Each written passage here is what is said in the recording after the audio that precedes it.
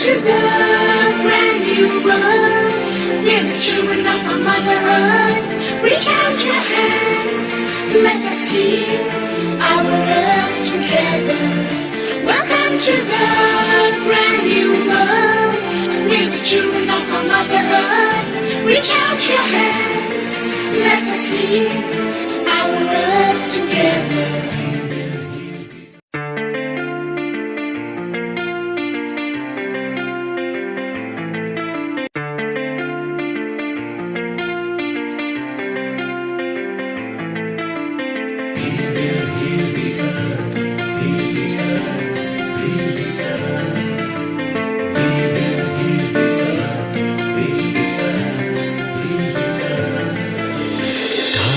They can tell you stories which are brighter than yesterday. The streets have never been so quiet. The squirrels found a new hideaway. Tomorrow will never be the same. There is so much hope in our hearts. Brick by brick we shall overcome and walk right into a new start. Welcome to the brand new world. We're the children of our Mother Earth. Reach out your hands, let us heal our earth together. Welcome to the brand new world. We're the children of our Mother Earth. Reach out your hands, let us heal our earth together.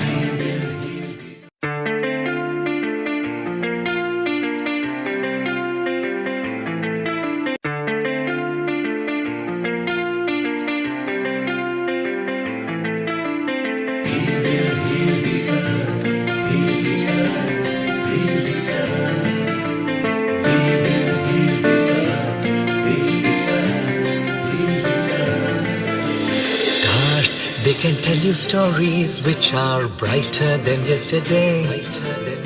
The streets have never been so quiet. The squirrels found a new hideaway. Tomorrow will never be the same. There is so much hope in our hearts. Brick by brick we shall overcome and walk right into a new start. Welcome to the brand new world. We're the children of our Mother Earth. Reach out your hands, let us heal our earth together. Welcome to the brand new world. We're the children of our Mother Earth. Reach out your hands, let us heal our earth together.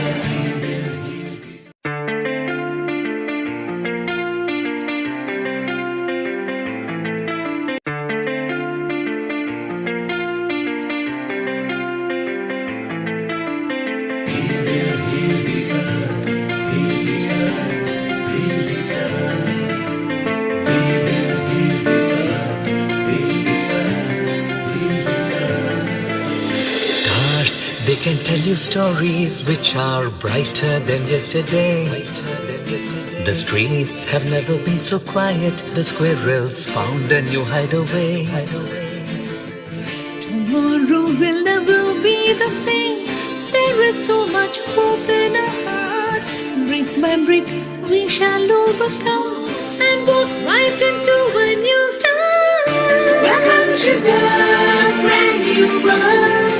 We're the children of our Mother Earth. Reach out your hands, let us heal our earth together. Welcome to the brand new world. We're the children of our Mother Earth. Reach out your hands, let us heal our earth together.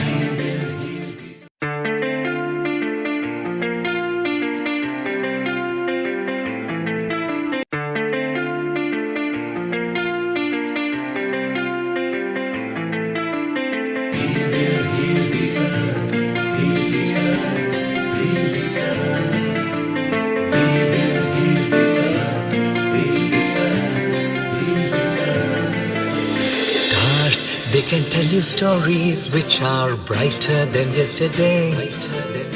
The streets have never been so quiet. The squirrels found a new hideaway. Tomorrow will never be the same. There is so much hope in our hearts. Brick by brick, we shall overcome and walk right into a new start. Welcome to the brand new world. We're the children of our Mother Earth. Reach out your hands, let us heal our earth together. Welcome to the brand new world. We're the children of our Mother Earth. Reach out your hands, let us heal our earth together.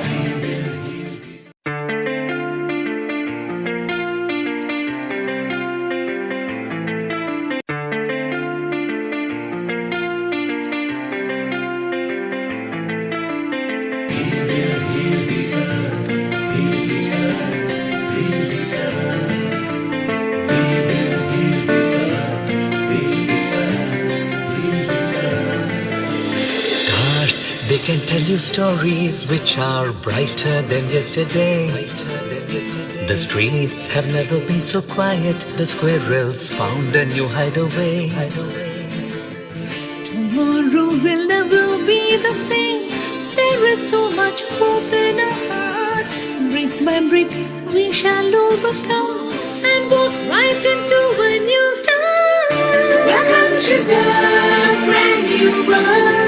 We're the children of our Mother Earth. Reach out your hands, let us heal our earth together. Welcome to the brand new world. We're the children of our Mother Earth. Reach out your hands, let us heal our earth together.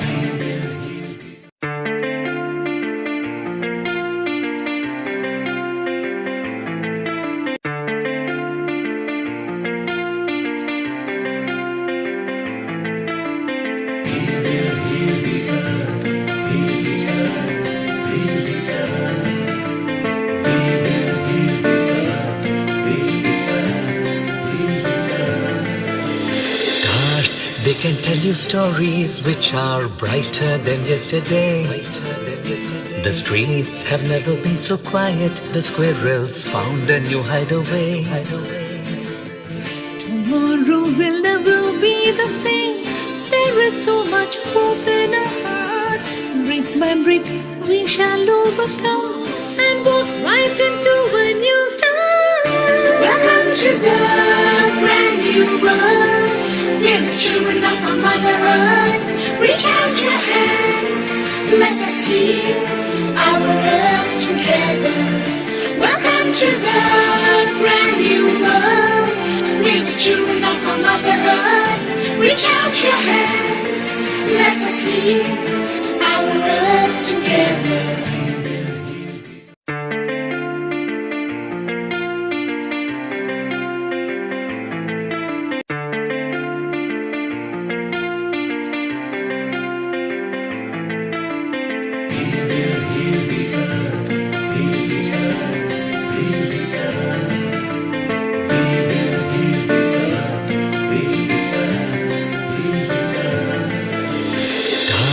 They can tell you stories which are brighter than yesterday.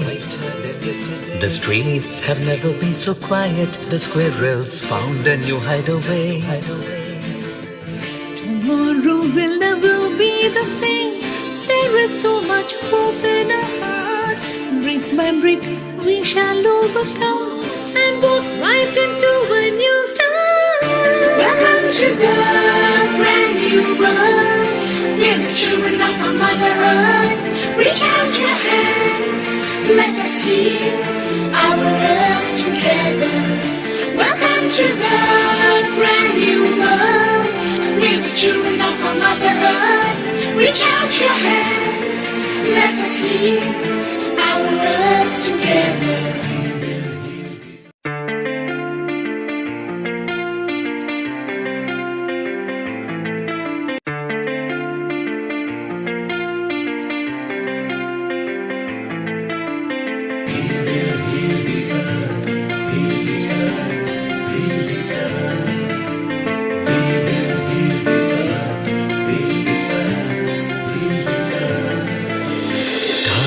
they can tell you stories which are brighter than yesterday. The streets have never been so quiet. The squirrels found a new hideaway. Tomorrow will never be the same. There is so much hope in our hearts. Brick by brick, we shall overcome and walk right into a new start. Welcome to the brand new world. We're the children of our Mother Earth. Reach out your hands, let us heal our earth together. Welcome to the brand new world. We're the children of our Mother Earth. Reach out your hands, let us heal our earth together.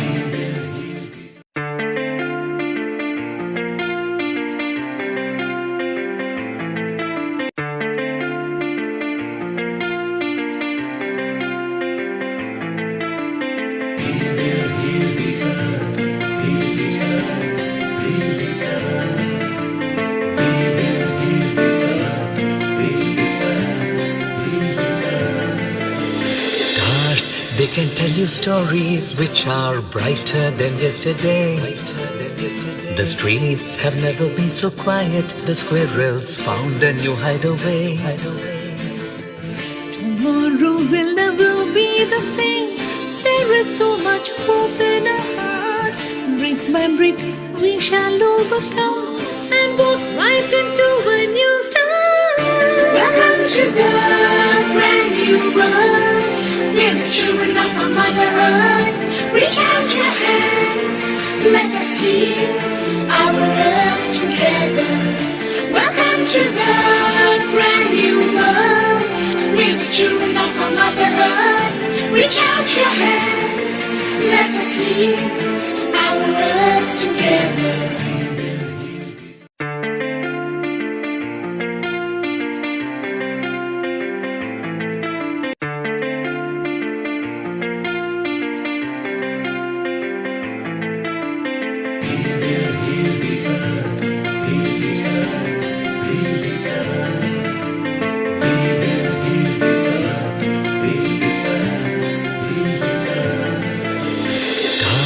They can tell you stories which are brighter than yesterday.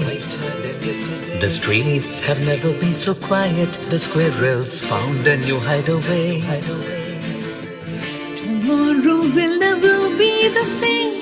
There is so much hope in our hearts. Brick by brick, we shall overcome and walk right into a new start.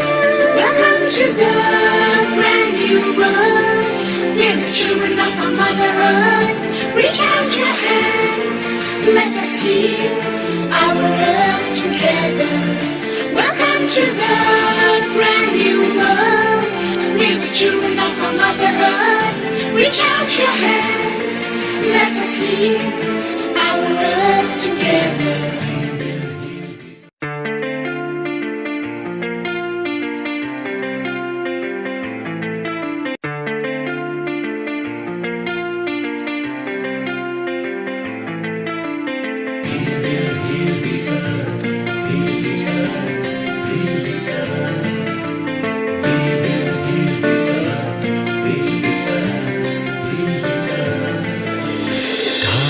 They can tell you stories which are brighter than yesterday. The streets have never been so quiet. The squirrels found a new hideaway. Tomorrow will never be the same. There is so much hope in our hearts. Brick by brick, we shall overcome and walk right into a new start. Welcome to the brand new world. We're the children of our Mother Earth. Reach out your hands, let us heal our earth together. Welcome to the brand new world. We're the children of our Mother Earth. Reach out your hands, let us heal our earth together.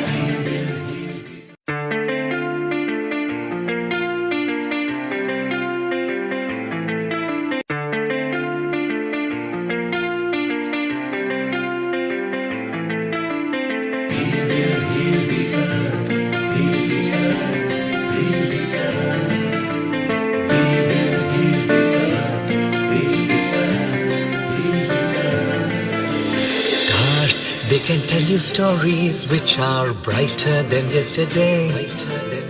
The streets have never been so quiet. The squirrels found a new hideaway. Tomorrow will never be the same. There is so much hope in our hearts.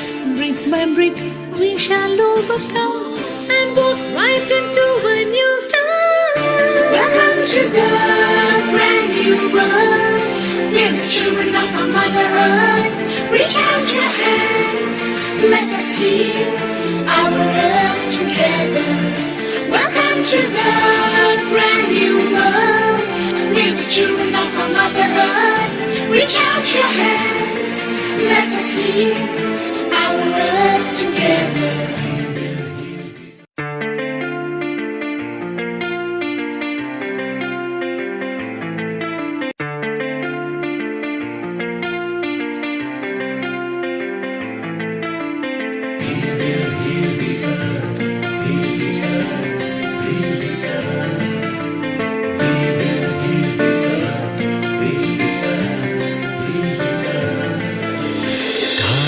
They can tell you stories which are brighter than yesterday. The streets have never been so quiet. The squirrels found a new hideaway. Tomorrow will never be the same. There is so much hope in our hearts.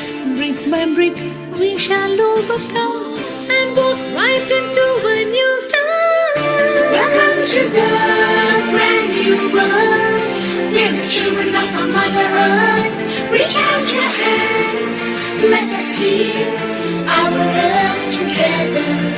Welcome to the brand new world. We're the children of our Mother Earth. Reach out your hands, let us heal our earth together.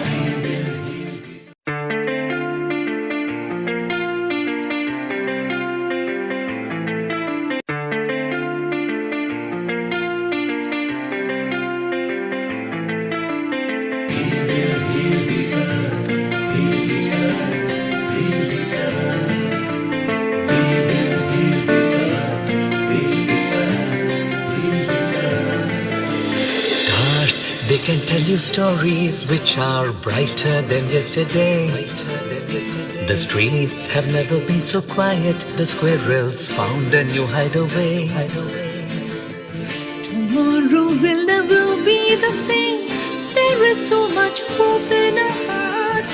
Brick by brick, we shall overcome and walk right into a new start. Welcome to the brand new world. We're the children of our Mother Earth. Reach out your hands, let us heal our earth together. Welcome to the brand new world. We're the children of our Mother Earth. Reach out your hands, let us heal our earth together.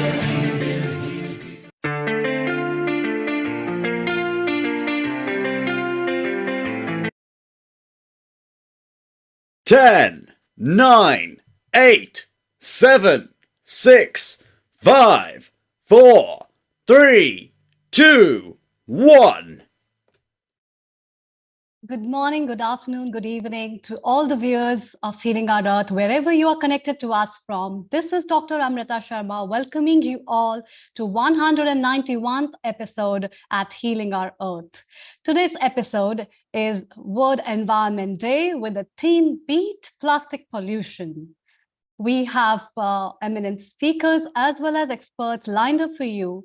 Before we commence the session, let's begin with a short prayer. And we also pay homage to the survivors as well as the victims of the Orissa train accident, where 288 people died and 1,000 injured in the horrific train crash. Let's pray for them and wish for their speedy recovery.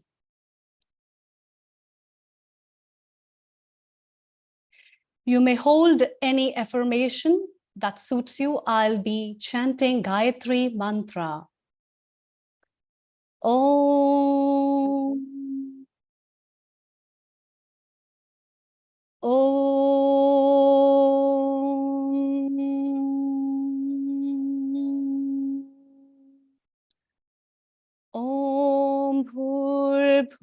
Bhuvaswaha Tatsaviturvarenyam Bhargo Devasya Dhimahi Dhiyo Yo Na Prachodayam. Om Bhurbhuvaswaha Tatsaviturvarenyam Bhargo Devasya Dhimahi Dhiyo Yo Na Prachodayat. Om Bhurbhuvaswaha Tatsaviturvarenyam Bhargo Devasya Dhimahi Dhiyo Yo Na Prachodayat. Om Shanti Shanti Shanti.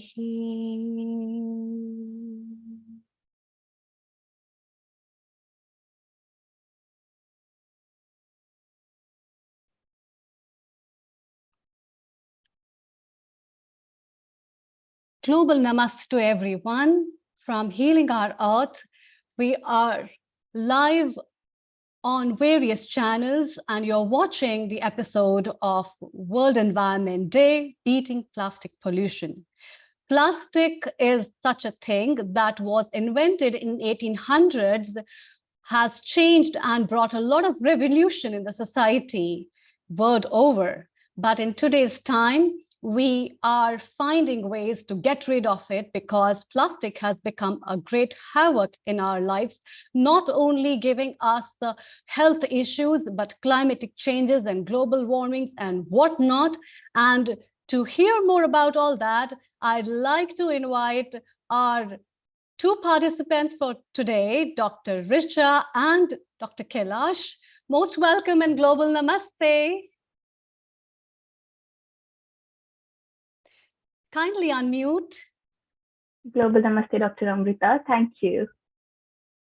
So what have you lined up for today, and what are your thoughts related with the World Environment Day and beating plastic pollution, as your theme of today is very interesting? Before we move to her, I'd like to read her short biography. Dr. Richa Soni has done her PhD in environmental engineering and has almost 10 years of research experience in water treatment. Her interest in nature has led to work for the betterment of the environment. Dr. Soni is the director of Lancaster Environment Action and Protection LEAP, and she is currently working as a project manager in Nexpertia, Newport. She is also worked as a project scientist in Lancaster University. Her theme is taking a leap to counter climate change. And we also welcome our next guest with her, Dr. Kailash Parekh MBE. Kailash is very passionate about promoting equality and diversity, particularly in the field of education and promoting greener environment. Kailash was appointed as a magistrate in October 2001. Through her work in the community, she has positively contributed in promoting better community cohesion and race relations. Kailash's work was recognized when she was awarded an MBE in 2004 by Her Majesty the Queen for her services to the community relations and race relations work in Preston. Kailash's other achievements include National Training Award for her outstanding contribution to education and training both in 2003 and 2005, Woman of the Year Award 2007, and an honorary fellowship in UCLan. Welcome, both of you. It's an honor to have you at this platform. And to talk on such a hot and warm episode and the topic related with the plastic and its solution. So over to you, please. Thank you. Thank you, Dr. Amrita. I would just like to share my screen.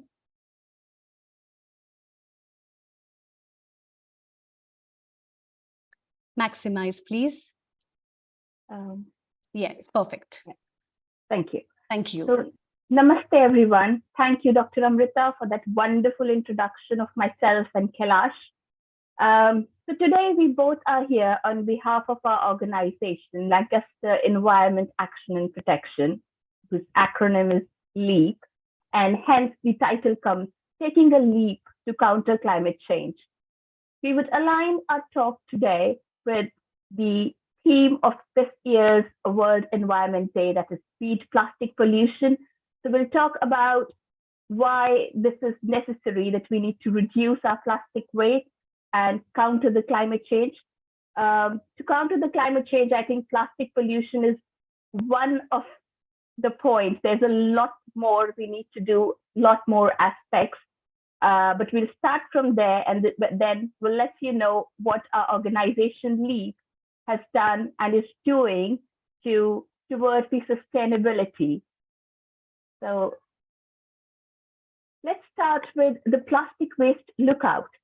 So we can see these days that a lot is being talked about reducing plastic waste, and people are aware of it. Supermarkets, they're stopped selling those polythene bags. People are carrying their own bags. I remember those days when even this was a big thing to be done. But this change is really visible. Myself, I will talk about myself being an environmental engineer. I have also started getting used to all these things. Okay, carry your own bag, carry your own cup. But still, there's a lot more which needs to be done. Good start, good news that we have started doing this. But looking at the statistics, the OECD stats tell that in 30 years, the plastic production is going to be 3 times than what it is today. And if we just look at the stats, that although recycling will be improved and it's improving year by year, but still a lot more way we need to go to tackle this plastic pollution. We all are aware of the threats of the plastic pollution, the pollution of land, aesthetic issues, plastic lying here and there, dirty things, ocean pollution, aquatic life endangering. But maybe this would be interesting to know for all of us, that when the plastic is lying there, its degradation takes a lot of time, maybe 1,000 years. But over the time, when this plastic fragments and it breaks into tiny particles, macro level, micro level, and even nano level, those breaking of plastics into these particles, into these nano things, it changes the structure of plastic, not only physically, but chemically, and hence increases its toxicity and mobility. So at this time, plastic is just available everywhere. It could pollute our soil, it could pollute our water, it's present in our food, and you'll be surprised to know even we could breathe in these nanoparticles of plastic. So we can now analyze how much dangerous it is, and we need a lot more from our side to beat this plastic pollution. Now, need of the hour, as I said, that really things are happening, things are getting in there, we are working towards, but a lot more needs to be done. We need to act as an informed citizen, not just being good customers of not buying those things, but also creating demand for sustainable products. If we have the demand, we encourage the private sectors to realize their responsibilities and reduce their packaging and stuff. And in that turn, last but not the least, the government has to make more stringent policies to reduce this plastic. And as it's said everywhere, if you can't reuse it, recycle it was there. But I would say when recycling also has its own limitations, we need to start refusing it. So we need to move towards more sustainable options. Coming now to talk something about our organization LEAP, Lancaster Environment Action and Protection. So the aim of our organization is to bring together different sectors and community and to decide on key grassroots solutions to counter climate change. And why we are working like this is that essentially our organization helps to relate with communities and inform and educate and spread awareness about sustainable living measures. Also, collective grassroots action is now a complementary part of all the governments, including the UK government, to counter climate change. So this is very important, and that is what our organization LEAP has slowly started building on. I would also like to tell all of you here that what we have done so far and what LEAP is currently doing to promote a sustainable living.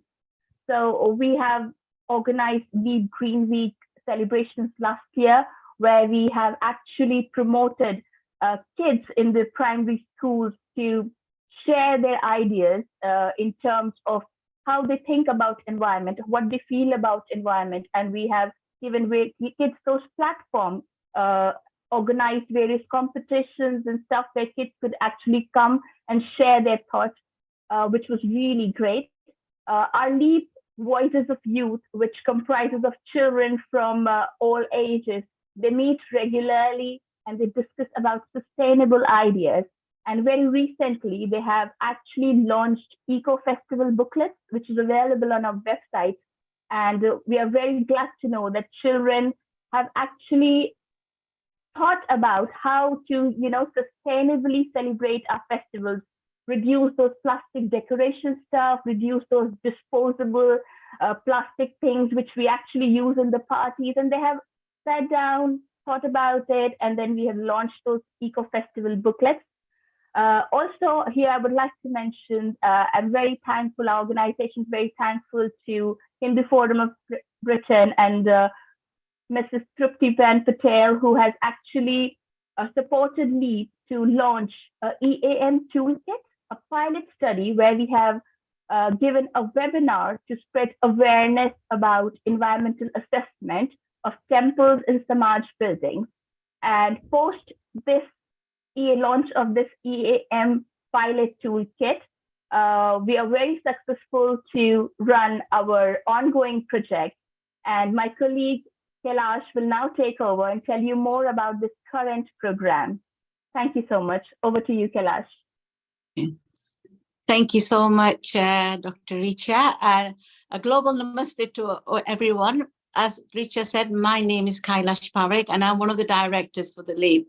And I've great privilege and an honor to be able to launch this training program that which both my colleagues, Dr. Shona Pal and Dr. Richa Soni, have actually beautifully researched and designed the training program. And it was last year, back in October, that I had the privilege to launch it. So I'd like to tell you a little bit about the program. So what we call the Environmental Management for Climate Change EAMCC training program, again, if you go back, sorry, is convened by the Hindu Forum of Britain's Environmental Wing and the HETF, the Hindu Environmental Task Force, supported by LEAP. So it's a very collective team effort. And again, I'd like to say thank you to our Trupti Patel, the president of the Hindu Forum of Britain, who has fully supported this program and its launch. And it's also, I'm pleased to say that it's been funded by the National Lottery Community Fund. Thank you. So a little bit about the program. The program has been formulated to provide training to the Hindu organizations across the two parallel modules. So again, like last year, we ran two programs, the Climate Change Module 1, which was all about what climate change was and about how to preserve energy, water conservation. And the Module 2 was all about how to use the environmental management toolkit for different size organizations, which I'll talk about in the next slide. So the first, like I said, the first module was on climate change and become more aware of the key conversations to do with the climate, the rapid change climate that's happening as we speak. So this is the training program. So we had climate change, which was the module 1, and there were 8 sessions. And in those sessions, we looked at, basically the first session was all about what is climate change, what is it, how is it, you know, how is it affecting everybody, and what can we do about it? And what the nice thing was, we had organizations from all over the UK joining the training session, and we broke out into small groups, having a real thorough discussion on those key issues and how to work collectively to address some of the issues. And so all those modules were linked to those things, how we can prevent and then promote, you know, those positive changes in our environment. And we looked at our younger generation as well, and how we can disseminate this knowledge and this information to our next generation. And as I said, the other module, which is again to do with the environmental assessment management toolkit, it was about how we can apply those, and basically was looking at the short-term goals and the long-term goals, how we can look at what we can do in our centers, in our places of worship, that we can then put down and we can assess regularly what can be done if we're not already doing it, because there is a lot of good practice already happening in our centers, but what can we do more? And it's about sustainability, and how we can make sure that we are sustaining and improving in what we're already doing.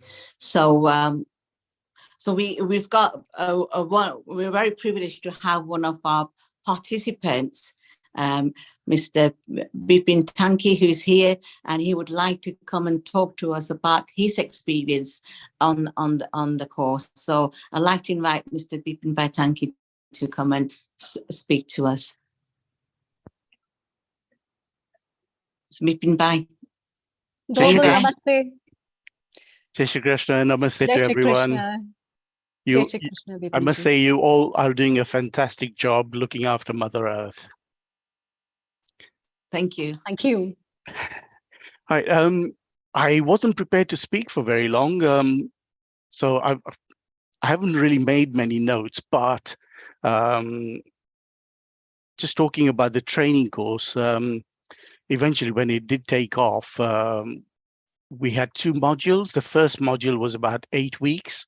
We met all on Zoom with people from all over the country. And the second module was kind of similar, which built on from the first module. So the first module was kind of introductory to climate change.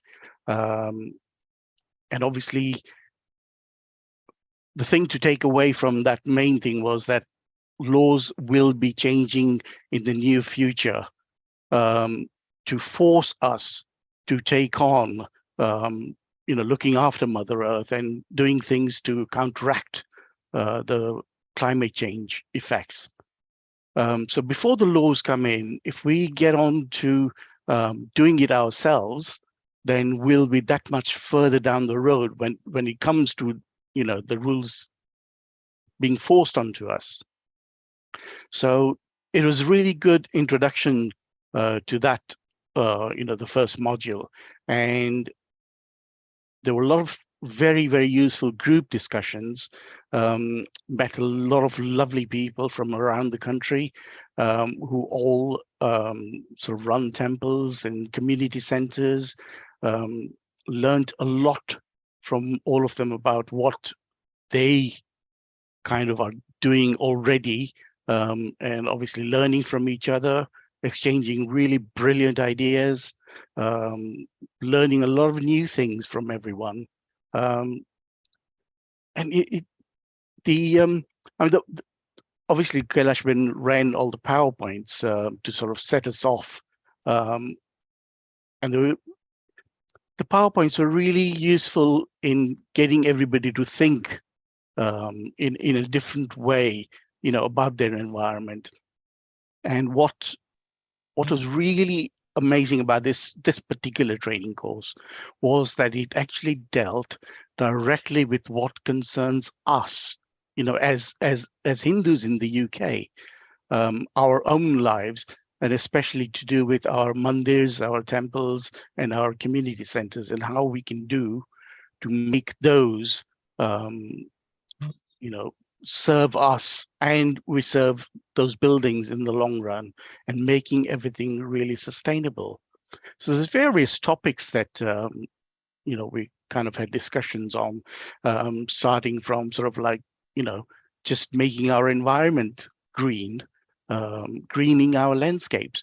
So those with, you know, sort of like garden areas or car parks and things, um, you know, turning areas into green grass, planting plants that kind of are friendly and, you know, useful to the environment, um, and obviously, you know, visually, making everything um, green does obviously, you know, make for a good environment for us to live in. And obviously, there's a lot of obviously talk about how much green um, things contribute to the O2 levels. You know, talking about all the forest deforestation that's been happening around the world. So the more we surround ourselves with green areas, it can only serve us in the long run. And obviously, there's a lot of talk about planting trees. We talked to some of the people around the country who already do that, and they've taken on, you know, projects to sort of plant more trees and things. Um, and even where you've got car parks, trying to um, make them sort of dual purpose, where you can still have the grass growing there, whilst you know, you can still be useful to be used as a car park. And you know, when the cars are not being parked on there, you know, for our children and our elders to actually enjoy those green spaces.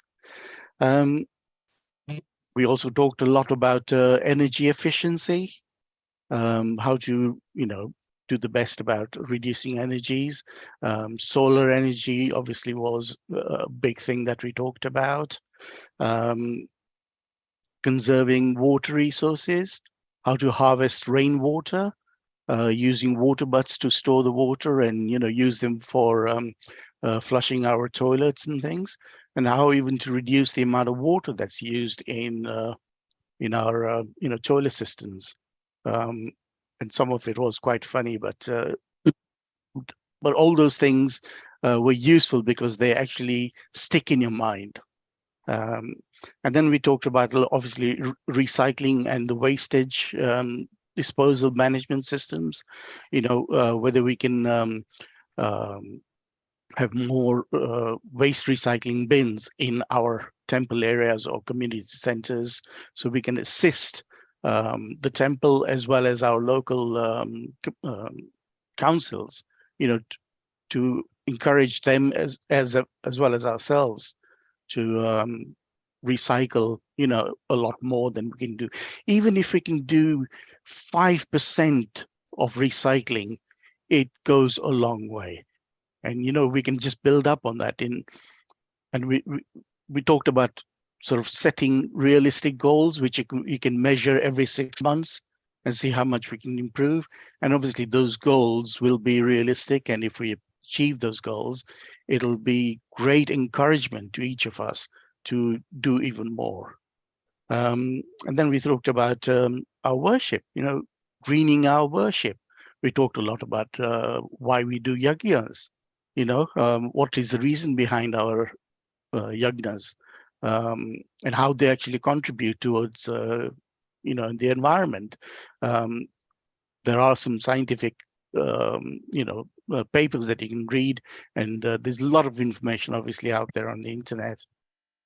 And whilst discussing it, it all, after every session we went on, and I think most of us went and sort of looked up all that was discussed by other people, and you know, we've educated ourselves by attending this course, and it was really, really useful.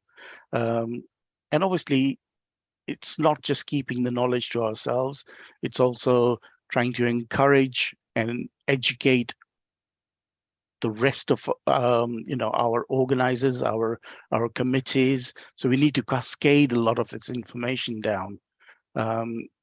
I come from a little organization based in North London called Driving Society North London, and we have a building, and having discussions with our building manager, we've kind of looked at how we want to go forward.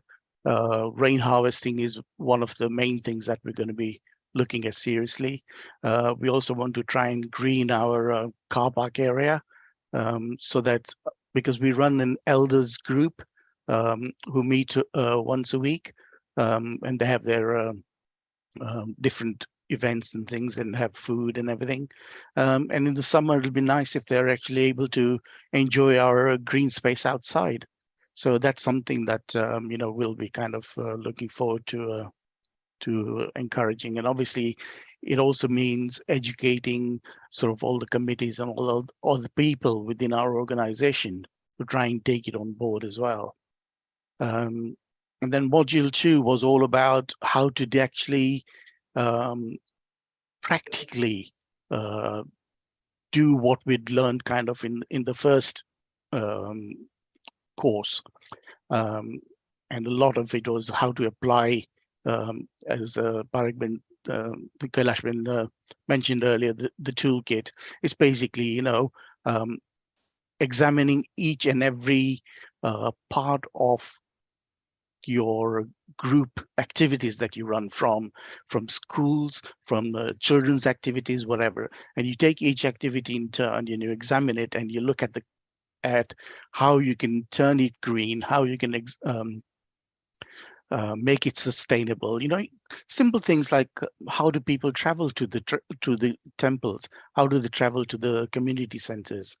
Car sharing, walking, cycling. All that helps, to making this a much, sustainable environment. So it was extremely useful, and we've kind of done a little bit of practical usage of the form in some of the activities. And every time we look at a new activity, we're learning new things about how we go about running our temples and centers and things. We've got some things, in the pipeline. Hopefully we can sort of deliver, and like I said, we need to make these achievable goals. And if every 6 months we can improve by even 5%, in a few years' time, I think we'll be a long way forward. When the actual laws change to force us to do things, I think we'll be well on our way. And this course was really ideal because it actually talks about our temples and our community buildings, which I think apply to most of our Hindu community in the UK. So looking forward to Hindus contributing to making our earth green and, healing our earth. Oh, thank you so much, Bipin Bhai, for that very, very in-depth feedback. I just want to ask you a couple of questions, because I think within the discussions we had during the training, I think you kind of touched on some of the challenges. So can you just tell us some of the challenges that you think that we may face in taking this agenda forward to our prospective groups or the youth, the younger generation? If you can share some thoughts with us. Yes. Obviously, I think as soon as you mentioned climate change, immediately, the people in the room kind of divide themselves into groups. Growing up, we never heard about climate change, but what we did hear about was pollution, right? And at the end of the day, climate change is as a result of us polluting Mother Earth, right? So forget climate change, right? Let's just sort out our pollution. Let's stop polluting the world, right? And if we do that, I think climate change will take care of itself. So trying to get that across to other people, and obviously we deal with obviously youth and elders, family people in our environments. So trying to cascade that information, positively is obviously a little bit of a challenge. I'm part of our media team as well. So one of the things I've started doing is getting sort of summarizing a lot of the information that we've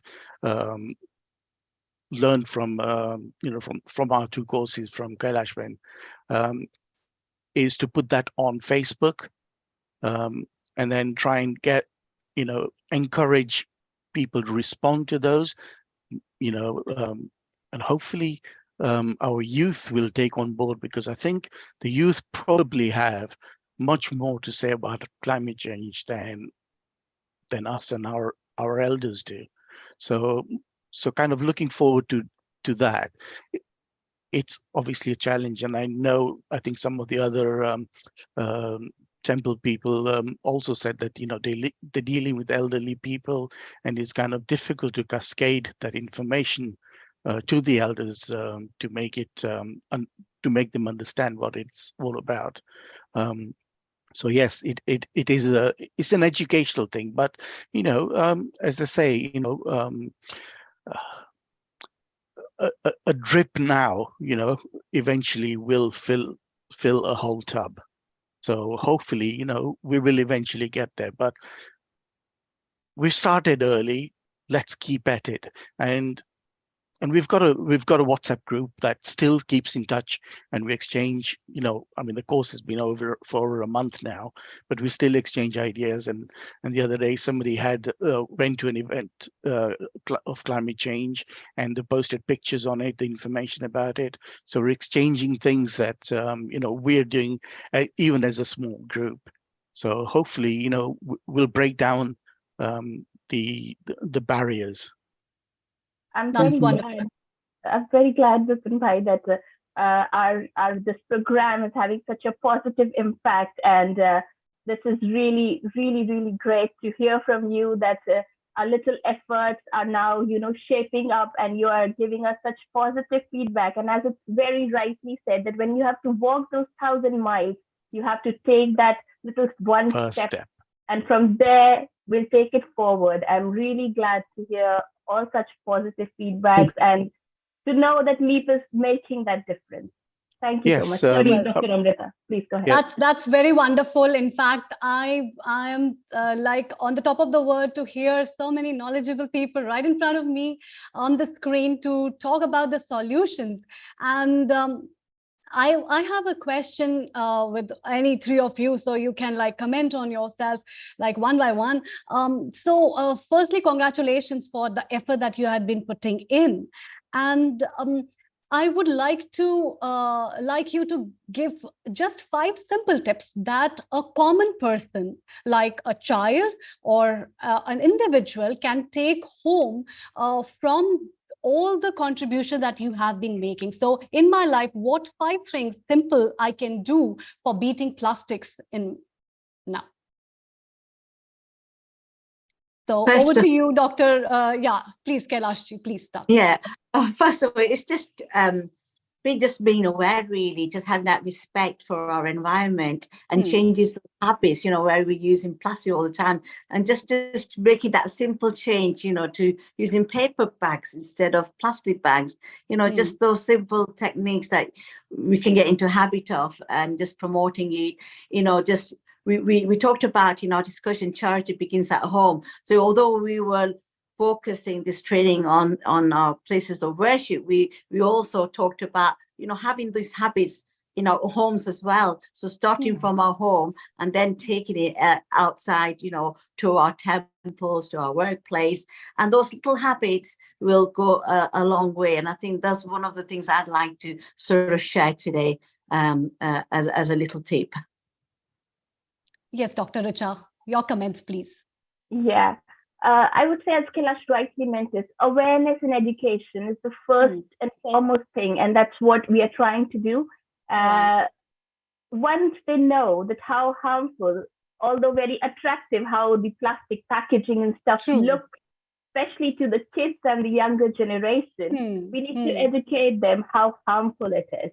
So they need to turn towards sustainable options. And once they know that these fancy looking things in supermarket and, that one-time use bottles and stuff are really harmful for us, I think the change comes from there. So awareness, education, respect for our environment, respect for Mother Earth, that's the primary things. And the other little steps and tips, they just fall into it once you know that you have to love your Mother Nature to get that love back from it. So it's very simple. Once you know, you'll start to follow those things. A lot of awareness is present there, no to plastic bags. Even the supermarkets are not giving those plastic bags. They're now having those sustainable options. Much more to be explored is those refill shops. So as I said in the presentation, if we increase the demand, we'll have that supply. Because when we go with our bottles in those recently introduced refill shops, you take your own container, get your cereals, get your milk. It's slightly expensive. But when we know for what cause we are spending that money, we'll definitely go for it. So I think it's education, awareness, and respect for Mother Nature. It's must, and then things will just fall in. Yeah, that reminds me of like the ages that when children were not given, now we give them plastic toys. So instead of plastic toys, they were given mud toys. And very recently, we have in India promoted by our Honorable Prime Minister Modi ji to have the toys which are sustainable for the children, which is in fact a very good initiative on that, because the coming generation would learn from that, and that these kind of stuff is really beautiful. Yes, Bipin ji, what all tips do you have for us? Right. I'm pleased to say that in our groups like the Elderly Club, they've stopped the use of plastic plates, and we now use stainless steel plates, and we wash them up afterwards. So, that's a start. And we advise people to bring in their own, like stainless steel bottles with them. So, we don't give them out plastic glasses and things, and we'll happily refill their water for them. So they've now got used to bringing their own bottles with them as well. We've also, as during the training, we also did a lot of searching of, replacement disposable products that are not harmful to the environment. And we've already found a few suppliers. They're a little bit expensive at the moment, but, what's the cost of preserving Mother Earth, So that's really looking forward. One of the discussions about, in fact, even in our sort of close families, it's quite a hot discussion, is about using dishwashers. Yeah. Right. The number of people who rinse all their utensils before they put them in the dishwasher. And it's actually wrong, because dishwashers actually have sensors in them which sense how dirty your dishes are, and they wash it according to that, right? An average dishwasher uses something like 15 liters of water at the most. When you wash the same amount of dishes under the tap, even if you don't leave the tap running, you use 75 liters of water. If you leave the tap running, it's a lot more. So just simple tips like that. Use a dishwasher, fill it up, and use it to its maximum. Saving water in the flush. Change your flush systems where you have the long flush and the short flushes. One of the things which I think has been used in the past is get a brick, put it in a solid plastic bag and put it inside your cistern, and that reduces the amount of water you actually use. Little tips like that. Going around shopping, if you want to go to the local shops, walk rather than taking your car. Every little bit goes towards helping the environment. Right. That's interesting. And that also reminds me, rather than taking up showers and bathtubs, it's important to use a bucket of water, where people waste so much of water just for their leisure and pleasure. And Yeah, I think it is very important on a community basis to make these changes. In fact, 2 days ago, I was watching a documentary which was about community kitchen and the sustainable solutions, where they had used the community sustainable ways of having the chulas as well as the gas stoves, and the utensils that were used were of the metal and where plastic was not being touched up. So I think these kind of awareness and the kind of stuff that you all have put up together through LEAP is really remarkable, and giving up these booklets and pamphlets in these forms where the message just strikes the brain every time we think about it, gives us a reminder on that. So really a very wonderful job that you have been putting in. One last question before we move on is that what do you think that the plastic can be replaced by just paper, or there are researchers? Because Dr. Richa, you come from an institute where you have done an engineering research on environment. So what's your take on using the other methods apart from paper? Because paper is indirectly related with the trees and plantation. So do we have any other sustainable method apart from that as well that can be used? Over to you. Thank you. I would say paper is one thing which is very important. And what we think of paper is not just that a little, very thin paper bag. It's very much more than that. So even you have those cups and straws, which I know people are annoyed of because they, after drinking those paper straws after some time, they just break and then it just doesn't come and it annoys. So definitely you need more research in those areas, I would say. But it is sufficient to replace plastic as of now. And not only, I would say there are more materials. If you talk about some of the metal-based things, glass-based containers, that's also easily replacing plastic because you have a reuse of those plastic, and especially the ones which now I would say have reduced, but those one-time use plastic things which you just take and throw, that was really, really hazardous and harmful. But now I think through research, there are certain plastics which you call them as plastics, engineered plastics, but they have those kind of degradability things. So it's not that little one-time use and you just throw that plastic bag. So that is creating more and more harm. So paper is not the only thing. There are a lot of other things like glass, using the steel things, and something from, I know now these are very popular, from the plant-based plates. True. So those are the things which are gaining importance these days and would actually, over the time, over the research where you make more robust those materials, it's actually going to work as beautifully as we are all, addicted to those plastic things. But eventually these plant-based, leaf-based things will take over, and that would definitely work. No, that's wonderful. I would say you reminded me of the days where we must go to our grannies and grandpas and open their boxes where they have the beautiful utensils being preserved. Usha ji is smiling. I can see a big smile on her face as well. And where they preserve, and we hardly take a heed to look at it because we have a beautiful crockery at our dining table.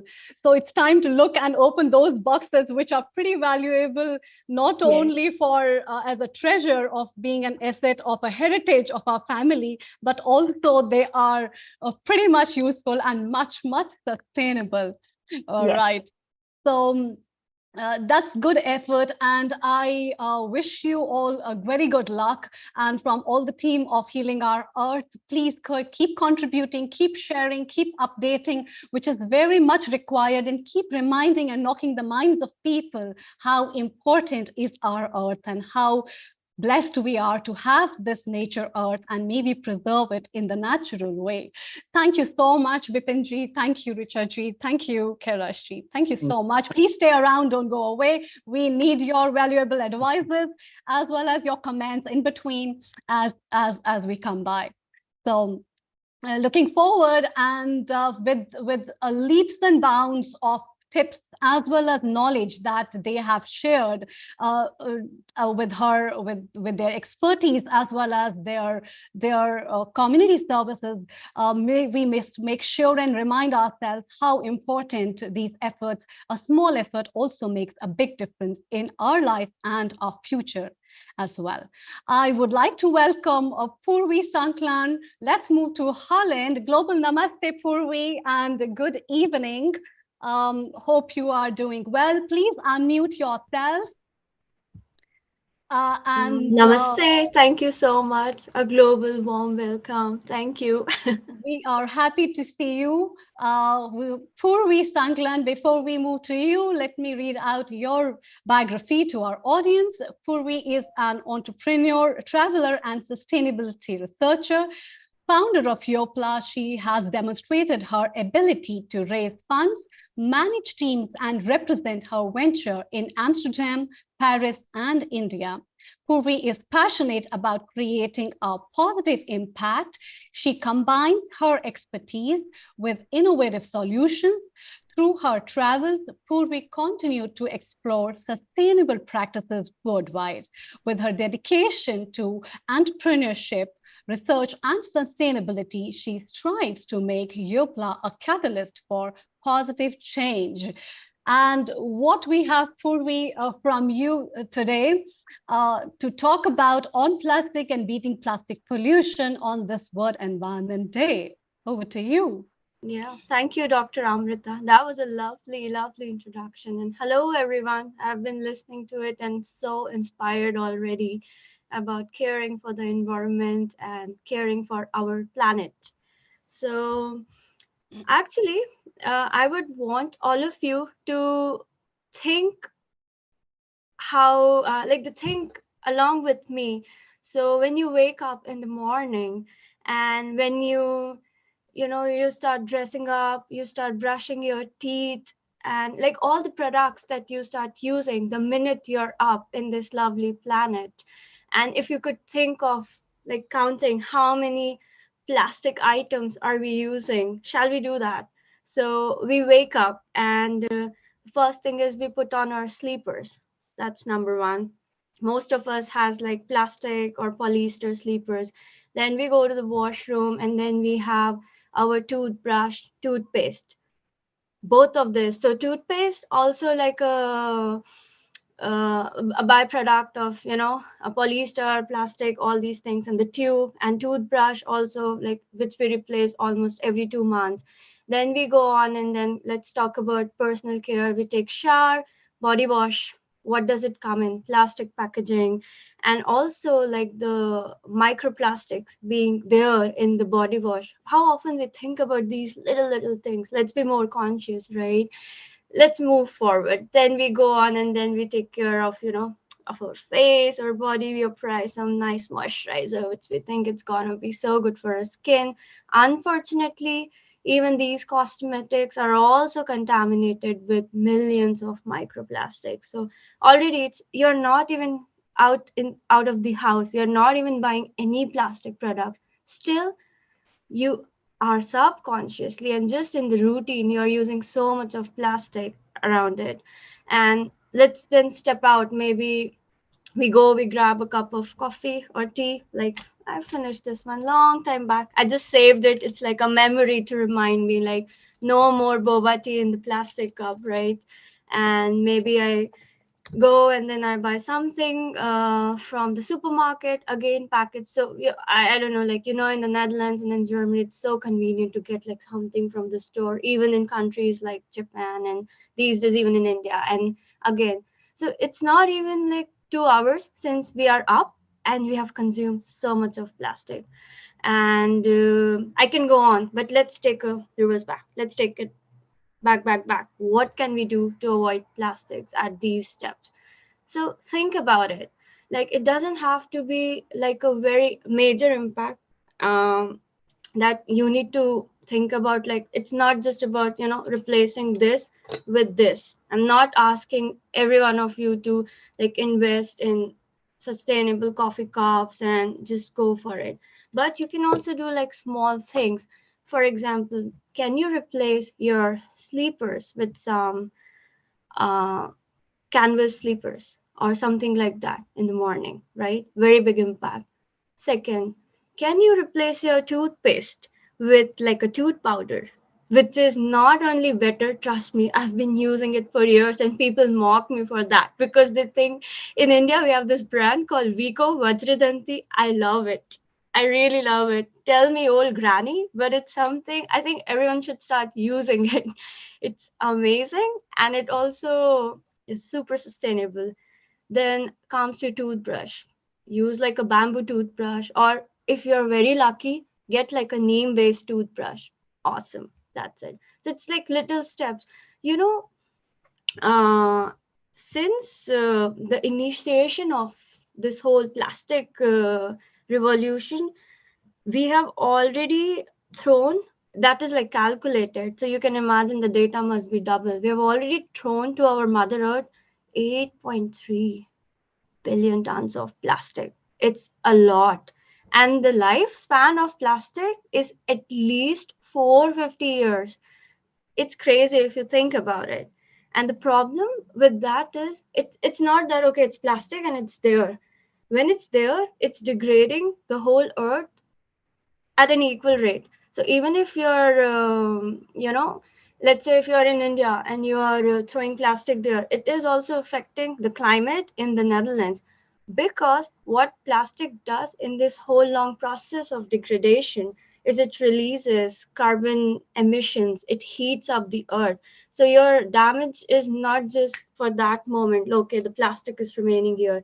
It goes on for your next 4 or 5 generations. It goes on to your great granddaughters or grandsons or however you want to say it, right? And you don't want that to happen. You want people to remember you for good things, like how we remember our grandparents for, right?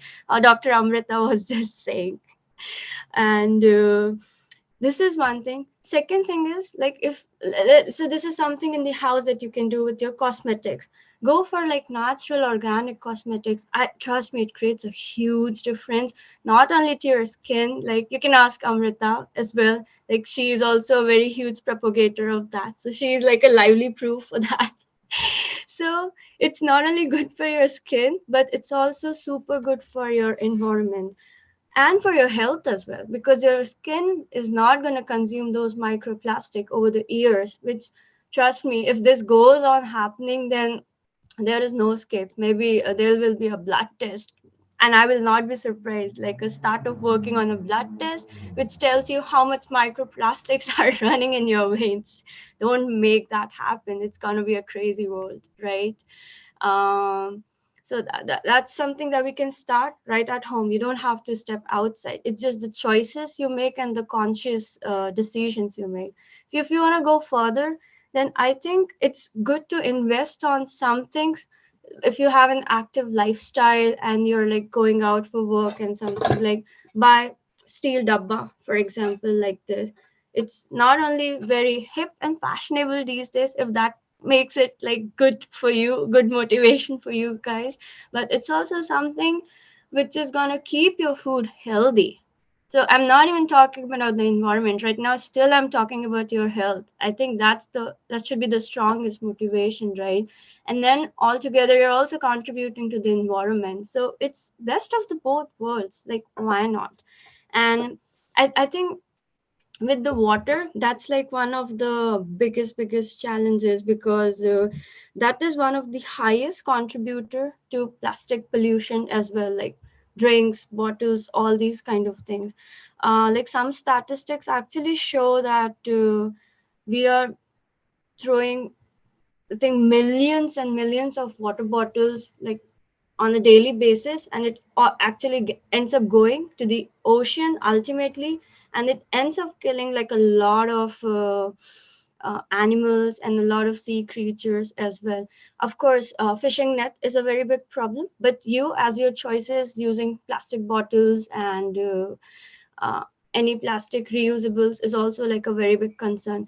And even I tell you, like these days there are like a lot of startups. I've also come across a lot of startups. I will not be able to name them, but they are working on like sustainability concept for plastic water bottles. It's a scam. Please don't fall for that. That, oh, use this plastic bottle and then it's gonna get recycled and it's good for the environment. Trust me, I have been doing some research on this, and it's a maximum figure. Max to max, only 99%, not 99, 9% of the plastics we are able to recycle globally. And that too, it's a very tedious process. It's not sustainable in itself as well. So the best thing is to avoid and substitute those plastics, even if they are not single use. That's why I'm emphasizing on plastic bottle. And the best substitute for that is, so we've been doing research like what's the most sustainable material to replace the plastic bottle having the lowest carbon footprint. If you can guess, like 2 seconds, but I think you saw it already. It's steel.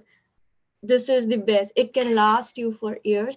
I know it's a bit of a investment because all the substitutes are very economical and steel bottles are the most expensive, but it's there and then you can use it for years, right?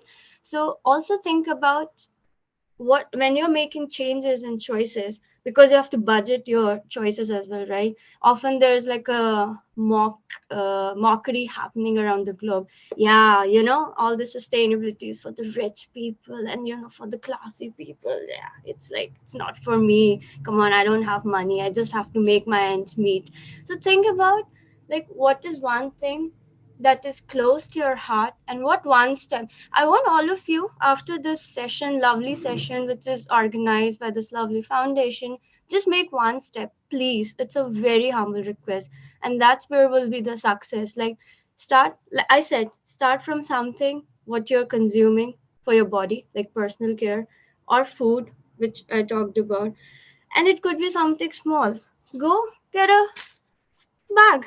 Next time you're going shopping, you are like, I'm avoiding all the plastic bags. I'm saying no, even to paper bags. I'm very glad that that paper conversation also came to the picture.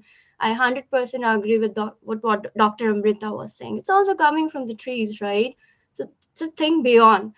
Um, that's one thing. And clothes. Let's say I have no money. I don't want to spend anything on anything purvi. Still, I want to make an impact. What can I do? Can you stop washing your clothes every day? Can you just one more time wear the same clothes? Because what happens is, that's also very strong research supported fact, that every time you're washing clothes, it releases small fibers, microplastics, because even our clothes are some, like think polyesters, think mixed fabrics. It also has, elements of plastic. All right, we've already made a purchase, we already are using it, but still we can slow down the release of that plastic into the planet. At least that's a very good impact. So it's a free thing to for yourselves and also for the planet. So there's always a way, think about it. Now I'm sure like we have so many sustainability enthusiasts and people from all over the country. So you must also be very curious about traveling and exploring around the world, right? So maybe next time when you're traveling, think of where all you can create an impact. For example, it's very, it's a very beautiful human psychology. When something is coming free and when we are like in a very carefree zone, we end up wasting and using like a lot of things. So, and now that the summers are coming or the monsoon vacation, depends where you are at, think about how you can be more plastic free or plastic reduced traveler along your, and how many people you can, propagate the same message to. People will remember you from those countries. I actually recently went to Spain and I was asking for my leftovers in this. It was so funny, but it worked. I was happy. And then a lot of people who were like also waiting for their takeaways, they were like, that's a good idea, actually. We are also going to do that. So you never know, you're going to also inspire people along the way, right? So think consciously and take steps. And that I think that's what I want to do. I don't want to say like a lot of things. I just want to, next time, I hope that when you're doing anything, you're thinking, oh, okay, what can I replace things with? What can I do? So it's like your own research rather than coming from me. Nice. That's so wonderful, Purvi. You added up from the very basics, and it reminded me of my dincharya that we have in Ayurveda to talk about Exactly. the Yeah. environment. So basically, Ayurveda propagates a lot about environment, and there's so many things to explore where you can start from the plant-based stuff, and you can have the plant-based brushes. You can have the flora to use in so many ways, actually. And Exactly. also, the clothes is one of the big concerns, because I was recently one of the studies show that in Kenya, basically, it's one of the garment house where old clothes are being sold, and there's so much of filth and garbage of the leftover clothes over there, which is creating such a big environmental pollution through rivers and the streams. It is adding up microplastics to a huge level, and it has created a deep health hazard in the children, so the school going children, which has impacting the environment there badly.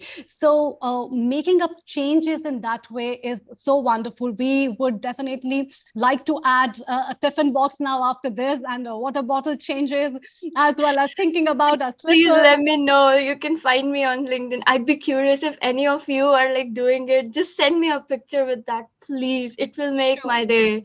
Like Sure, send a sure. selfie. Even our one of our guests, Bipin Thankar, has told that one of the teams in India has developed a sustainable solution where there are plates and cutleries that is eatable. So once Yeah. you finish up, you can eat up that as well, which is a great contribution, in fact. And so, as a sustainability an expert as well as an entrepreneur, basically, you have been working on a sustainability project which is called as Yopla, which is related with your plate and your planet, which is primarily dealing with the sustainable solutions of the food choices, as well as how best we can work on the environment on that basis. Can you please throw some light on that? Sure, I Thank would you. love to. That's my baby. So it's Yopla, the startup name. It's your plan for your planet. So it's you and planet combined is Yopla.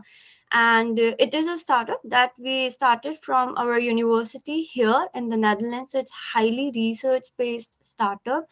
And what we have done is we have developed a software which helps in breaking down the whole life cycle of the food and giving numbers to it. So a lot of you must have heard about something like carbon footprint, right? That how much of carbon emissions goes in different kind of activities that is being done. For example, transporting food from one place to another in specific kind of trucks or specific kind of ship, and it harms the environment in some specific ways. So we actually go our software actually dives deep into that, and it across the life cycle it provides the carbon footprint of that food, and it kind of gives you a number so that the consumers, the end users, are aware of the choices that they're making, and they're able to understand from the data. And it also brings a lot of transparency across the supply chain. And we won the university challenge with this, and we are like pre-seed funded, and we also work with a lot of experts around it, and we try to combine the health aspect of it and bring like a lot of natural science into it. For example, we also worked with Dr. Amrita Sharma, and she got like a lot of insights from the Ayurveda perspective. So that also goes in our algorithm, for example. And we recently also went to Paris. It's like changed now. It's one of the largest sustainability event on planet. So we're invited there, and we pitched there about Yopla. And basically, we are on a mission. We are like crazy passionate people, and we are on a mission to reduce the climate impact from food by at least 10%, which right now, which most of you would be surprised to know, is 1/4. So 1/4 of the global climate change is because of the food ecosystem. So if you're curious about it, I don't know, can I share my screen quickly? Oh, thank you. Yeah. You can go to this website, www.yopla.io, and you can read more about it. Feel free to subscribe to the newsletters. We send like once in a month updates and everything. And we are very open. So you can even mail us for any specific questions you have, or even suggestions if you have, or if you want to work with us, because we work with like a lot of people globally, so we would be very happy to take up a call with you. And of course, you can also follow us on Instagram and LinkedIn and Twitter if you are more curious. So yeah, That's wonderful. thank you so much, Amrita, for showing the. So here we have Purvi, who's working with Yopla and a startup which is related with food sustainability and carbon footprint, which is also an important topic of today, because apart from plastic and plastic usage, how these microplastics are damaging our health, and the food choices that we can make on our plate may change our planet as well, which is far more important. And that will be the first contribution we can do by changing our plates, changing into the sustainable use substances, changing into sustainably cooked substances, food items, cooking methodologies, as well as working on the right choices for us, which will also not keep us healthy and prevent us from cancer-like deadly diseases, but will also Definitely. helps us making happy and our environment happy to have Mother Earth for a blessed long years.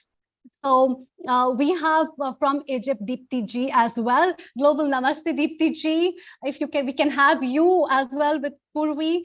So how are you, and what is your comments on the topics that Purvi has shared? Please, Global thank you. Namaste, Dr. Amrita, Ms. Purvi. It was pleasure hearing such young enthusiasts and working towards it. It was wonderful. Of course, changing in basics of our lifestyle makes a huge difference. And I'm so glad, youngsters started to think it's actually the high time we should think. I'm glad they started. And he is doing a great contribution by even eating less. Before the doctor tells them to eat less and walk more, they started by themselves. So it was very profound. Really, it was pleasure listening to you. Thank you so much. It was really nice. Yeah, nice to hear that. Yeah. Oh, we have our Neil G. Neil Kumar. Please, your comments, please. Global Namaste, Deepti to Egypt, and Purvi from Holland. Purvi, you spoke from your heart, simple, basic tips. Even Bindu Vora, who is going to join our yoga team, she appreciated the simple tips because even she could understand what it meant, and she was very proud of you. There she is, and we'll bring her later in a yoga show. We had some comments, and there is also one message from Dr. Naveen Gupta. He is part of the Healing Ayurveda team, and he mentions particularly about bioplastics versus plant items. And he suggests that neem datun is a substitute for toothbrush and to paste both in one go. So again, he's echoing that we need to do something about our environmental issues. And Bipin made a very nice comment that now we have got, as Amrita said, edible plates and forks and knife. So let's continue. We've still got some time, and we'll move on to Deepti in Egypt, who will be our next guest. Amrita, you can wind up with Purvi over here, and then we'll move on to Deepti. Over to you. Thank you. So Purvi, because you come from, you are at Netherlands, can you tell us something about how people live sustainably and what kind of things they adapt in Netherlands and what all things they are doing for environmental conservation and preservation? Oh, that's one of my favorite topics because I often get asked this. So that's if I have to answer it in one word, the way Netherlands want to go more sustainable and how they're adopting is they're looking to the east. They're looking at Okay. India.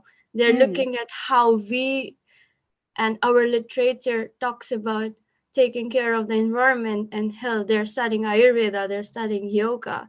So that's the irony. Um, I think that speaks enough. I can go on, but I think that speaks enough unless you want me to tell more about it. For example, this steel revolution that I see now, it was so common in India. I grew up like that when I was in school. As most of you from India that can relate, or Yeah, even I from remember Asian we both countries. discussing about our water bottles that we carry to the Exactly, right? school. Yeah. And that is something that used to be like a very premium thing to own that, because here they had more plastic bottles and more plastic dabbas. But specifically, that COVID ignition of sustainability, I see an influx of lot of plastic bottles, oh sorry, steel bottles and steel dabbas. So, and I see a lot of, I flip it and I see made in India or something inspired from any of the ancient thinking. Even when it comes to food, for example, turmeric latte became so popular. So I would say the way they do it is looking towards the east and backing up with the one thing that they're very good at is they back up with like a lot of research. So that I can vouch for that because I'm in the research, right? And we have lots of data here to vouch for such things. That's pretty wonderful. Looking at the East, and we are the ones who are the promoters of that, and that basically adds up that how rich cultural heritage we all have come from, and how important it is to preserve that heritage, not only for the cultural and socio-cultural aspect, but for the environment as well as the ecosystem, as well as the work that the promotion of India and sustainable solutions that we and Ayurveda, yoga, and the holistic sciences have taken up. We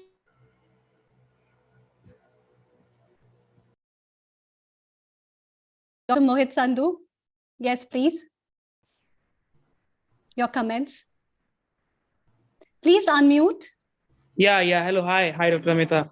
So Hi. long to see you, and very happy to see that plastic, Thank you. revolution and environmental issue. As I want to share one thing that as I'm from India and I'm from the mountain areas, I think you know about Himachal Pradesh, So people use to eat their food with hands and made up of leaves. Very important to see. This is the revolution. And when you're talking about the plates of the leaves, they are getting paid $1, $2 in US nowadays. But from 500 years, from 1,000 years, as Ayurvedic capabilities in their people DNA to use or to eat their food with the hands, because very important, as Ayurveda told, that there is a Panch Mahabhautik components and connection from the hand to your mouth. So I think it can make a revolutionary change when you're talking about the plates of leaves, okay, the bottle of leaves. So the copper, bottle. So this Bottles, is copper very bottles. important to use these things traditionally and according to the health too. So I think it can decrease the mortality rate of cancer by shifting to the east, as ma'am said, that shifting to the east and shifting to the north Himalayans is very important to get infinite age like acharyas, like rishis. So I think it's a fantastic and wonderful job we are doing it. Yeah, Dr. Mohit, that reminds me of the dham that you have been talking about, because I come from the same place, and what sustainability we have been using while eating, which is very important. So thank you very much, Purvi. That was wonderful. Global Thank you. Namaste. Please stay around for more comments and chit chats. Global Namaste. Deepti ji, a very good evening to you. And I'm really very privileged and happy to see you again at this platform for talking about the environment. Before we move further, let me read her short biography. Deepti is an electric engineer graduate and is the first female president of Indian community of Egypt. She is reader of various ancient Indic scriptures. Deepti is fluent in Hindi, Sanskrit, English, and Arabic, and used to be the physics head of department in Cairo. She has been a resident of Egypt for over 20 years. She has published her papers on various international platforms, including South Africa and India. Being a mathematician and science enthusiast, she has regularly been invited as a public speaker in universities and on Egyptian national TV. So welcome on this board of World Environment Day. Deepti ji, I can see you on many spheres of spirituality as a physician, as well as a scientist, as well as a spiritual healer. And yes, what do you have for us today to insight and to give into more? Because I look into looking into your sphere, it's so much from your side. So I'm just pleased to hear you. Yes, please, over to you. Thank you. Global Namaste, Dr. Amrita, and all the respected guests and people, whoever is listening. Thank you very much, Dr. Amrita, for such a wonderful, not just introduction, giving this warmth and welcoming, giving me the feel of welcome. Thank you very much. Actually, I'll be talking more about human responsibility towards the environment and what is the Hindu perspective of it. I mean, I've been hearing the previous speakers wonderfully narrated how can we reduce the amount of plastic, or how can we sustain this. I'll go I'm little old school person, so I will go little in ancient scriptures, and I will see what does it have in its hands to give us to this modern modernity. What is the contribution we have as Hindus, or the Hindu philosophy, I would say. Hindu is not just religious, the philosophy. So first thing is, in the Western philosophy keeps or places human as the center of reality, which is, anthropocentrism, which means that, humankind is separate from nature and superior to it. That's the thought normally runs around in the Western philosophy. Over other entities, could be animals, could be plants, minerals, or even the earth. And these things are viewed as resources for humans to use.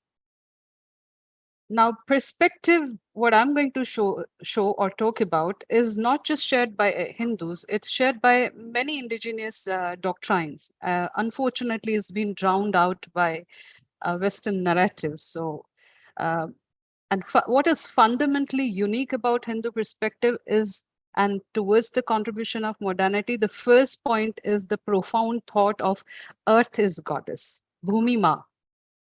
So when we say Bhumi Ma, then we should treat her as mother. The mother who is fertile, who is compassionate, who is dependable, full of sanctity, and humanity cannot survive without it, and it needs to preserve it, this relation with Bhumi Ma, to nourish and to get nourished in this earth. So in this, just now, one of the guest speaker was talking about the Pancha Mahabhuta. So that's the next one. As the Indic concept, humans and everything and all the other objects, biotic or abiotic, they are all made up of live 5 elements, which is Prithvi, Agni, Jal, Akash, and Vayu, the earth, fire, water, sky, and air. And these 5 elements are originated from nature. We will not go into much detail of how everything has been, but we all know that everybody, including the planets, including the system, including the plants, anything you can think of having life or non-living, they're all made up of these 5 elements, having the different in spite of the fact that these elements, possess different morphology or peculiarities, but they're all closely knitted. And this is a very indigenous thought of India. They're very closely knitted and depending on each other. They're interconnected, and their existence cannot be there without the interconnection. And we have, Upanishads been written, the books have been written on the Pancha Mahabhuta. I would just name a Taittiriya Upanishad if you get a chance to read how, they are interconnected and how they are formed or how they were originated.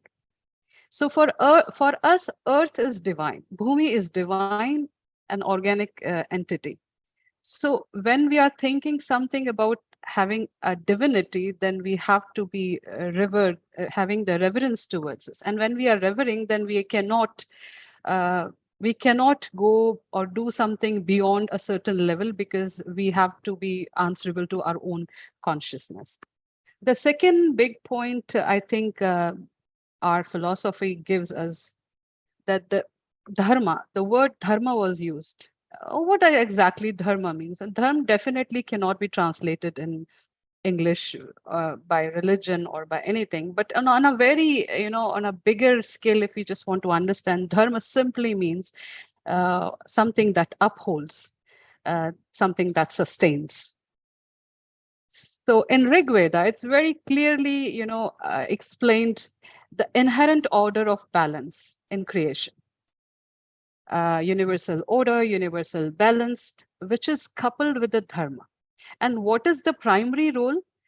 Primary role is to maintain the cosmic unity. And this is the dharma or righteousness, a moral duty that is that what is, being acted or being in the world. This is a moral duty of everybody. Actually, you'll be, I mean, not you, but many people would be surprised to know that even birds and plants do their dharma. They do their own duties. It's not just the dharma being done by humans. I mean, so that's what I always feel. Our perspective do not give us superiority on any other. We are not superior to anybody. We are not taking care of, sometimes when people say that we should take care of environment, I feel we are environment. We are part of it. We are not taking care. We can only take care when we are separate and they are separate. But we need to understand that we are part of it. It's just we are one part of it. And just because we can talk and think, we feel better than the rest. We give ourselves, this anthropocentrism thoughts of being superior to anyone. Sarve bhuta hita. This is the line. If sarva bhuta hita, if this line we understand, so it's when it's good for others, it's definitely good for us. If we are doing for a universal good something, or if we are just keeping ourselves in the, in the perfect balance with the universe, actually we do not have to do anything extra. We just stay in the balance. That's the key. So the worldview of dharma is ecologically friendly, eco-person anywhere, who can live in harmony with the nature as a whole. And we, unfortunately, humans are the only one who have forgotten their dharma. Everyone else is taking care or looking after their dharma.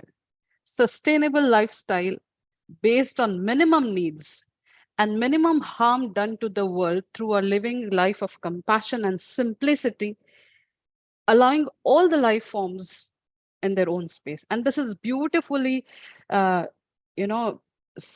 in a shloka, which is first shloka of Isha Upanishad. I'll just say it. Isha vasyamidam sarvam yatkincham jagatyan jagat tena tyaktena bhunjitha magratha kasasvitana, which simply says that sustainable lifestyle would happen if you take the minimum from the nature, or you participate more, take less, and have the minimum harm done to the rest. And this leads to our next concept, which is ahimsa. If we are doing the minimum harm, then the ahimsa comes. Now, ahimsa is not just the harming other entities only. Ahimsa is not just, harming one's personal feeling or killing some animal or something. That is a very broad aspect of ahimsa. Ahimsa means you take the minimum you need it. When you start taking the minimum, as our previous speaker Purvi was talking, if you have your minimalism, the key, this is ahimsa. You are harming less, be it a nature, be it a water, be it a water body, be it mountains. And we just, one speaker just came and said mountains. He is living in mountains, I believe. So we want to do mountaineering. And what is the repercussion of mountaineering? The plastic wastage at the mountains, which is difficult to clean, erosion of mountains or pathways. I mean, we need to understand the ahimsa means doing the minimum harm. And now, if we see, there is no object in the world or even in heaven which has not been revered or not been worshipped, be it sun. In the morning, we pray to sun, Surya Namaskar kahiye, or whatever you want to say, do something, salutation to sun. Some festivals are done where we revere or venerate moons, Karwa Chauth, or many more, maybe, I'm sure. Eid, take the Eid, where we are when stars. I mean, we are taking, when we are having marriages, we are seeing the perfect sync of Arundhati stars. I don't know which area does it, but in Maharashtra, in Rajasthan, they do look at stars. Trees, tulsi, people, we do the puja, we do the veneration, we do reveration towards those shrubs, even grass. In Rajasthan, if you go, there is a Ganagor Pujan. In that, they take and they do some worship of the grass, trees, lakes, Ganga Ma. I mean, birds, animals, insects. There's nothing left. All are seen as manifestation of divine. And the thought is that because everything has divinity in it, everything has the manifestation of the divinity. Rivers, many people feel, why do you call river as Ma Ganga or Ganges, whatever one? Why do you say this? The important thing is, if you're calling or if you're naming something, then you cannot, you cannot destroy it for sure. But unfortunately, we are not following the lessons being taught by our ancestors, by our rishis, by our acharyas, and that's the problem. If we are seeing the forests, we cannot cut the forest for our own purposes, because according to the ancient beliefs or religious belief or Hindu perspectives, forests are seen as abode of deities and sages, and the woods surrounding the villages are seen as sacred groves called the sharan, or areas of integrity. So we cannot cut the trees if or something really urgently needed. And if we are cutting, then we have other duties that we look after, or we plant new trees and we look after them. This is what they teach us. And we are not just worshipping these elements for their sacredness or divine energy. We used to perform prayers. If you see old Hindi films, I don't know, or maybe some old stories, if you read, they used to perform prayers before even plowing, before even digging a well, before even constructing a house. The Vastu Pujan. What is a Vastu Pujan? Vastu Pujan has taken a very different dimension altogether. Now Vastu Pujan has been very materialistically understood by us. But what exactly is Vastu Pujan? Vastu Pujan is something which we can think of, that when you're making a house, make a house in such a way that it gives the least harm to the surrounding. And what is that area, and how the construction should be done, and that is what is actually Vastu. So even we can think thousands of years back, we thought of Vastu. We were making our houses where the least destruction was done, least harm was done, not just to the trees, even we were taking care of the uh, animals living nearby. We were not making houses by killing animals or chopping. And that's what was taught well in Vastu Pujans. Now, if we go into the yoga, which is yoga. Yoga is not just pranayam or just some asana. It teaches sensitivity. It teaches the sensitivity to the needs, the interests, the feelings of life being.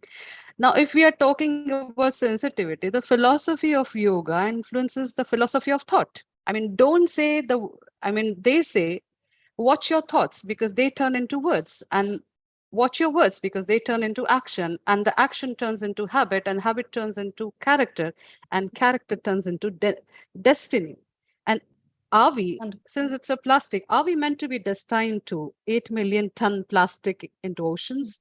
That's so wonderful. many species are on the verge of extinction. Who Yeah. meant to change it?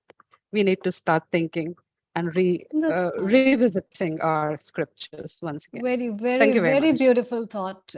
Very beautiful thought, Deepti ji. That's why I said your insight was left, because this spiritual aspect towards environment and this spiritual aspects add on with the respect and the care that we must show towards our Matrabhumi. And therefore, that care, respect will only come when we are rooted to ourselves and we combine our basic system of life in connection with the 5 elements, which very beautifully you have explained and shown how each element is making such a beautiful contribution in our life, and we are the part of it, and we are not separate. So our internal environment, that reminds me, is a connection or a result of the external environment that we are in. And that's why the whole ecosystem is not just me and the system separate, but it's the complete system in itself, which is pretty very wonderful. And thank you very much for today. We would like to have you again. That was Deepti ji with her wonderful thoughts on spirituality, as well as in relation to how our ancient science talks about ecosystem and how valuable our environment is for us and we for the environment. So thank you so much. Namaskar. Thank you very much. As we move on with so many aspects that we talked about, how our environment is related with the science, where we talked about how these microplastics should be banned, to talking about sustainable living and reminding of our grannies and grandpas, and then to move on the spiritual aspect of how life takes us with this ecosystem, to respect it, to regard it, and to love it. Let's move. Oh, we have our Neil Kumar. Yes, Neil Kumar, what comments do you have for us? Thank you, Amrita. We should be moving on to Dr. Lakshmi. Maybe she's not ready. Let's move on to Pushpanath ji. I think he's ready, and Hani should be joining in. I think I've seen her, but if you could go ahead and introduce Pushpanath ji, please. And he's here. Sure. There he is, our wonderful guest here. Global Namaste, Pushpanath ji. Before I move on, let me have your short introduction for our audience. Pushpanath Krishnamurthy, a social impact pioneer and a climate change activist. Pushpanath Krishnamurthy speaks about what motivates and drives him to give up an easy life and devote it to campaigning for climate justice. Pushpanath is a master in connecting the dots. You will hear about his travels and how a connector and a master networker connects ideas with green entrepreneurs, forming cooperatives with big business supply chains, policymakers, and community builders to bring awareness about the important environmental issue. So here we have Pushpanath Mukti. Global Namaste to you as we move to UK and with him. Amrita, yes. Thank you. Hani has turned up. Yes, we have Hani Fellow. Hani has turned up now, and Lakshmi Vyas. Lakshmi Vyas is not ready. So let's move on to Pushpanath, and I'll highlight Hani in a moment. If you could introduce Hani kindly, thank you. Hello, Hani ji. It's lovely to see you. Global Namaste. You are Global doing Namaste. what a beautiful program. Even I'm enjoying watching the program. Thank you, Hani ji. It's lovely to have you. Hani ji is our regular contributor at Healing Our Earth, and she is a marvelous lady as far as I know her personally. And here is her profile. Dr. Hani Kalaria is a mind, body, soul coach and a multi-award winning creative dance expert with over 35 years of experience in the field of art, culture, and entertainment. Hani has also appeared in numerous television programs, including with top celebrity chef Jamie Oliver, and as a presenter herself for the hit TV series Cooking Queen, aired on NDTV. Being a pure vegetarian herself, she takes pleasure in sharing healthy living and diet tips with dancers and creative artists, together with offering coach to help develop performing art career. Hani has been a spiritual seeker and meditator since she was a teenager. As someone who believes in holistic living, she regularly practices Samarpan meditation, which is a part of Dhyan Yoga taught by the Himalayan yogi Shiv Krupananda Swami. Welcome, Hani ji.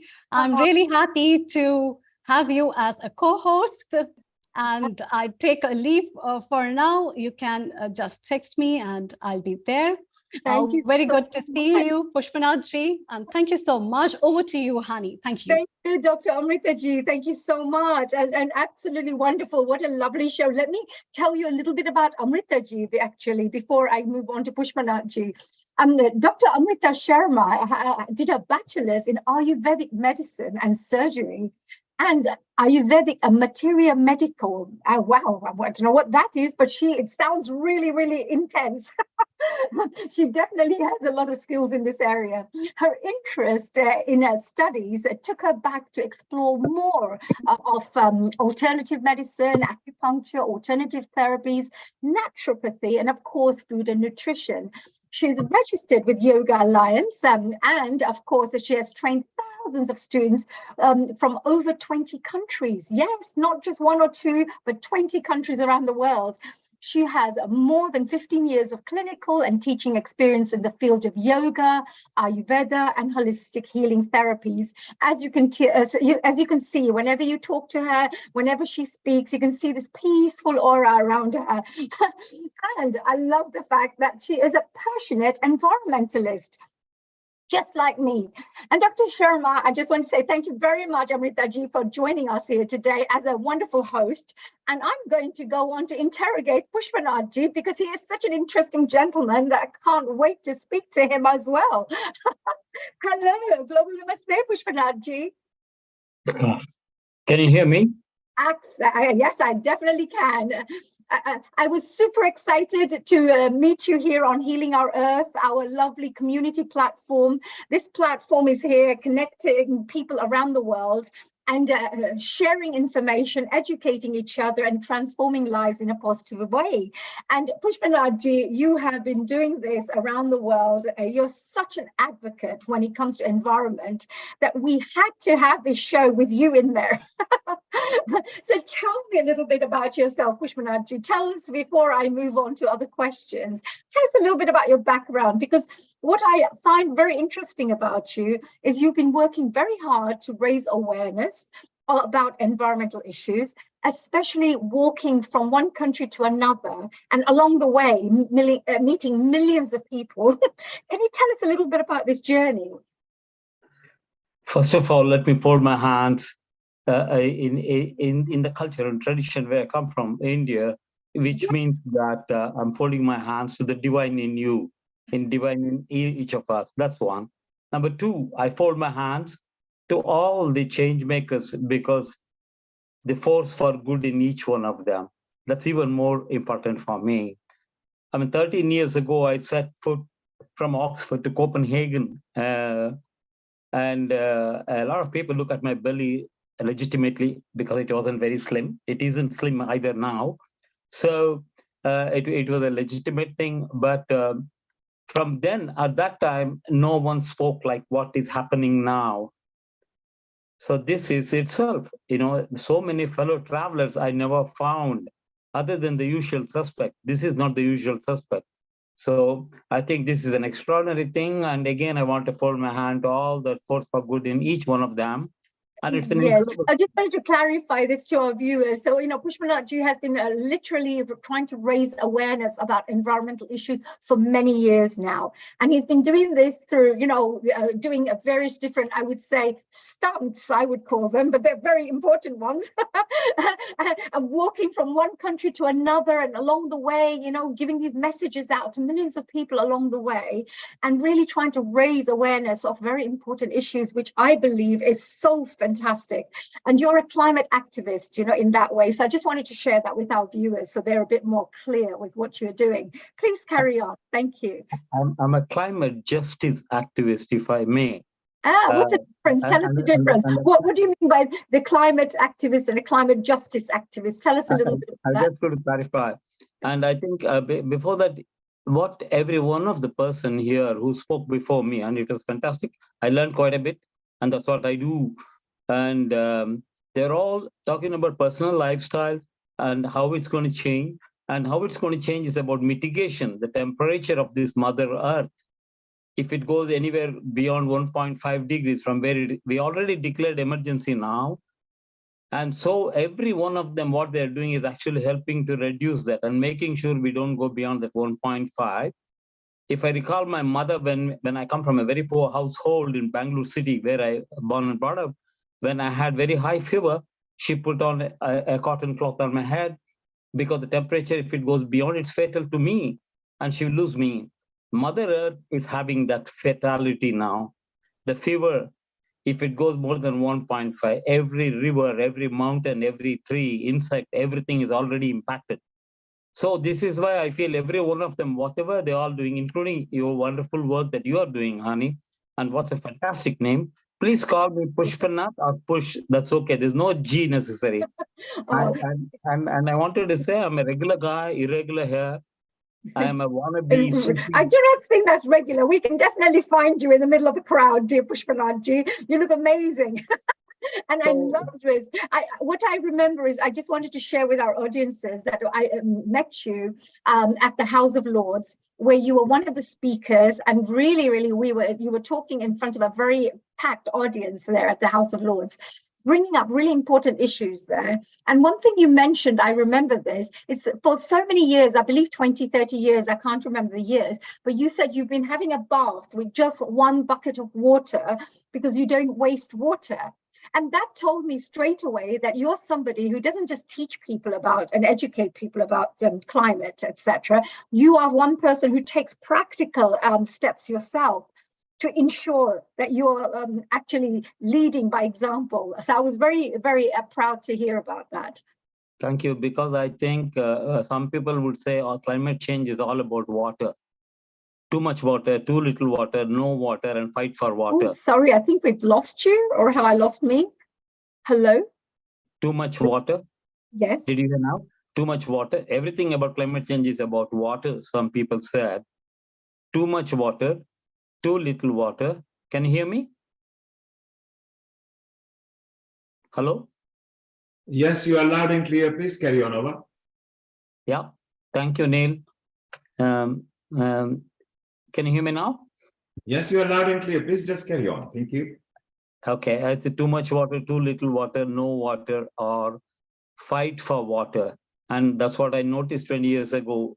A quarrel for a bucket of water resulted in bloodshed. So that's when I decided. And by the way, I'm not an environmentalist, nor I'm a climatologist. I look at climate impact on people living in poverty. I say living because they can get out. Increasingly, it's becoming impossible because the impact of climate is on the poorest disproportionately. So I start to tell that story that climate is changing and it is not uniformly impacting everyone. It is actually hurting some people more, those who cost the least. Indeed, if you look at historically, Britain is one of the largest emitter, maybe less now, but it is the largest emitter. And that's why I need to tell the story of people impacted. And when I say people, I actually differentiate that and start to talk about women in particular, because they are hit first, worst, and hardest. And the work I was doing, I worked for Oxfam most of my life across the world. Then I became a global campaigner. I went around many parts of the world to hear their story. My question was, is the climate changing or is it changing for good? And in the process, we had many climate hearing across the world. This was in 2009 when I walked across Britain and Europe. So almost no one thought that climate was impacting Britain. It was still an issue of Africa or Asia. So I wanted to tell the story that it is changing, and it's changing rapidly, and it is actually impacting women first, worst, and hardest.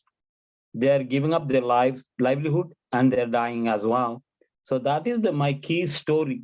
And that is the thing I wanted to tell to people, to let them know that every step that they take can actually make an impact. And that's the story today. Many people are trying to say, let us have the mitigation. But what do the people do when they're already suffering? So you asked me climate awareness. I'm saying climate justice awareness is my work. Yes. And I tell actually stories. Welcome back, honey. Oh, I am here. I call Dr. Honey to make sure that I'm not really, so now having a divorce with your wife, right? Calling me honey. Yes. No, but and that is said with respect, and so that's what. So I'm not a climatologist. I'm not an environmentalist, but actually I'm trying to tell the story of what is happening to Mother Earth in terms of climate change. Is a climate changing? So when we went around in 2009, when Obama was the president in United States, and he was going to come to Copenhagen, and I found nobody was walking. And I'm inspired by Mahatma. And among the many I'm inspired by, including Mandela. So Mahatma Gandhi and Nelson Mandela, right? Yeah, and Martin Luther King, many, but I'm most inspired by the women whom I met. And this is what I wanted to. I met Shora Banu from Bangladesh, who was from a village called Gabura, and she'd married and she had 1 or 2 children. And then slowly they found the little patch of land that she had was becoming saline because the sea was already rising in 2009. And she went down and she lost the land. And her husband went to the Sundarban, the forest, which is a mangrove forest, which is where you get the best honey, but it is also the land for the tigers, Royal Bengal tigers. So her husband went to collect that, and unfortunately he was killed by a tiger. So this happened. She lost the land. She lost her husband. 6 months down the road, Cyclone Aila hit her. And they found her on a pile of rubble that was her home. And yet, Shora Banu she was beaten, broken, but she wanted to bounce back, reimagining her life with hope. So my walk is all about collecting stories of hope, possibility, and promise. Why do I do that? If there is something good happening, you talk more about the good happening, we can actually find solution. In that process, there is no enemy. So yeah, you asked me about awareness. How do I create? I'm a regular guy. No one knows about me. I walk in Britain, across Britain, and go to Europe. And of course, I wanted to magically walk the water, but I can't. So I took a ferry between Britain and Denmark, and I couldn't meet Obama, but I met hundreds and thousands of people on my way. And the best way for me, you asked me, how do you create awareness? Besides having long hair and walking really fast, I'm known as a fast walker. I walk fast because I want to communicate a sense of urgency. That's another awareness thing. So people ask me, very interesting. Everything you're doing, there's a little meaning behind it. There's something that you're implementing where there's powerful messages that are being wrapped up into what you're trying to do, which is fantastic. Yes, please carry on. Yes. And indeed, that is the thing about when you look at the Dandi March of Mahatma Gandhi, he's a frail little man, and honestly, and then he's walking so fast. Apparently, he walked very fast. And people have really struggled to catch up with him. And that was the most important thing, because he was trying to communicate urgency and saying that, look, we need independence from the yoke of the white man. So for me, that is the most, and he walked 275 kilometers. So minimum, I walk 275 miles every walk. And so 275 miles every time you would walk somewhere? Like you mean minimum, every time? that's the minimum. I walk more than that, but that's the minimum I should walk. Because as my mother said, after watching Attenborough's movie of Gandhi, she turned to me, I asked her, what do you think, Mama? She had never been to school, by the way. And she said, oh, have a little bit of him. Because she said, if you can't really aspire to be that big in terms of his moral power and so on, have a little bit. And it is that little bit of him that I saw in Shorabanu and many women during this climate hearing. And in the process, in 4 months' time, we reached out to 1.5 million women across the world. Wow. And I traveled to the Papua, in the Far East, to Uganda. And it is those stories which actually fired me up. So I walked around and I sing songs. I speak Tamil, Telugu, Kannada, and thoda Hindi. So I take a lot of songs even from Bollywood movies, So what is it? What do you do? So if you're walking away, as you're walking, you're singing along. Is that what happens? And do you get people walking with you? What happens? Because this is something that maybe people who are watching and they're not sure what to do, how to get involved in environment awareness. This could be little ideas that could be sparked up in their minds. Go, oh, I could do a small walk around my school. I could do this, that. Anything is possible with ideas as long as we implement and put some action into this. And that attracted the attention of BBC and others because I was singing Uchimidi Vanamundi Virigindra Podilum Achamille Achamille. I'm sure you did understand that. This is the poet. What does it mean? What does it mean? What does it mean? This is poet Bharati. He said, even if the big blue sky fell on your forehead, be fearless, fearless, fearless. And I was terrified because it was my first walk. There was blizzard, frozen land, and I was carrying a 20 kilo because that is what Judith, the girl in Uganda, couldn't go to school and she was carrying firewood. And I told, I will tell that story to everybody. 100 million girls in this world today are unable to go to school for one reason or the other, mainly economic, and the climate change is impacting 40 million of them. Yes. And they have no future. So we all talk about what we can do, but I'm also talking about look at them and they need support. They need justice. That is why my walk is justice. So what do you think we can do in terms of, I know raising awareness is there, but to help to actually make the difference, because raising awareness is educating everybody, which is very nice. And once you do that, what is the aim? What would you like people to, what would be an ideal thing that would happen in this world where people would start doing what? And that's why when I walk across Britain, I identify individuals and people who are already doing something about justice, okay? And about schools. For me, the young people are whose planet we have borrowed, yeah? So, and then it is the youth. If you remember, 2019 was the year of the young youth leadership. This country declared emergency because of young people, not because of an oldie like me, because of them. So I think it's very important. So I connect to schools where there already something is happening. I always complement, cooperate, co-create, and then therefore collaboration brings about action. I don't have to do anything. By the time I tell the story and make the connection to them, they say, oh my God, this is what is happening. So I need to do more of the things I am doing. So that's very nice. Very good. Very nice, nicely explained as well. So this is for people to understand as well, that when you get inspired by something like this, just come along and start doing by collaborating. So there are organizations who could contact you, anybody who wants to get involved in these kinds of projects. It can, yes. Quickly, I think so. When I found that India actually did not sign up in Copenhagen, I decided to close shop here and went and lived in India from 2010 to 2019. And I visited probably about 400 villages. I undertook 2 important walks. This is something I want to tell people. Please, when you look at India, it's important to think about the Ganges and the Himalayas. But don't forget, there is the South India, they call the Western Ghats, or the mountain that emerged out of the sea. It's older than the Himalayas. And it also has a river very sacred to the southern Indian people called the river Kaveri. Right. And it is also one of the highest biodiverse area. And it is also the place where they grow coffee and tea. People don't even know India grows coffee. We are the 5th largest coffee growers. And Wow. and therefore, any problems with the river Kaveri is now resulting into violence and bloodshed.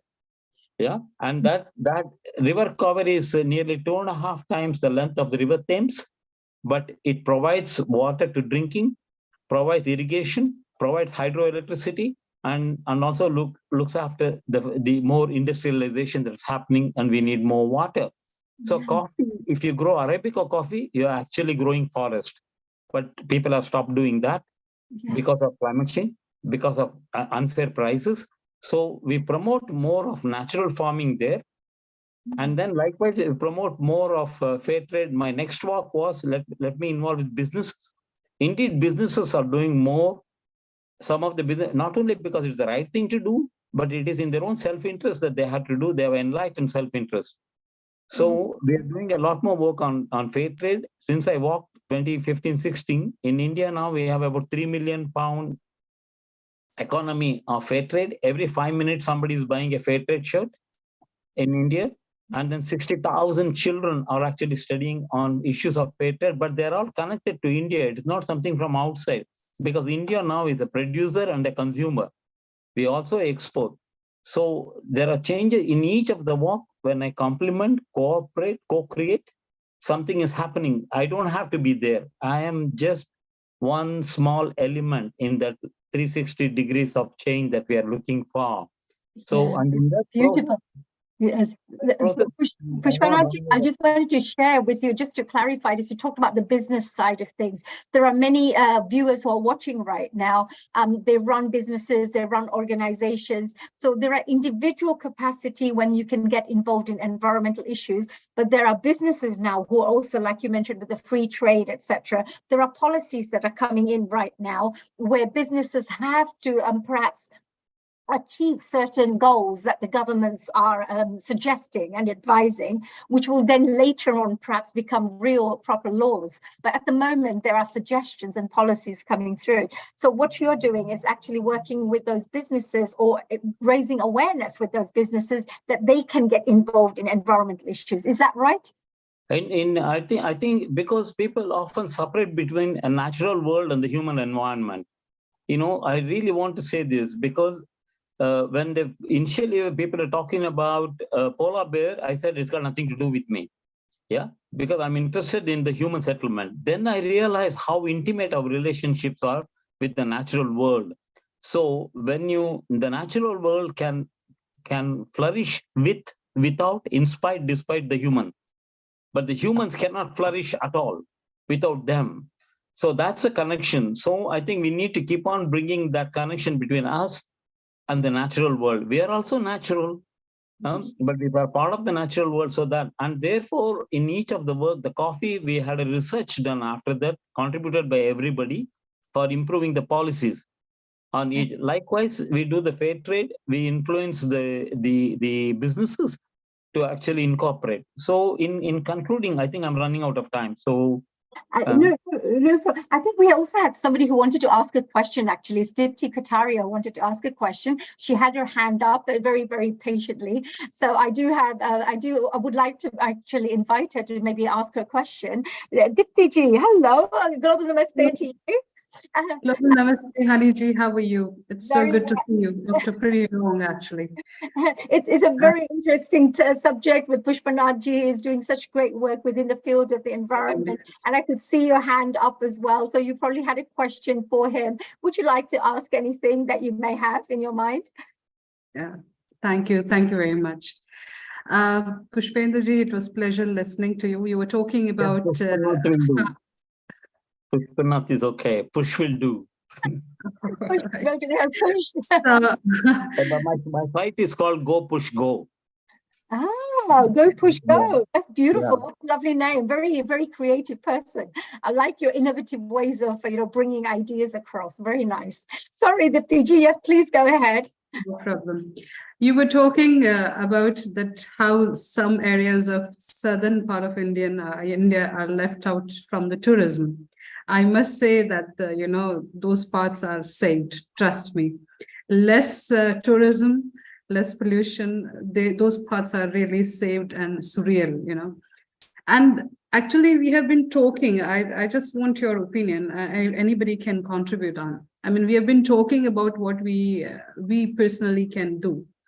But what I feel now, it's time for nation itself to come up with some policies, which are ecological sensitive or sensible to do it. Because if we talk about, say, soil damage or river damage, I mean, I can stop putting plastic in river, but that is not the solution. What harm we have done to our river bodies or water bodies, it needs to be done from some, national. It's a national issue. It's actually an international issue, but the nation must come up with some kind of policies.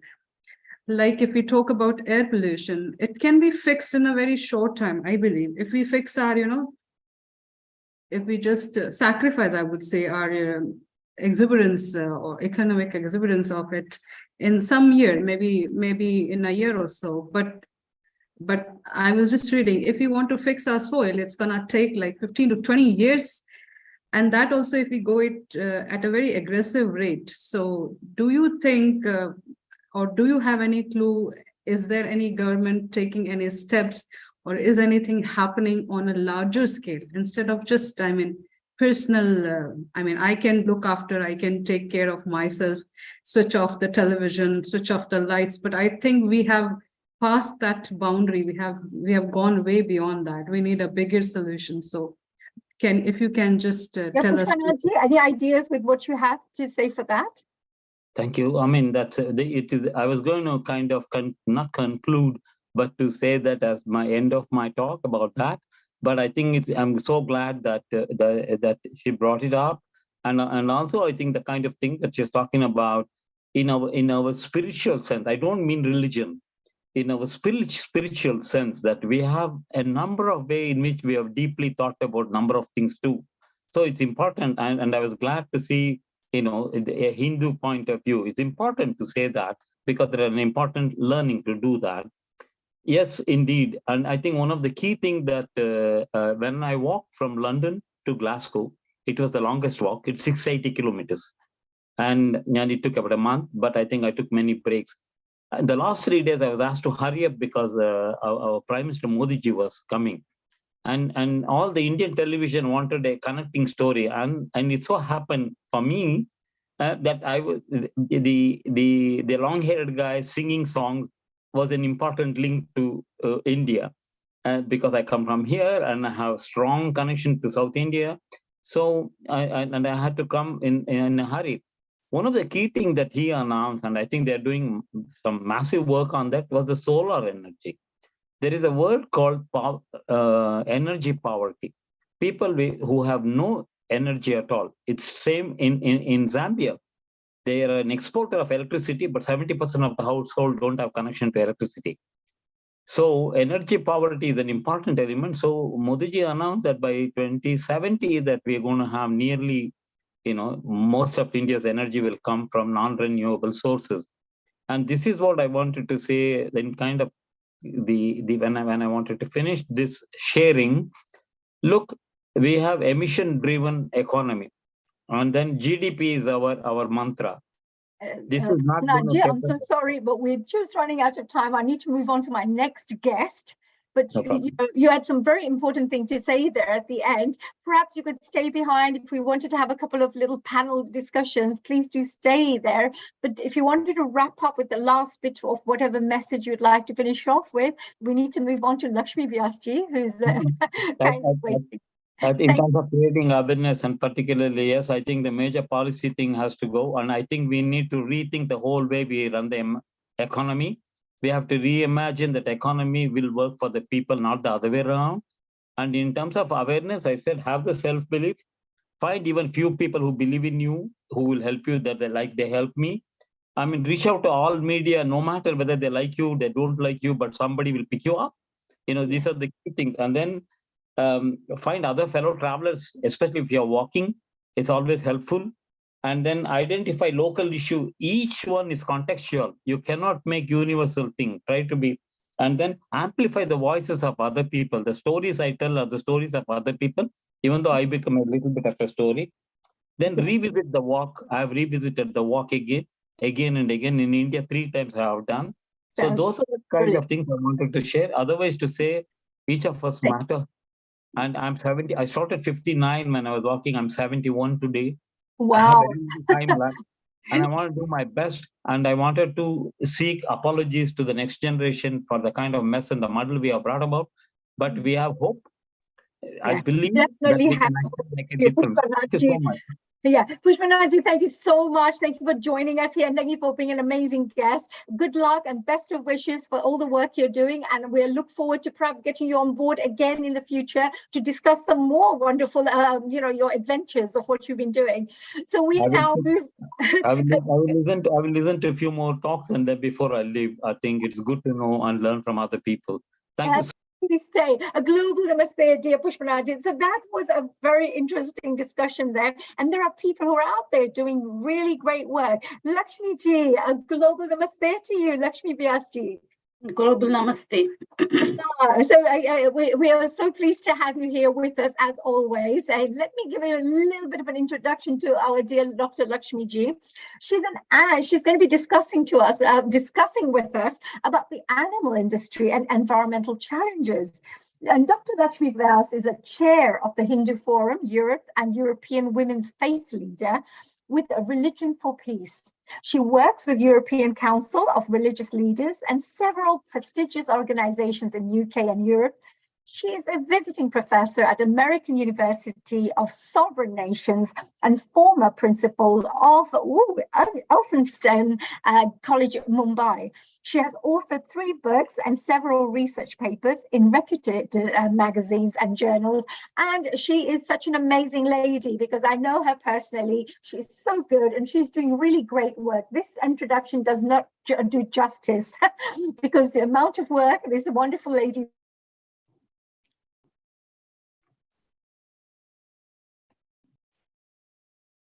Hello, namaste. Go ahead, Lakshmi ji, we can hear you. Yeah, can I share the screen, please? Yes, you are already made a co-host. You can share screen, and a welcome to Healing Our Earth. If you go to the green button, press that, select your, meanwhile, just keep on talking, or it's okay, you can talk about it. Yeah, plastic is a disaster. I think a lot of you will be talking on plastics. So I am an animal lover basically, and so I'll be talking on something related to. I'm not able to access my. Yes. Okay, so don't worry if you can't access your screen. Just talk about it. I think you wanted to discuss how the contribution of animals and animal culling and animal eating and all those things is creating pollution as well. Is that right? Yeah. Please start your talk about. No, I have put lots of photographs, etc. So I wanted to actually show the slides, but somehow I'm not able to. Could you please press the green button below, which is share screen? Yeah.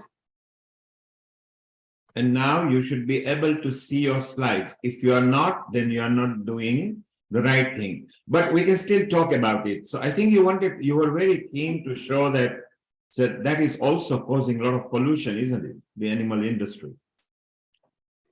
Yeah. So let's go it this way.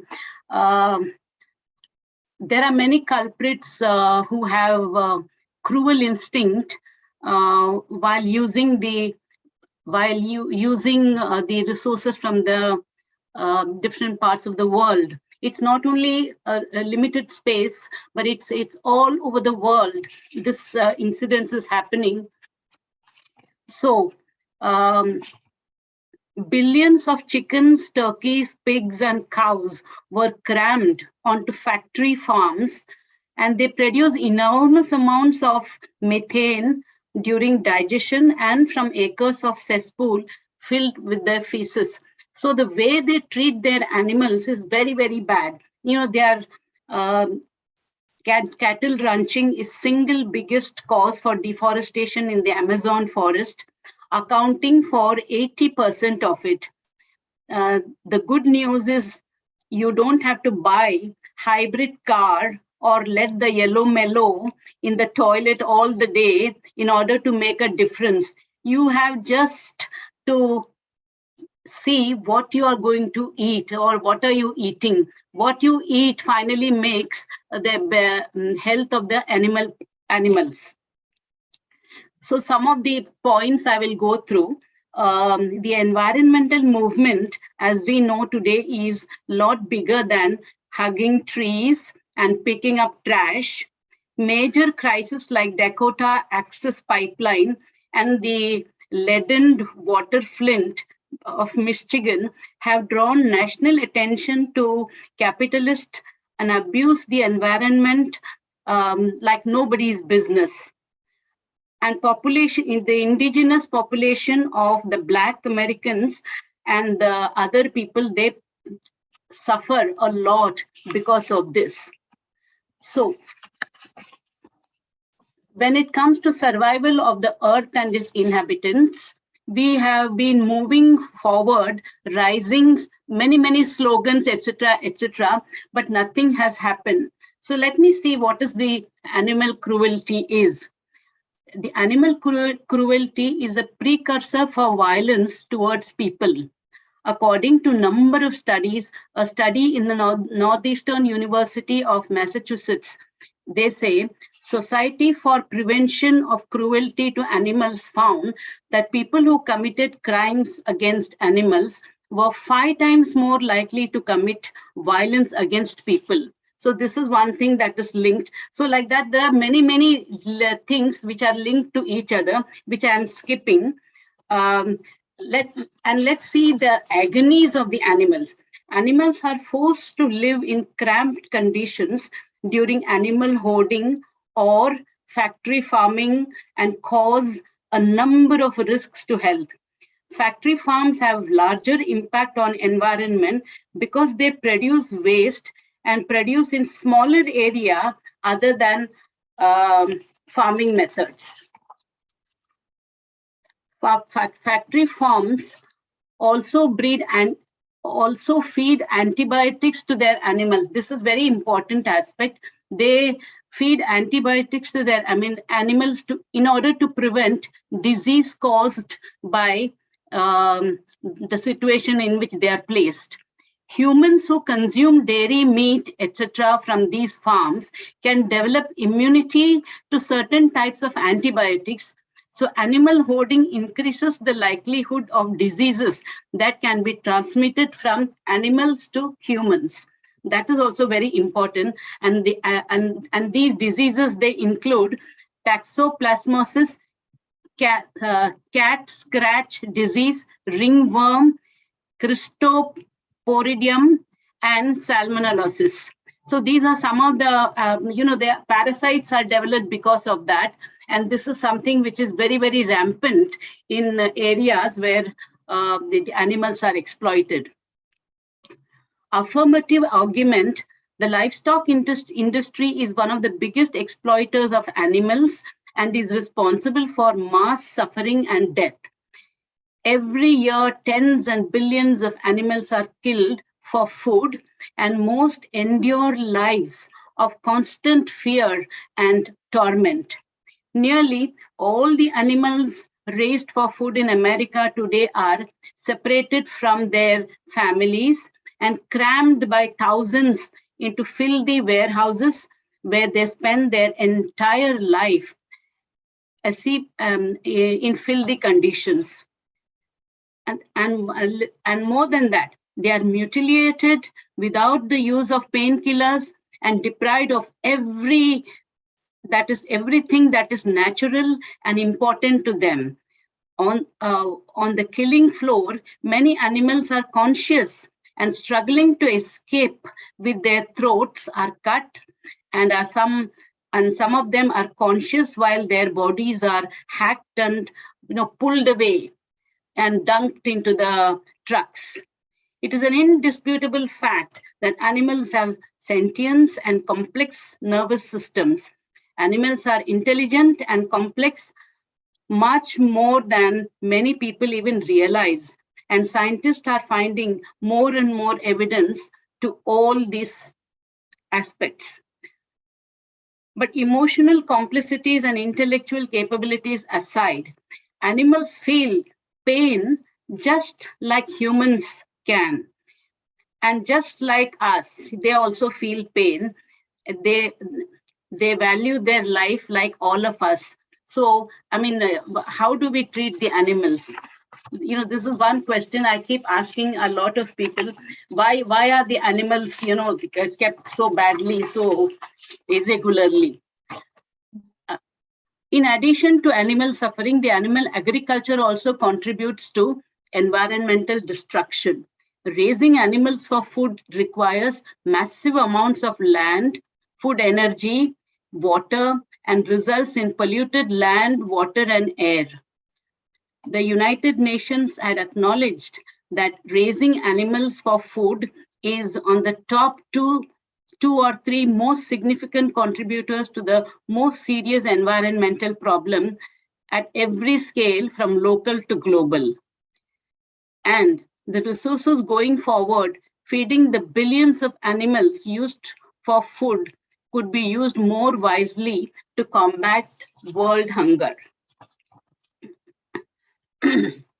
I will cite one example of how a cow has been harassed by the people who, use that animals for either for McDonald industry or for some other industry. But look at what happens. One cow named Angel cried out in pain and distress as workers used huge mechanical calf pillar to pry her baby violently out of her womb.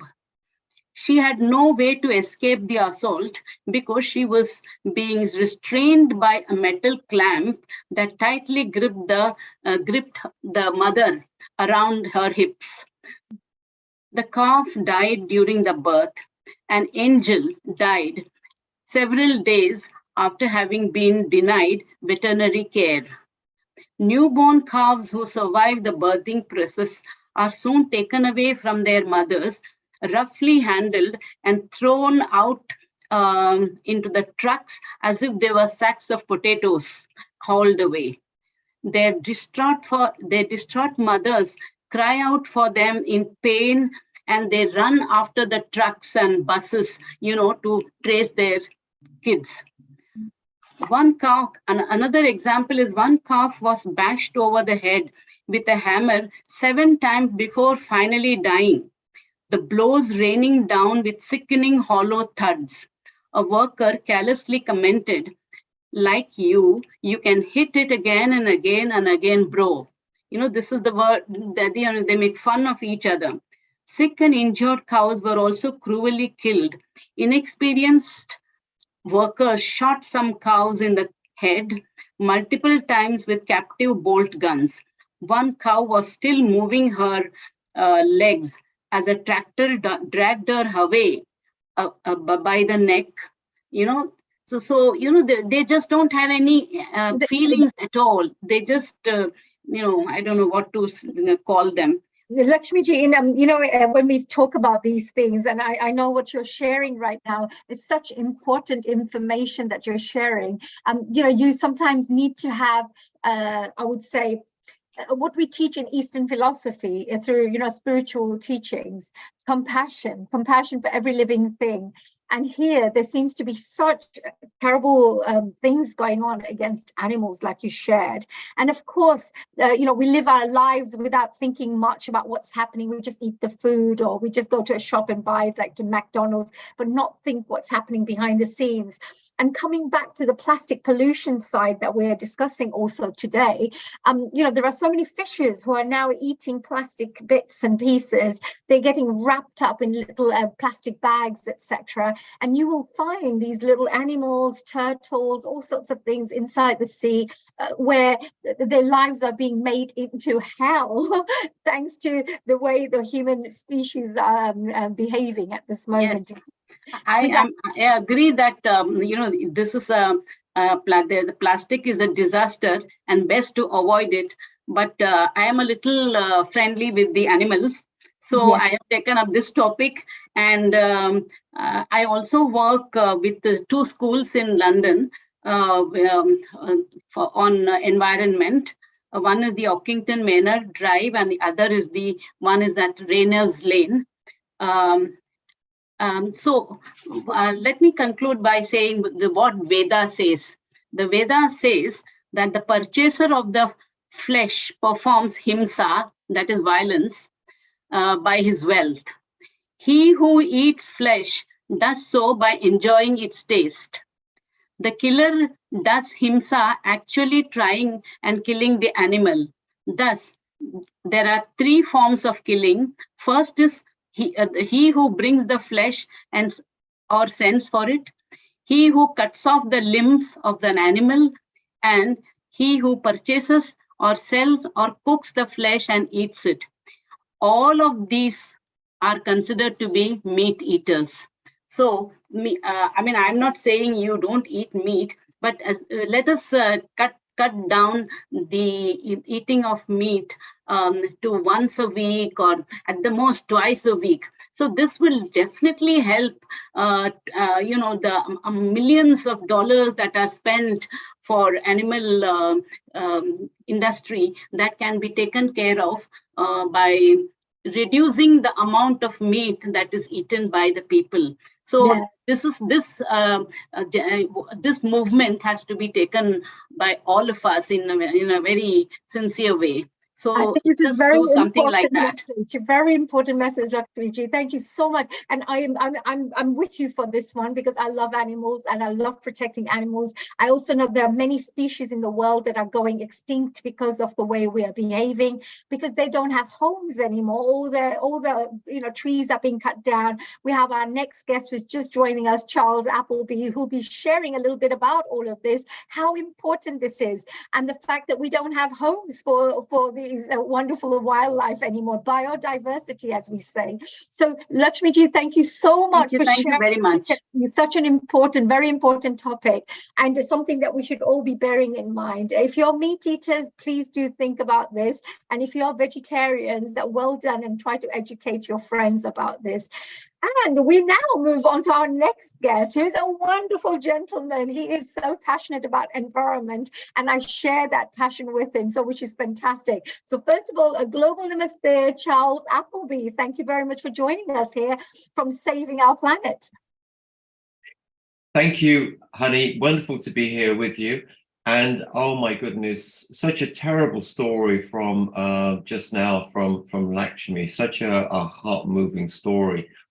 Terrible things to be talking about. But anyway, so over to you. Oh, thank you so much. Dear Charles, I need to do a little bit of an introduction about you, because you're an amazing gentleman who I've been working with for quite some time now.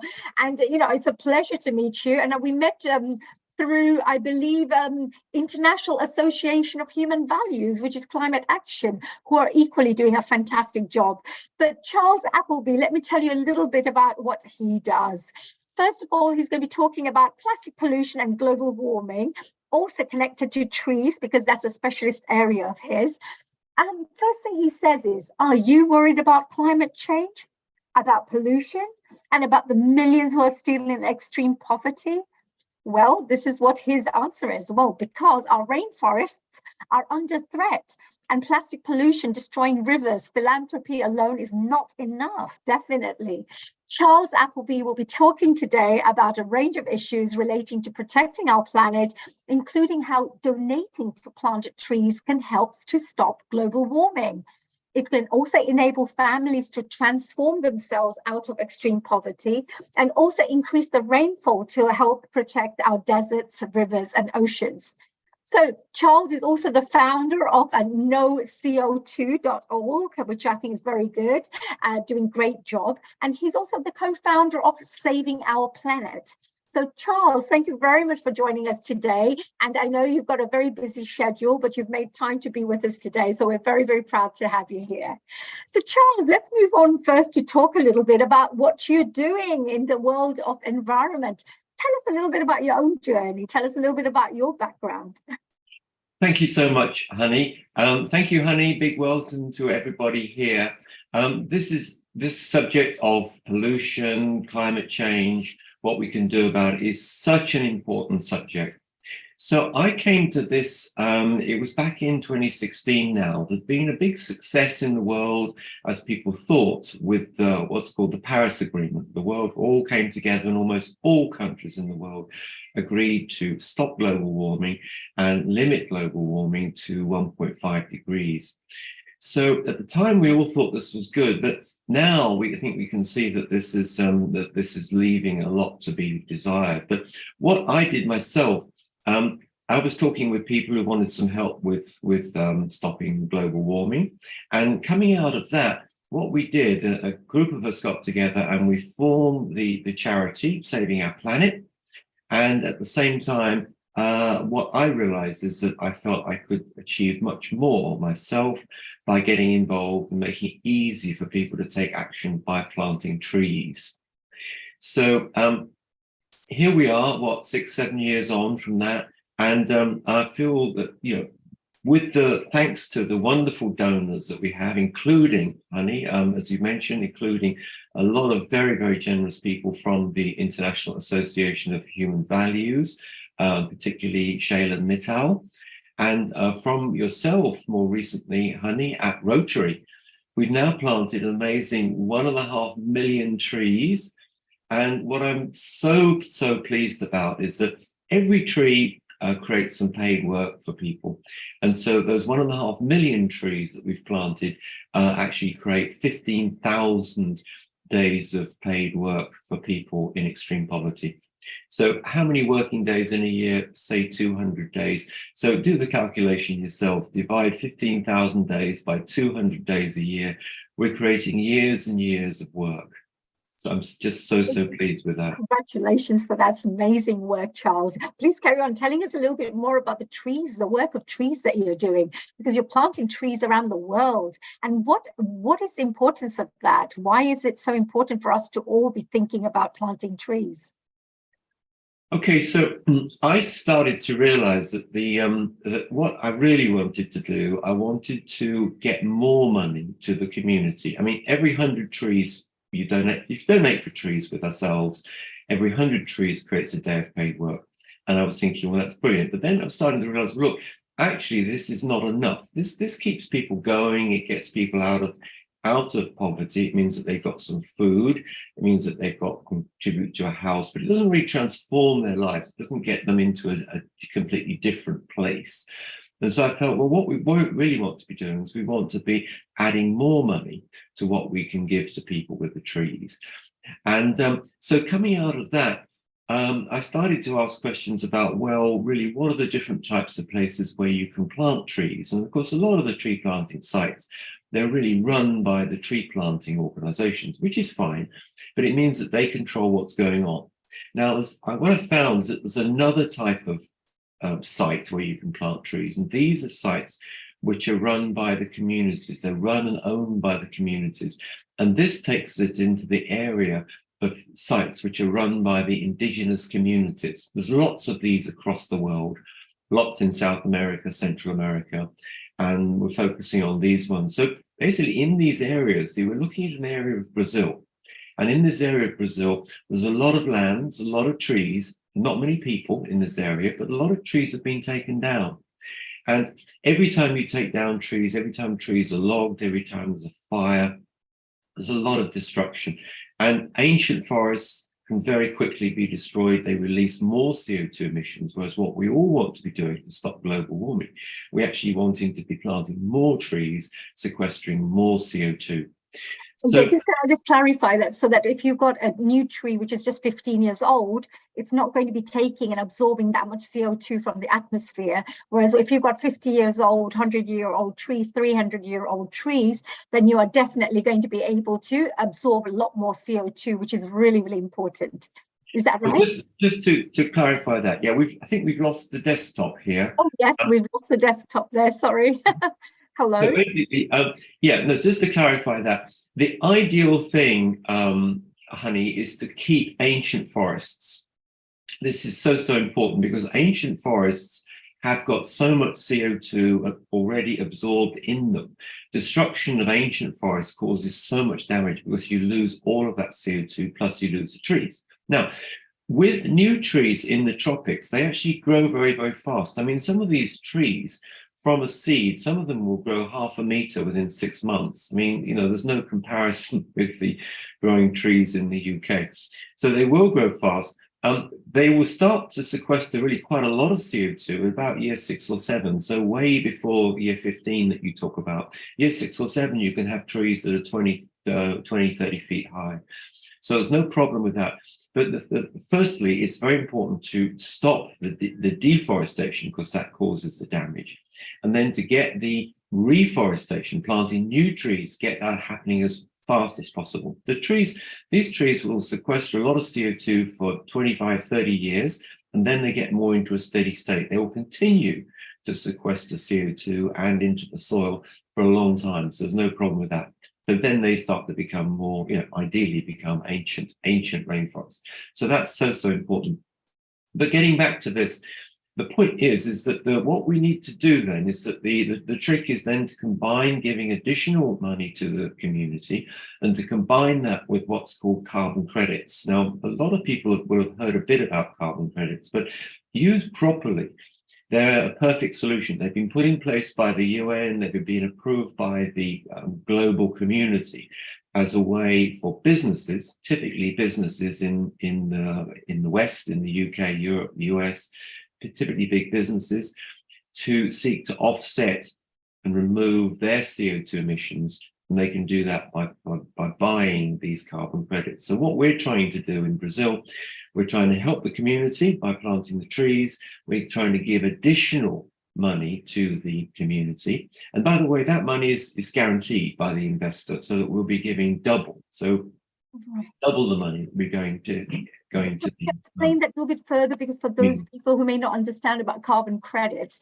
this is something that's going to be introduced quite heavily around the world, because every company, every individual are encouraged to offset their carbon emissions. So if you're flying around in a plane, that must be like, let's say 8 hours, 9 hours that you've been sitting in a plane. There must have been some fuel that's been used, etc. So for example, if you planted 50 trees that year, then you will offset the amount of carbon that was emitted in the atmosphere. Is that right?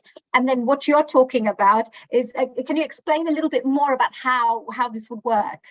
Honey, let's just understand all the energy we use creates CO2 emissions. So the simple things, driving a petrol or diesel car, in the winter in Northern Europe, like in the UK, putting your central heating on, all of these things, the electricity you use to power your phone and your TV.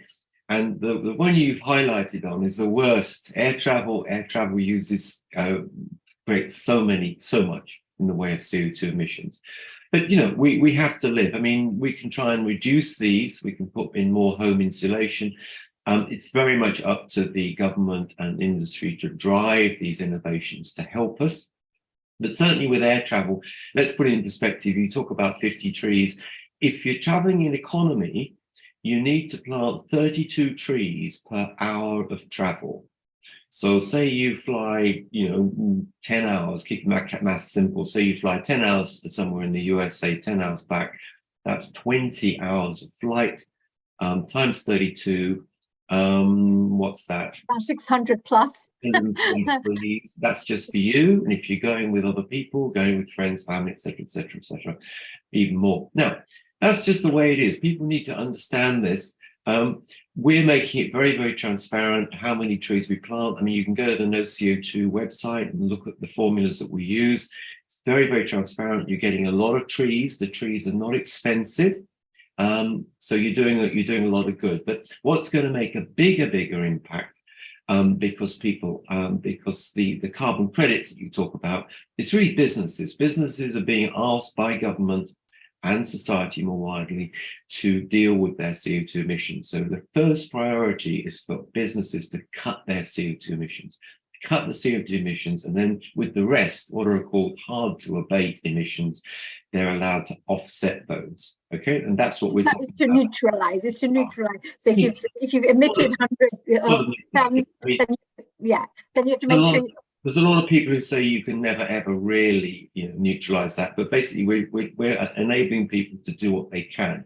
And if more businesses went carbon neutral, and if more people remove their CO2 emissions as well, then the world would be in a much better state. Now, just before going on air with you, honey, I took a look at the data. Oh my goodness, it frightened me. So what they do, they monitor. This is done by NASA. So NASA monitor the CO2 emissions in the middle of nowhere, in the middle of the Pacific Ocean, in a place called Mauna Loa. So they monitor the emissions there, and they've got records going back years and years. So the point we're at now is the point of the year when the CO2 emissions in the world are at their highest. Okay, we're at the time when everything's growing fantastically here. In the UK, Northern Europe, but this is the point when the emissions are highest. And the emissions have jumped so much. They've jumped to about 424 parts per million, and these are figures for the end of April. I mean, the end of the average month for May, this is the highest month. This is the month you can look back, longitudinal records, and you can see how much emissions have gone up. So going back into history, the UK was, in a way, maybe fortunate to be the first country to have an industrial revolution, to switch from burning timber to burning coal. And because burning coal goes at so much higher temperature, you can melt, you can create steel, you can have steam trains and all the precursors to all the amazing technology that we have now. But it does create a lot of CO2 emissions. So where we are now is that obviously we're trying to reduce these emissions to and enable people to do that by planting lots of trees and scoring the trees to create carbon credits for the investors. Yeah, that's wonderful. And the carbon credits is when if you have to offset 100, let's say 100, and the tree is emitting, let's say 70.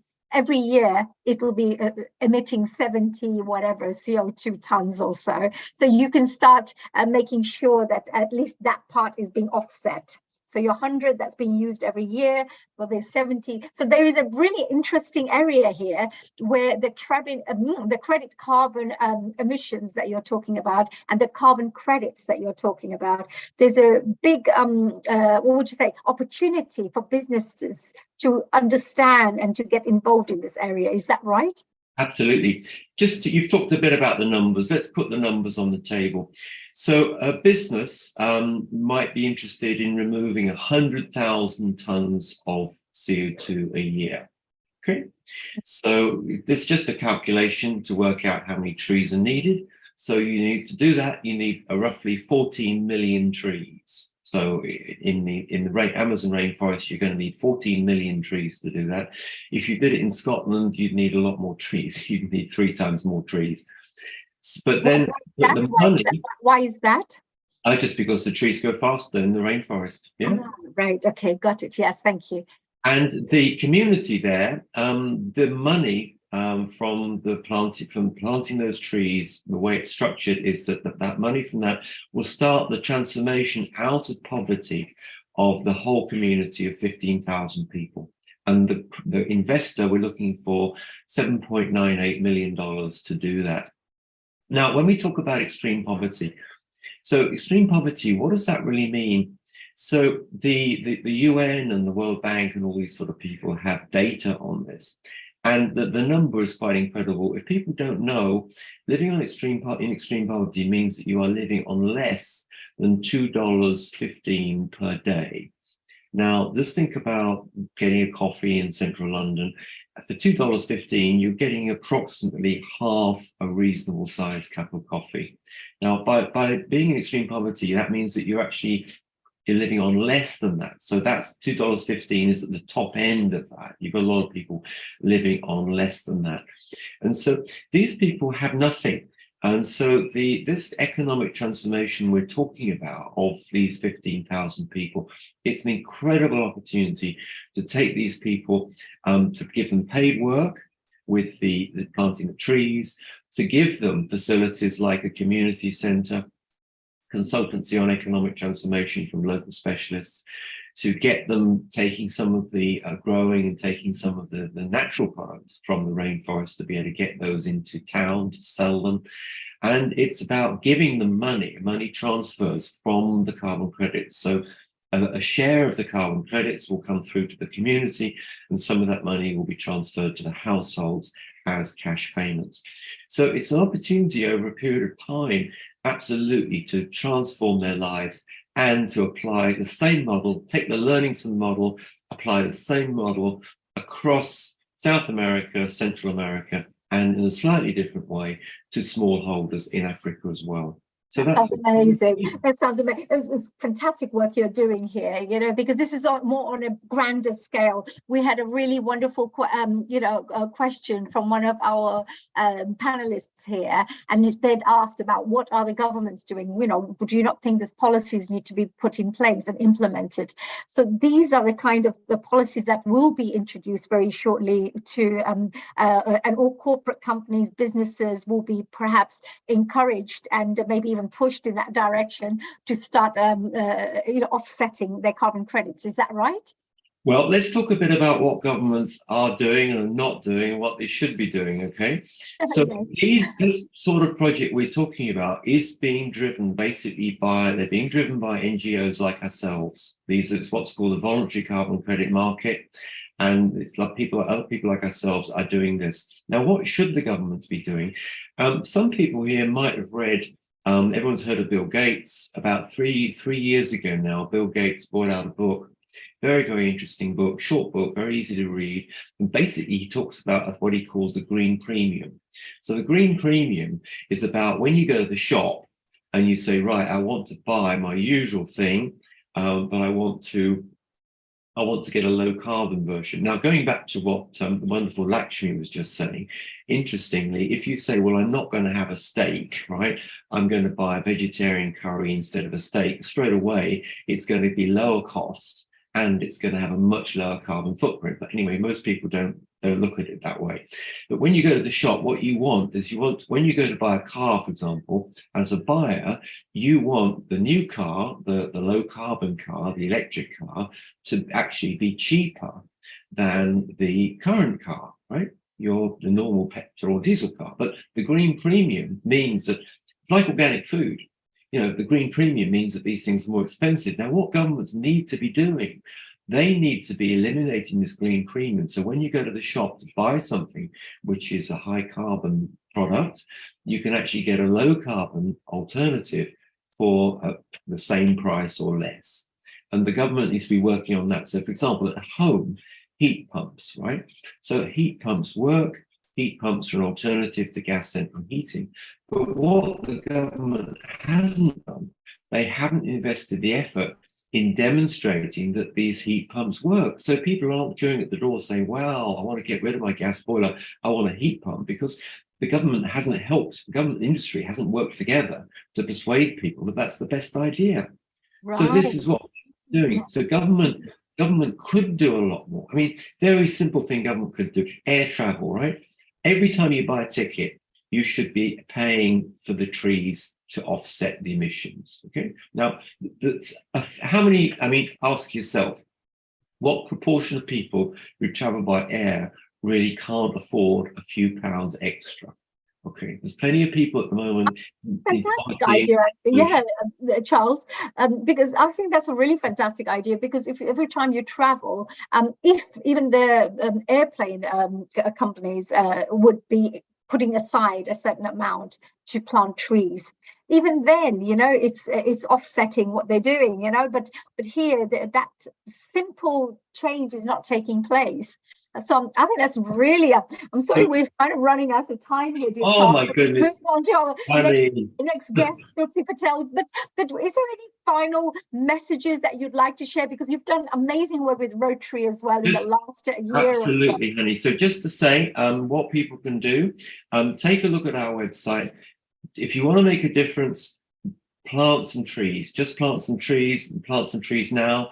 You can, if you're part of Rotary, talk to Honey and plant some trees through Rotary as well, because that makes an even bigger difference to this. And if you know anybody who wants to make a really, really, really big difference, because this $8 million we're talking about, this will produce a big return to the investor, subject to the future price of carbon credit. If you know anybody who wants to make a difference, make an impact investment into the world by this, then come back to me through the website, talk to me on LinkedIn. We'd love to talk to you about what's possible. And Honey, thank you so much for this opportunity. If you're interested at all in helping the environment, making a difference, do make contact with me, contact me, find me on LinkedIn, connect with me. We've got so that. That's right. So we've got you there. So Charles, thank you so much. And I just wanted to say what a fantastic presentation they're doing, giving us some really great information on the bigger way to work, on international and creating a very long-term impact, by getting involved in some of these things. So thank you very much. And I'm a pro tree planter, so thank you so much for that as well. So we now move on to our next Thank you, everybody. Bye. Charles. So we move on to our one and only, your gorgeous, lovely, very, very talented Trupti ji. Trupti Patel, hello and a global namaste to you. Namaste. Namaste to everyone. Global namaste.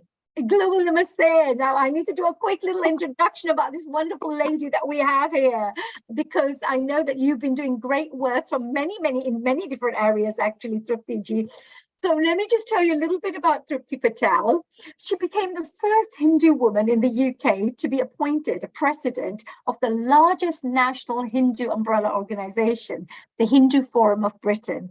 And with over 40 years of experience in the field of highways, traffic and transportation, Trupti has successfully managed various divisions at Salford City Council, Manchester City Council, and Three Rivers District Council. She was appointed as the traffic manager for the Salford City Council between June 2007 and April 2009. And now she has her own consultancy that she runs, dealing with projects involving network management, sustainable transport, environment improvements, road safety, climate change issues, and helping voluntary organizations in technical matters. Isn't that amazing? You're doing great work. Thank you very much for all the fantastic work that you're doing there. Trupti ji, so tell us a little bit about what will you be sharing with us today?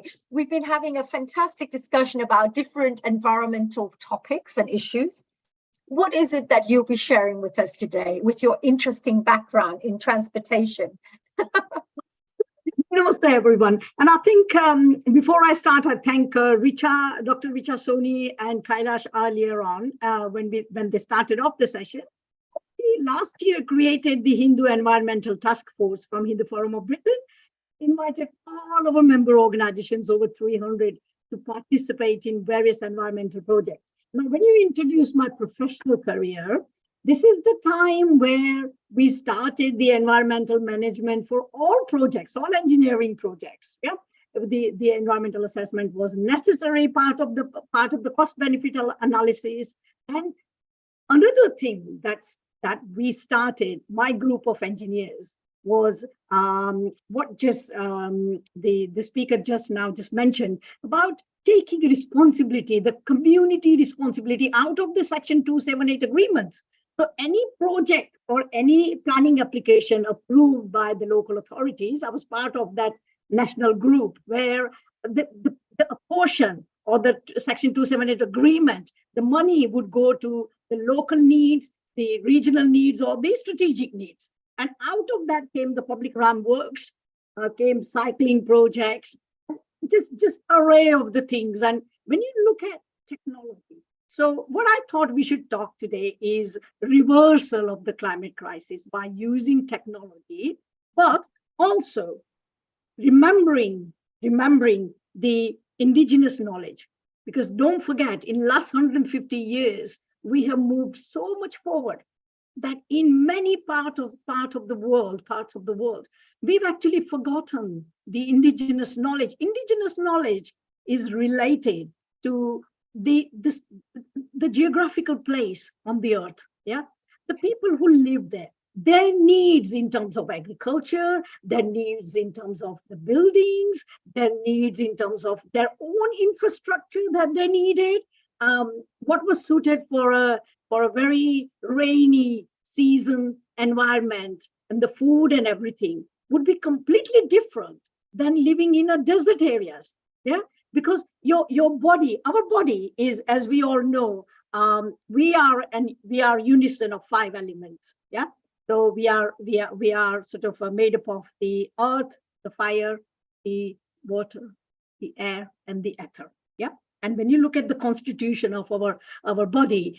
it's like over 70% of water. And then why we need fire? People would say, what is it, Trupti, that fire? What's this got to do with our body? Well, don't forget that if we don't have the Jamagni, the Agni that is inside our stomach, we won't digest any food, would we?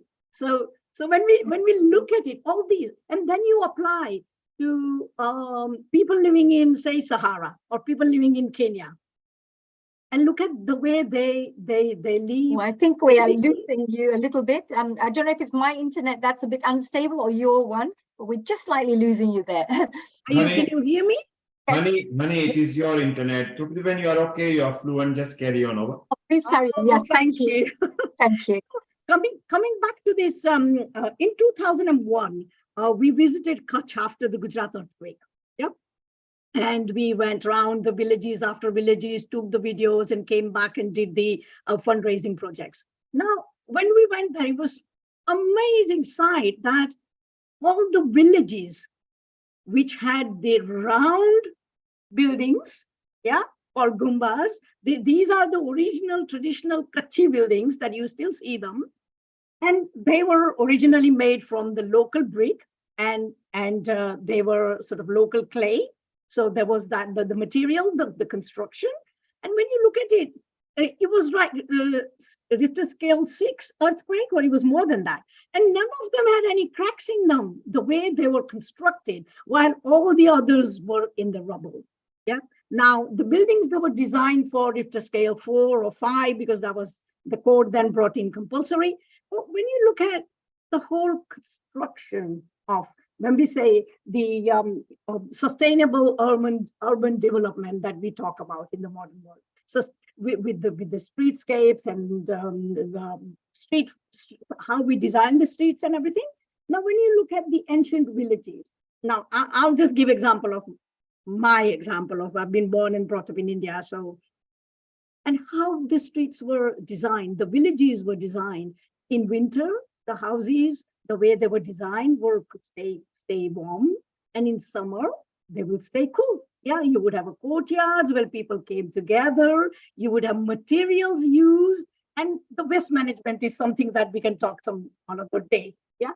So when you look at the building and the technology, so if you think about it, like how do we have the efficient building techniques, and by using modern technology, by using the material and reducing actually the carbon footprint and reducing plastics, because don't forget, nowadays in cement to everything else, some element of petrochemicals or the things comes into everything, into building materials. Now, we have in London, we all live in UK, so our houses are all with the cavities and with the all sorts of building codes that we use. Not many parts of the world use that. And when you look at the kind of material available, you test them with the technology, and you apply that to the local need of that area.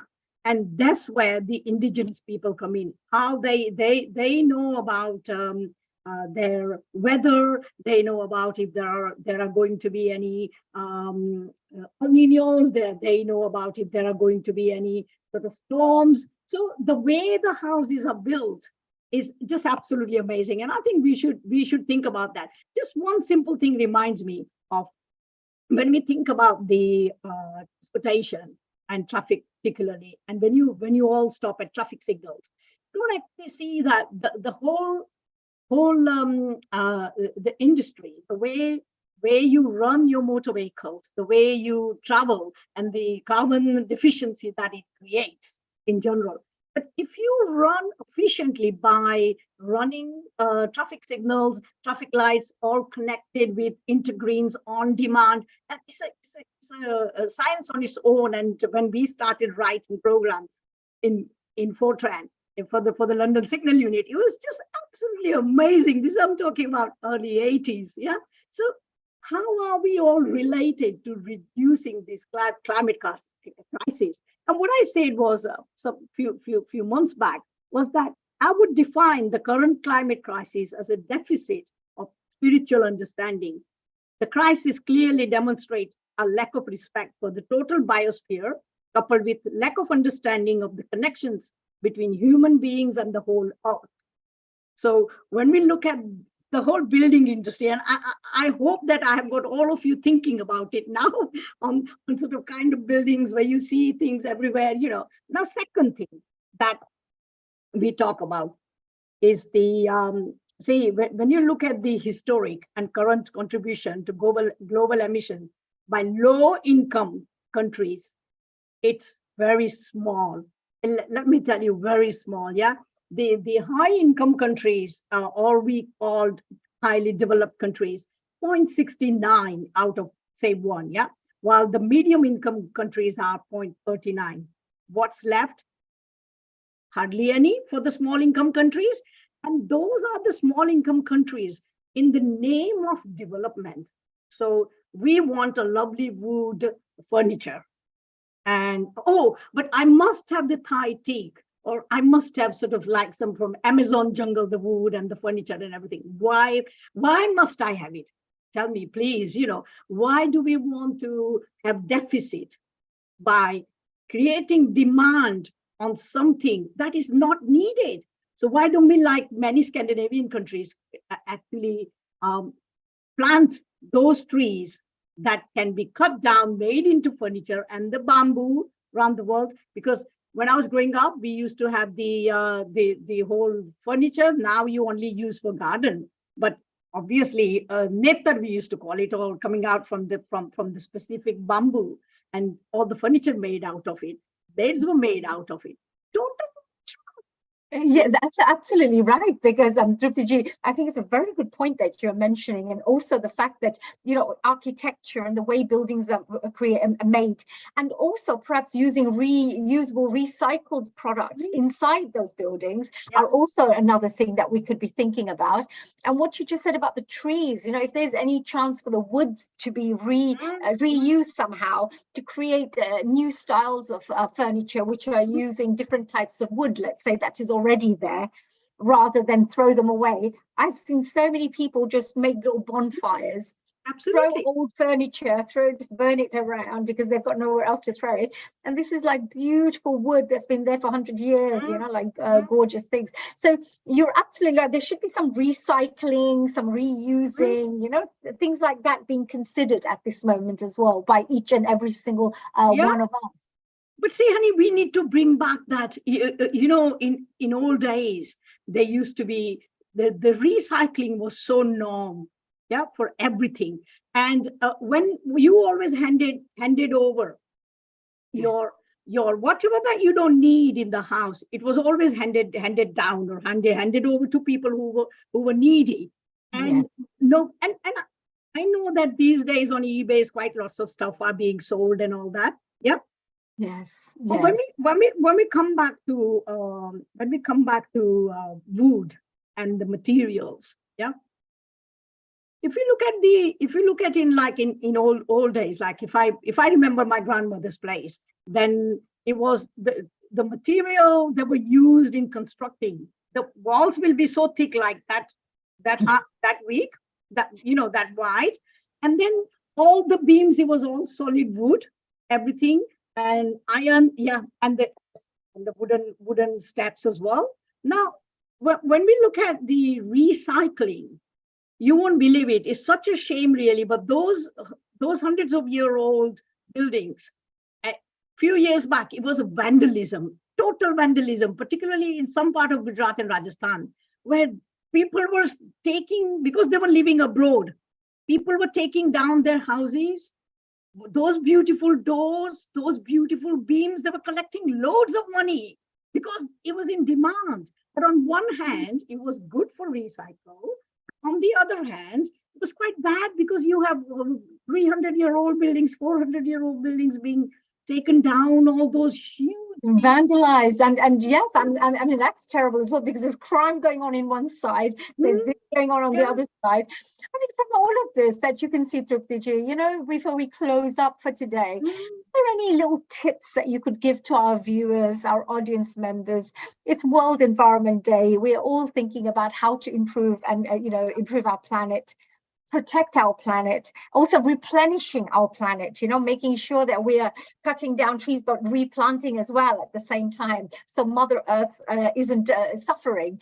And what we heard from one of our previous guests who joined us today, Pushpanathji, he said something very important. He said, if we're ill, our mothers would put like little, like a cold water press, on your forehead to get all the heat out of your body, so then you can feel okay again. What are we doing to our Mother Earth? Because we are definitely heating up the whole of the planet. What do you think from your side to finish off, or anything relating to pollution or anything? Honey, let me just remind everyone. So before this invention of polyester, the cloth industry, it was cotton, which is cotton is more expensive in terms of the natural material. Polyester is no, because it creates more problems for environment.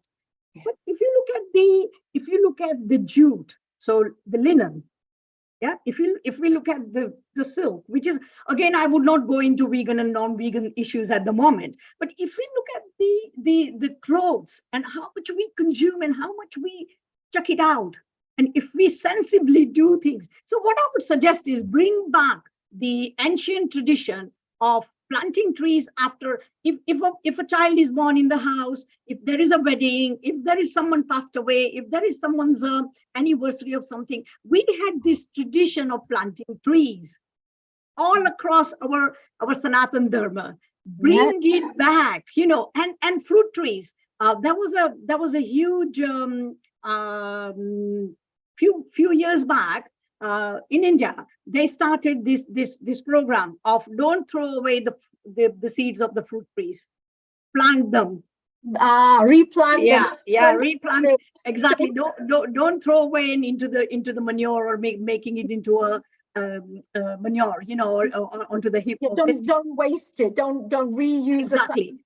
That's a fantastic. Amazing. The things we could do, we could sort of is so many things we personally could do ourselves, and like if you just decide today that I'm not going to have polyester, because I've hardly got any polyester in the house, both mine and Jagdish's clothes. And if you all decide that, right, out of 10 pairs you will only have one polyester and rest is natural. Right. I've got this. Yes. So Truptiji, I know we're coming to the end of our thing, but that's something very important that you're leaving with. Just for the audience members, for each one of us to make a difference, take some positive steps. Everything that we can do, try to reduce. Or if you don't need 10 things, use only 3 things. So you still got what you want, but just try to reduce what you're doing. And I love this part of what you've said about planting trees for every birthday or anniversary. If you're an environment lover, say to somebody, that look, for my birthday, instead of giving me a gift, can you plant a tree in your garden or so?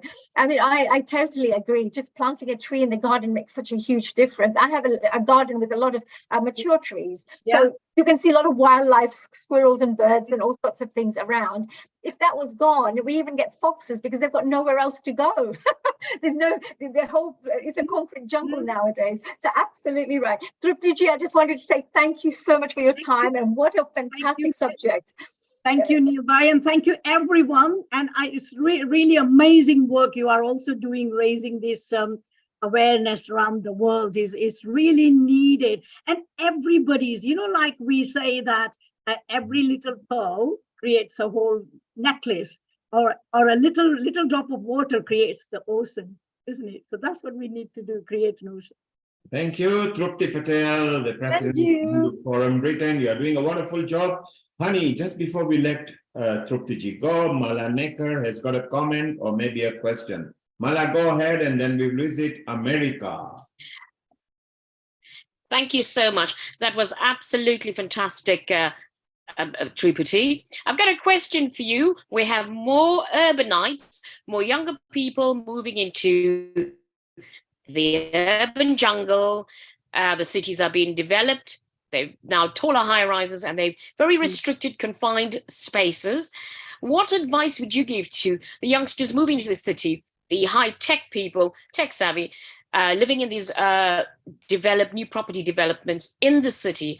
How could we make that environmentally friendly and bring back all the wonderful things you're talking about, tradition and indigenous knowledge, into that city? What a question. Beautiful question, Mala. Yeah. Thank you so much for that. Please, Trupti ji. Thank you, Mala. Lovely question. Let me just remind you these things, that in the small spaces, when you are in concrete jungle, there are techniques on your boxes, on your windowsills, in your house. Although I'm not living in a concrete jungle, you come to my house, I have the curry leaves plants, we have the tulsi plants in the house. You don't need soil even now with the Japanese technique. You can the air and the water, you can have the bubbles in your balconies, you can have so much greenery right on all floors. You imagine, there are buildings that I have seen, and all the way through, beautiful different color flowers and everything. So that is one thing. Second thing is that what they could also do themselves is they could volunteer in their local parks, to their local. If adopt a granny, and you help them into gardening and things like that. So you give them a little bit of money, and they do gardening and everything else. So it works both ways, and that is becoming quite popular in cities, actually. It's an amazing program. Yeah, I wish somebody could adopt me. I'd like to go off and do lots of gardening. Adopt me, please, someone. Trupti ji, thank you very much for that. We have another question for you. Hold on a sec. I think we need to interrogate you further. I believe we have Praveen. Is it Praveen ji? Namaste, and a global namaste to you. I believe. Namaste. It was a very good presentation, and lots of points were made of reusing things, and also how the houses in India and other places, they are made from natural materials.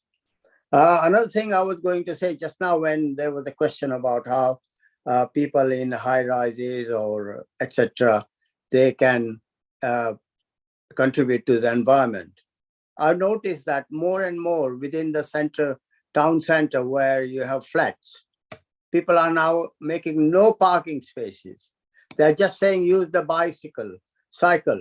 And because they are within the town center, they got either public transport or they can go short distances with bikes. And I think that is a real contribution. Of course, people like me staying away from the center of the town, we need cars. But I think they step in the right direction. Oh, fantastic. Lovely comment there. Thank you, Praveen Bhaiji. Thank you so much. Well, we are now moving all the way from UK to USA. And Trupti ji, have a fantastic day. Thank you for your wonderful contribution. And we now move all the way and try not to go on the plane, so we remove too much CO2s out there. And we're going to fly like little angels. Hello, dear Sharon, and a global namaste to you. And of course to Michael, I believe, is it? Hello, yes. Global namaste, Michael. Namaste. Namaste. Before I go, I have to do a little bit of an introduction, at least for our lovely Sharon, who's an amazing host all the way from the USA. She's also our USA coordinator, and she's got some wonderful guests who are joining us now from this time onwards. But before she takes over, I'd like to just give you a little insight into who our lovely Sharon Rose is. Sharon Rose is the winner of the Filmmaker of the Year award from the 20th World Congress on Qigong, Tai Chi, and Taoism and natural healing. She's the director and producer of the forthcoming documentary series Quantum Chi and the Taoist Art of Nurturing Life. Sharon has also lectured, performed, and presented her films in numerous universities, spiritual centers, cultural organizations, and museums, and was a consultant to the National Endowment for the Arts. She is the author of The Path of the Priestess, which is a really fantastic book, which is a guidebook for the awakening the divine feminine. And she's also currently completing a CD called The Nectar of Bliss, dedicated to the healing power of the divine feminine in cultures throughout the world. If you want to find out more about the work she does, then do check out sacredmysteries.com. And of course, there's another one called quantumchimovie.com. And you'll find out about all the fantastic work that this lovely lady's doing. Sharon, just wanted to say it's all yours, my dear. Oh, thank you. It's so nice to see you, honey. You're looking so radiant. Oh, thank you. So with you, I was going to say, you look so smiley. And you've brought in the sun here because our UK is full of lovely sun and it's a beautiful weather today. We're really— Oh, nice. You should see it here. I think before I leave today, I'll turn the computer around so you can see how green it's been raining here in Crestone, in the mountains, Crestone, Colorado, and it's really gorgeous. So before we finish today, I'll let everyone see how beautiful it is. We look forward to that. And I know Michael DiMartino is going to be also talking really about this fantastic subject of cultivation of regenerative culture. So I'm really looking forward to hearing a little bit about this. So it's all yours. The platform's yours. Okay, one more thing, honey. Yes. The other thing I wanted to let you all know about Michael, the way I met him is he's a really excellent percussionist. Right, all of us music lovers here. He does world percussion. He's even now. What did you get? What's your recent? You have an Indian one. Mridangam. Now he's learning to play mridangam. Yes. Wow, amazing. So one of these days we'll have to invite you back to our music program so we can get a chance to see your wonderful multi-talents. And before I go, actually, Sharon, let me just quickly remind our wonderful audiences, we have a really fantastic program that's going to be taking place, which is called the River Blitz program. So I'm not sure if people are interested to get involved. If you're looking to get involved in anything special, then I just wanted to share before I leave. Oh, I'm trying to share here. If I can get a chance to share, it would be great. Thank you. I am just sharing this. So if you can have a look at this, here's the Rotary District. Can you see the Rotary District 1130 River Blitz Day, Sharon? So all the volunteers who are out here, if you would like to get involved, we're doing a really fantastic event on the 10th of June, which is next Saturday. It's all about cleaning the rivers, the local rivers. We're working with the Rotary in London District, and it's called the River Blitz Day, where we clear all the local rivers, you know, the river banks, because there's lots of plastic everywhere, and we're clearing the plastic. The whole day will be so much fun because we have lots of volunteers coming and joining us. There's registration, refreshments. You will hear about how to clear up the local things. We have Newham Council who's also helping us, and all the councillors are coming on board. And there's also media coming along to support us by making sure that we raise awareness of this wonderful event. So I wish you were here in the UK, dear Sharon, because I would have got you involved as well. But maybe we have to come to USA and join you by one of your riversides and come to help clear that as well.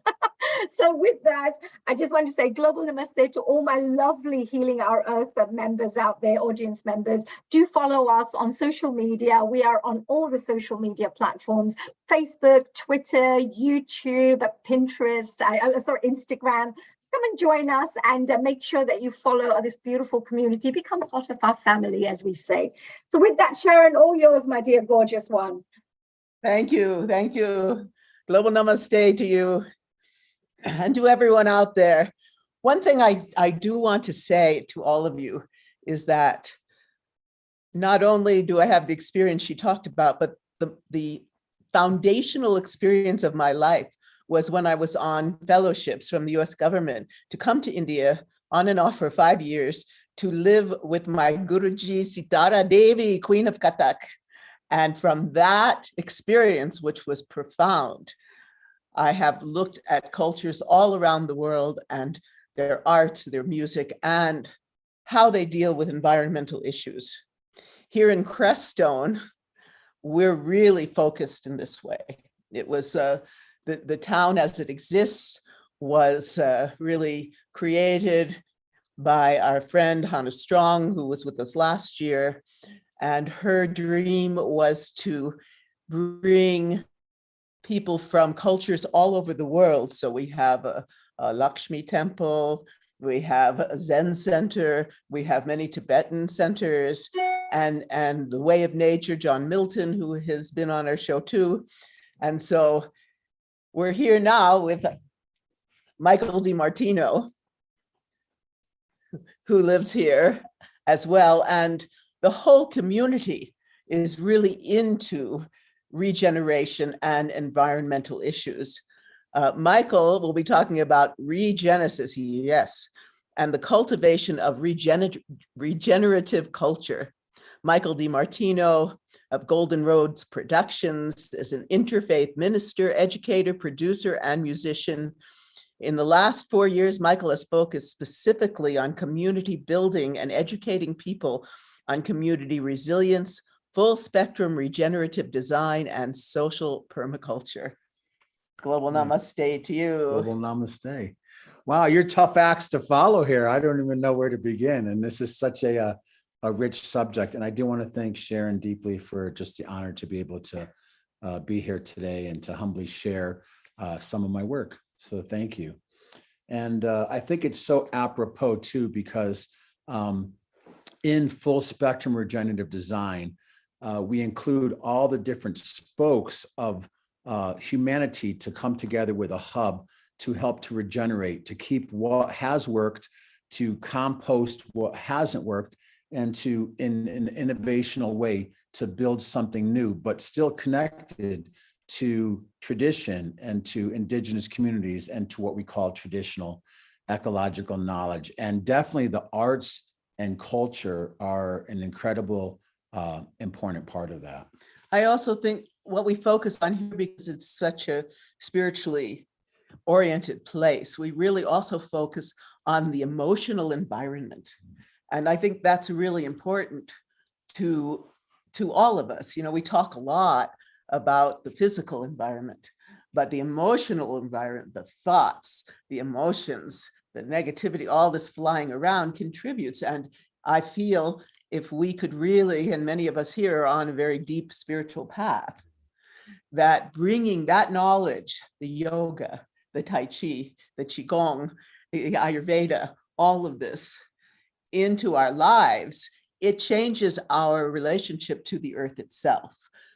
For example, Qigong and Taoism focuses completely on our relationship with nature, inner nature, as John Milton would say, inner nature, outer nature, and our true nature, which is where we're all headed, to find that God, goddess, that enlightened being that exists within every one of us. And so I always want to bring that, because it's not just the outer, but the inner is really important, because if you can completely transmute that, the kleshas, etc., into enlightened qualities, it will affect every aspect of your life and the lives of all those around you. And that's such a good point, Sharon, too, because I remember as you're speaking some of the words of Ram Dass, where, you know, he says, what is the greatest institution of social change? And he says it's the human heart, because it's very challenging sometimes to try to change minds. We come into the world with our genetic astrology, our ancestral karma. We have our experiences, we create our perceptions of reality, then these perceptions turn into projections. So it can be very challenging to change a mind, but if we can touch someone's heart, if we can inspire them to see the world, to see things differently, and like you said, through this internal spiritual environment, not just the external environment, and I know we're going to talk about plastics today, but to like clean up the environmental toxins within ourselves, we can start to perceive more clearly. Yes, I understand. We live in an area that has a lot of potato farmers, and they spray, not exactly in Crestone, but surrounding in the valley, and they spray all of these chemicals, petrochemicals, and then the winds kick up, and I'm just coming off a detox from dealing with these chemicals that came from this. Now here, as many of you know, we have our own garden, we make our own fertilizer, and we do everything very naturally and use indigenous techniques. And so that's where we're at, and that's where this community is at. And we're hoping from this, that what we do here in this community, to really reach out into the world, to bring the knowledge, even the building techniques we use. This is a very unusual place. And Michael's been doing a lot of work here. So, and it's so interesting because that's where, and I know we want to talk about plastics today, but I wanted to focus a little bit on this idea of regenesis or rebirthing. Oh, yes. And a big part of that is the concept of what we call social permaculture. As a permaculture designer, we think very much about, how do we slow water? How do we spread it? How do we sink it? How do we save it? How do we berm? How do we add things to the soil in a natural way? And the relationship of the elementals, earth, water, fire, air, because I know right now there's a lot of wildfires in California where I've been living that are extremely destructive because we have overdeveloped and overbuilt in areas that were just not meant to be developed. And now with the arc storms, we're seeing floodplains and massive flooding. But how do we design within the natural intelligence of the natural world to live more symbiotically? So a part of that is permaculture, but a part of that is also social permaculture. If we look at human beings and plants through natural intelligence, why do some plants grow in the shadow of others? Why do certain plants grow next to each other to give nitrogen? Or even through the mycelial network, that there's a collaborative, not the old Darwinian model of compete. There's a collaborative model that gets actualized when we start to look towards nature's intelligence. And very much like human beings, how do we cultivate a healthy garden? I guess we get to see your garden later, and cultivate healthy, sustainable, regenerative, and collaborative relationships. Yeah. There's so much work to be done to clean up the pollution that's happened on this earth. And not only the physical pollution, but the emotional pollution that really leads the kleshas, the greed that leads to this pollution of our beautiful planet. So let's talk a little bit more about this concept of regenesis. Right, thank you. Well, this has been something really, I was a musician for years, an event producer, and then during the pandemic, of course, a lot of us were not just quarantined, but all of these industries shut down. So I found myself with a lot of time to kind of meditate and pray on, okay, these are my skill sets, these are the things I've done in the past, but where are we now? Like in this quantum moment, where are we and how can I be more open and innovative to deal with the issues of this time? So we did a huge pivot and created Earthstock Foundation, which our slogan is invest in people, planet, and the future. And the idea is through this time, we pivoted to help bring more awareness around regenerative design. Now, for many years, really since, many cultures have never stopped, but here in the West, 200 years old, it's a horrible history of, colonialization, the patriarchy, rampant capitalism and destruction of the environment and of many native people and the wisdom keepers of these traditions. So in this time, how do we look at all these things and start to, and the word I really want to focus on is create solutions. Yes.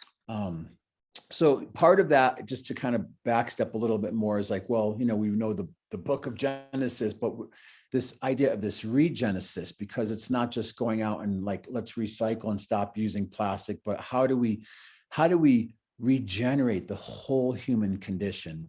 And this is where people like Buckminster Fuller and Barbara Marx Hubbard talked about, we can't fight the problem. We have to innovate and create new innovative solutions. So in regenerative design, if we picture kind of the hub of the human condition, and we have all these spokes coming off, we have arts and culture, we have health and wellness, we have things like green and renewable energy and appropriate technology. We also now have what we call circular economics, where how do we support others so that the haves and the have-nots, the chasm becomes deeper and wider, and then there's a very small privileged percentage of people, and others, meanwhile, here in this country, especially in places like California, the houselessness, the blight, the despair is really horrific. So we start to look at all these different aspects: circular economics, health and wellness, and also the role now, especially since the pandemic,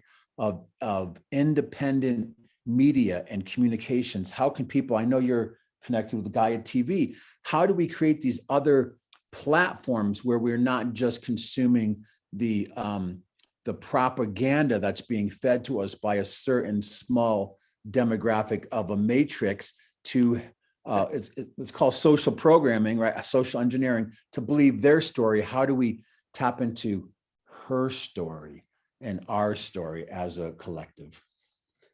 Yes, it's very troubling to see our cities here in the US just going into such hopelessness and such despair. It's disturbing, and it's hard to understand why it keeps going on and keeps going on. And we really would like to be of service to shift that back into, or beyond where we've been, into something really beautiful, in a way that everybody feels that they're seen and understood and can contribute. And I don't understand why they're not bringing these kinds of programs where people even could be, these same people that are on the street, they could be out there planting things on rooftops and just in parks. And there's so many things that could be done, but it seems that, the whole plastic situation is a part of this culture of greed and of, the bottom line, and not of love and caring and nurturing. And that's well, it's funny you're saying that, because I think it's part of in regenerative economics, we're starting to recognize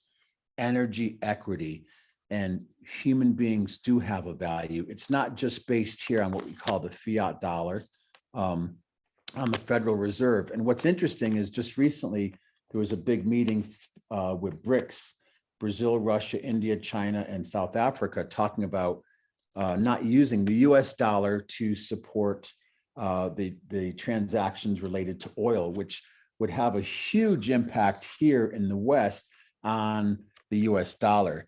So I think, starting with really environmental collapse, starting with what happened with a lot of the pandemic and the horrific impact that it had on people's lives and small businesses, and the bolstering of the petroleum, pharmaceutical, and the corporate models that actually were making record profits at that time, that we have to consider the fact that at someday we might not be able to just, pull a dollar bill out of our pocket and pay for things. We might have to look at other types of models of economics, like energy equity, like maybe, you're a healer, I'm a musician, you want music, and I need some healing. So how can we look at a different form of energy and equity and exchange, but not basing it just on, here in the United States, pieces of green paper? So it's an amazing thing. And even as, we had just dodged the debt ceiling collapse here in the United States. So all of these things are all simultaneously working. Extreme dramas to keep us disconnect, our minds in chaos, the inner nature in chaos. And so we don't even notice the outer nature. We're just glued to the TV or these. And so I want to talk a bit about plastics.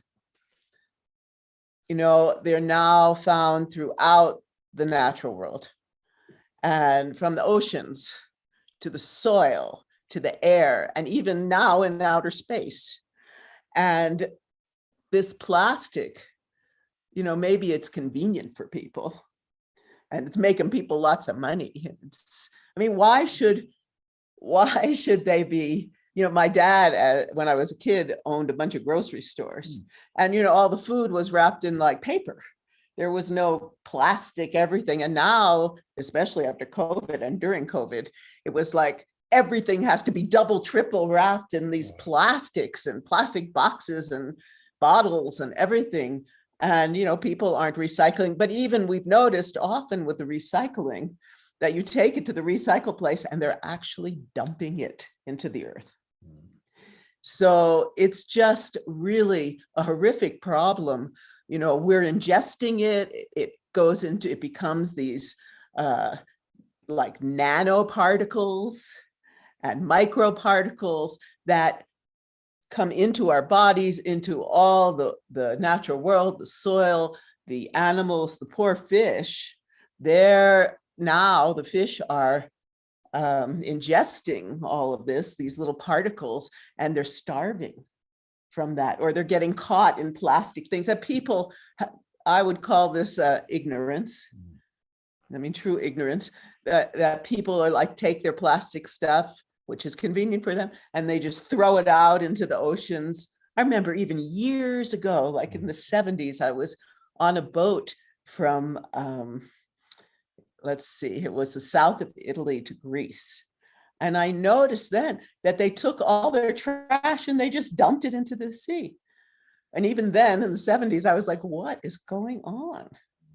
So this continues, and this goes back to this, economic model where that is not heart-centered, that is, has this top group of people who seem to not really care, or they might make a fuss about caring. Hannah used to tell me, Hannah Strong, who went to all the big events like the World Economic Forum and all that they'd all like, somebody would come who was a speaker about this, and the people would show up on their big planes, and they would just do like photo op. Yeah, greenwashing. Exactly. Yeah. Exactly. So, and it's interesting that you're saying that too, because we're finding out now that a lot of our human intelligence and our intuitive awareness and our spirituality and our ability to even connect with the natural world comes through our biome.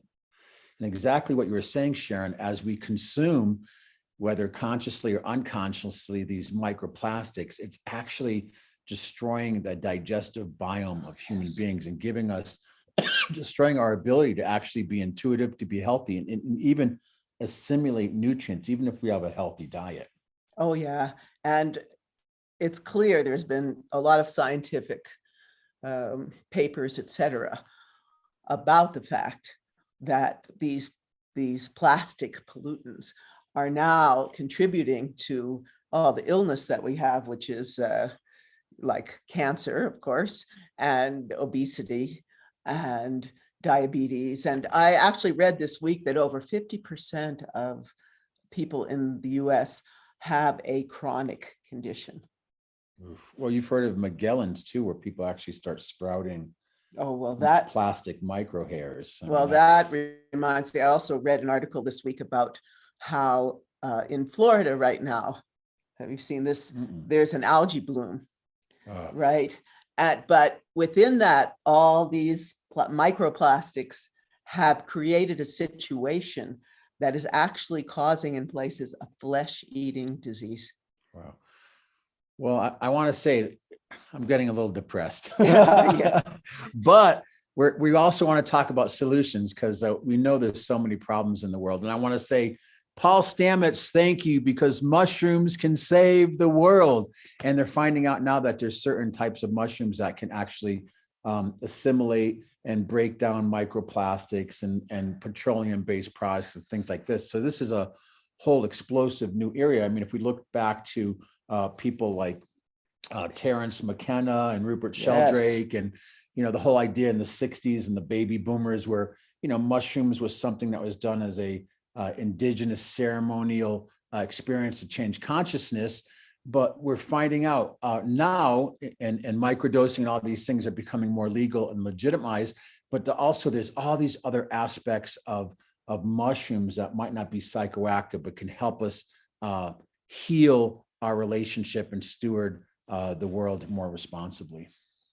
Yes, yes. And our next guest is here. So Michael's going to stay here and co-host with me because we know the lovely, beautiful, talented Miranda Clendenning. Well, that was a cosmic parlay right there. I didn't, the universe has a plan. Global namaste to you. Namaste. I love you guys. Miranda's another member of our community, and I'd like to introduce her. So she's going to be talking about the regeneration renaissance. So that's a great segue from Michael. Miranda Clendenning is one of the directors of Unify, the World 501c3, also known as Unify or unify.org. Here we are.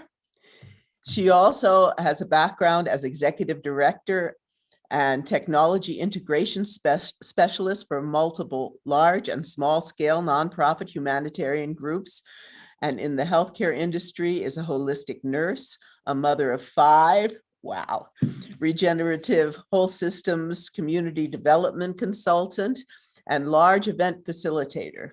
She also recently moved to Crestone, Colorado, a spiritual mecca in North America, here we are, and became the development director for SEED, Saguache County Sustainable Environment and Economic Development in San Luis Valley. She is actively helping lead regenerative community development efforts there. And there's so much more. So it's wonderful to have you with us, Miranda. Thank you, Sharon. Thank you, Michael. Yeah, beautiful conversation. So glad to be here. Right on the tail of, I was helping co-host and co-broadcast the Mother Tree Festival here in Crestone with Michael DiMartino. And oh my gosh, it was so beautiful and ties into so much of this. Peter May, He's been with us many times, Peter May. Yeah, he had the vision for doing this festival, and now we would love to see him pop up all over the world. But he was teaching about how we take care of our environment, literally where we are and where we live. And they did a whole environmental study on our environment, and just have seen the destruction from droughts and from humans and their impact and putting roads through forests and disrupting, basically. So they kind of made a plan that would take about 50 years to restore the environment completely, which is sad. It's kind of heartbreaking to hear that it will take that. But he literally did this festival, or a bunch of us together did it, to teach about, it's not a hopeless situation. There's still beauty everywhere, and learning to connect with the trees and bring the beavers back. He had a whole plan for that. They've researched on how to bring beavers back, how to bring monarchs back, how to go and feed the mother tree and find the mother tree. We were finding these like 600-year-old trees of all different types in the forest. So pinyon ones, juniper ones, cottonwoods down at the creek, and just finding the mother, and her roots are interconnected to all of the other trees in the forest of their same type. And when you feed the mother tree, he's got this mix of all these minerals and just amazing nutrients for the tree. And then she feeds the rest of the forest. And he's seeing it with trees that he gives this to. They put out pine nuts more often. Usually it's only once every 7 years, but they're doing it every year when he's doing this. So it was so beautiful to learn and to just see all that and just to be with so many beautiful people that we were all out frolicking in the forest and loving it and seeing where there's damage and what we can help heal and bring back. So it's possible. And that's why, I mean, taking that blueprint and having these little festivals everywhere where any community can go out and feed their mother trees, identify them, and identify what needs to be done. Do we need to bring back healthy waterways, clean up trash, know about your watershed and keeping it healthy? Make sure that all the trees are being fed by the waterways and that it's not being blocked or water taken, or just knowing your environment. If people have never been on a watershed walk or a mushroom walk, if people in your community offer those things, go out there and do it. Be with people that know the environment and know what's around you. Your watershed is any of the water up above you from where your water comes down into your town, your neighborhood, to your house.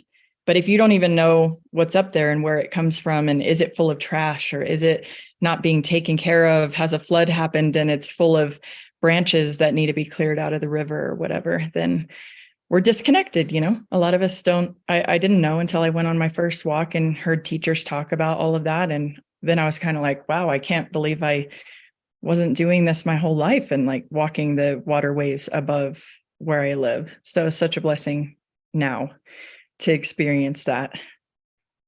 So tell us a little about your work with Unify. Yeah, so we do global synchronized meditations since 2012. We've done, I think, 98 of them now. The first one was on Mayan Shift Day in 12/21 of 2012. And it literally was, we had no idea what we were a part of or doing. We just wanted to broadcast from sacred sites as people were meditating on Mayan Shift Day, because the prophecy was that humanity was going to shift consciousness on that day. Either that or the world would end. Some people thought that. But we just knew so many of our friends at Egyptian pyramids and temples down in South America and all over the place. So we were just saying, like, if people have a way to get internet and send a broadcast, here's a live stream link. So, just pop in, show us, be in meditation together. Let's do a global synchronized meditation. And we actually broke the technology like 5 minutes into it. 1 million people joined within a few minutes time. And over the span of a week, 100 million people checked in meditating for Mayan Shift Day and for our planet and for consciousness. And so we've been going ever since then. That was, we consider ourselves to be part of, service to spirit and this planet and what's going on. There's no way we could have done marketing, fabulous enough to cause that to happen. That was literally spirit, tapping on the shoulders of so many people and them, showing up and not only meditating for peace on earth and for our future, but actually clicking on the link, registering, showing themselves on the map and where they were. And so we've seen that happen many, many times since then. We did one at the beginning of COVID.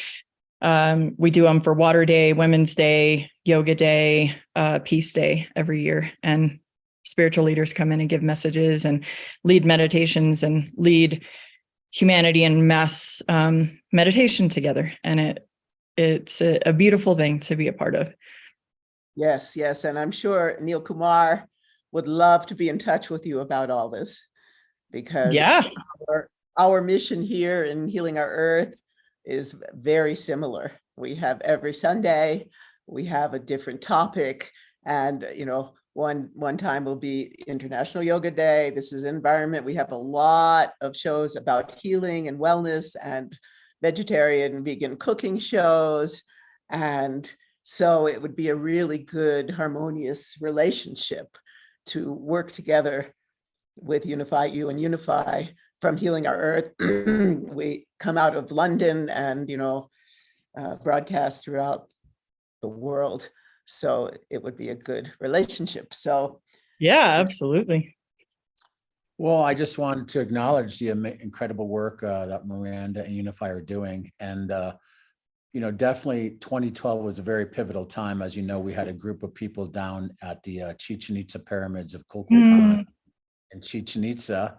And, sometimes when we do these consciousness events, there's also what we call Tezailapoca. You have Quetzalcoatl and you have the jaguar Tezailapoca. It can be very, it can be a challenge. So I wanted to thank you for all the amazing work that you're doing. And also, I know that you have a wealth of knowledge around bioremediation, which I, wanted to bring that back into the discourse, because there are solutions. We don't want to just depress people about all the things that are happening. And as people unify, as people connect around the world, we find each other, that we can have these amazing platforms to share information and to share these meditations and different ways for us to synergize and connect as part of this regenaissance.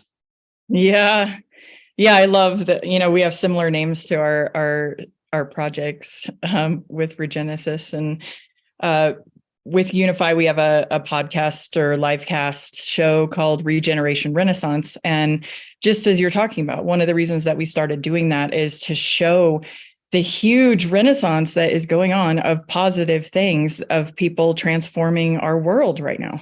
And that is, from the vantage point that we have, it is really real. I don't live in a world of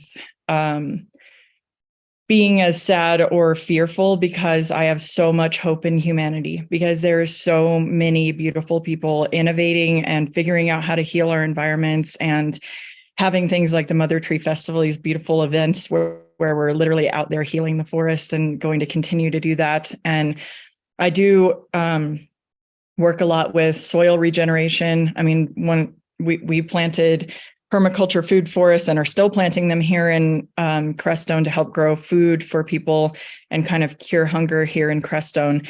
But the food forests don't start producing food until about 3 years in, but you grow the mycelium, you grow really healthy soil.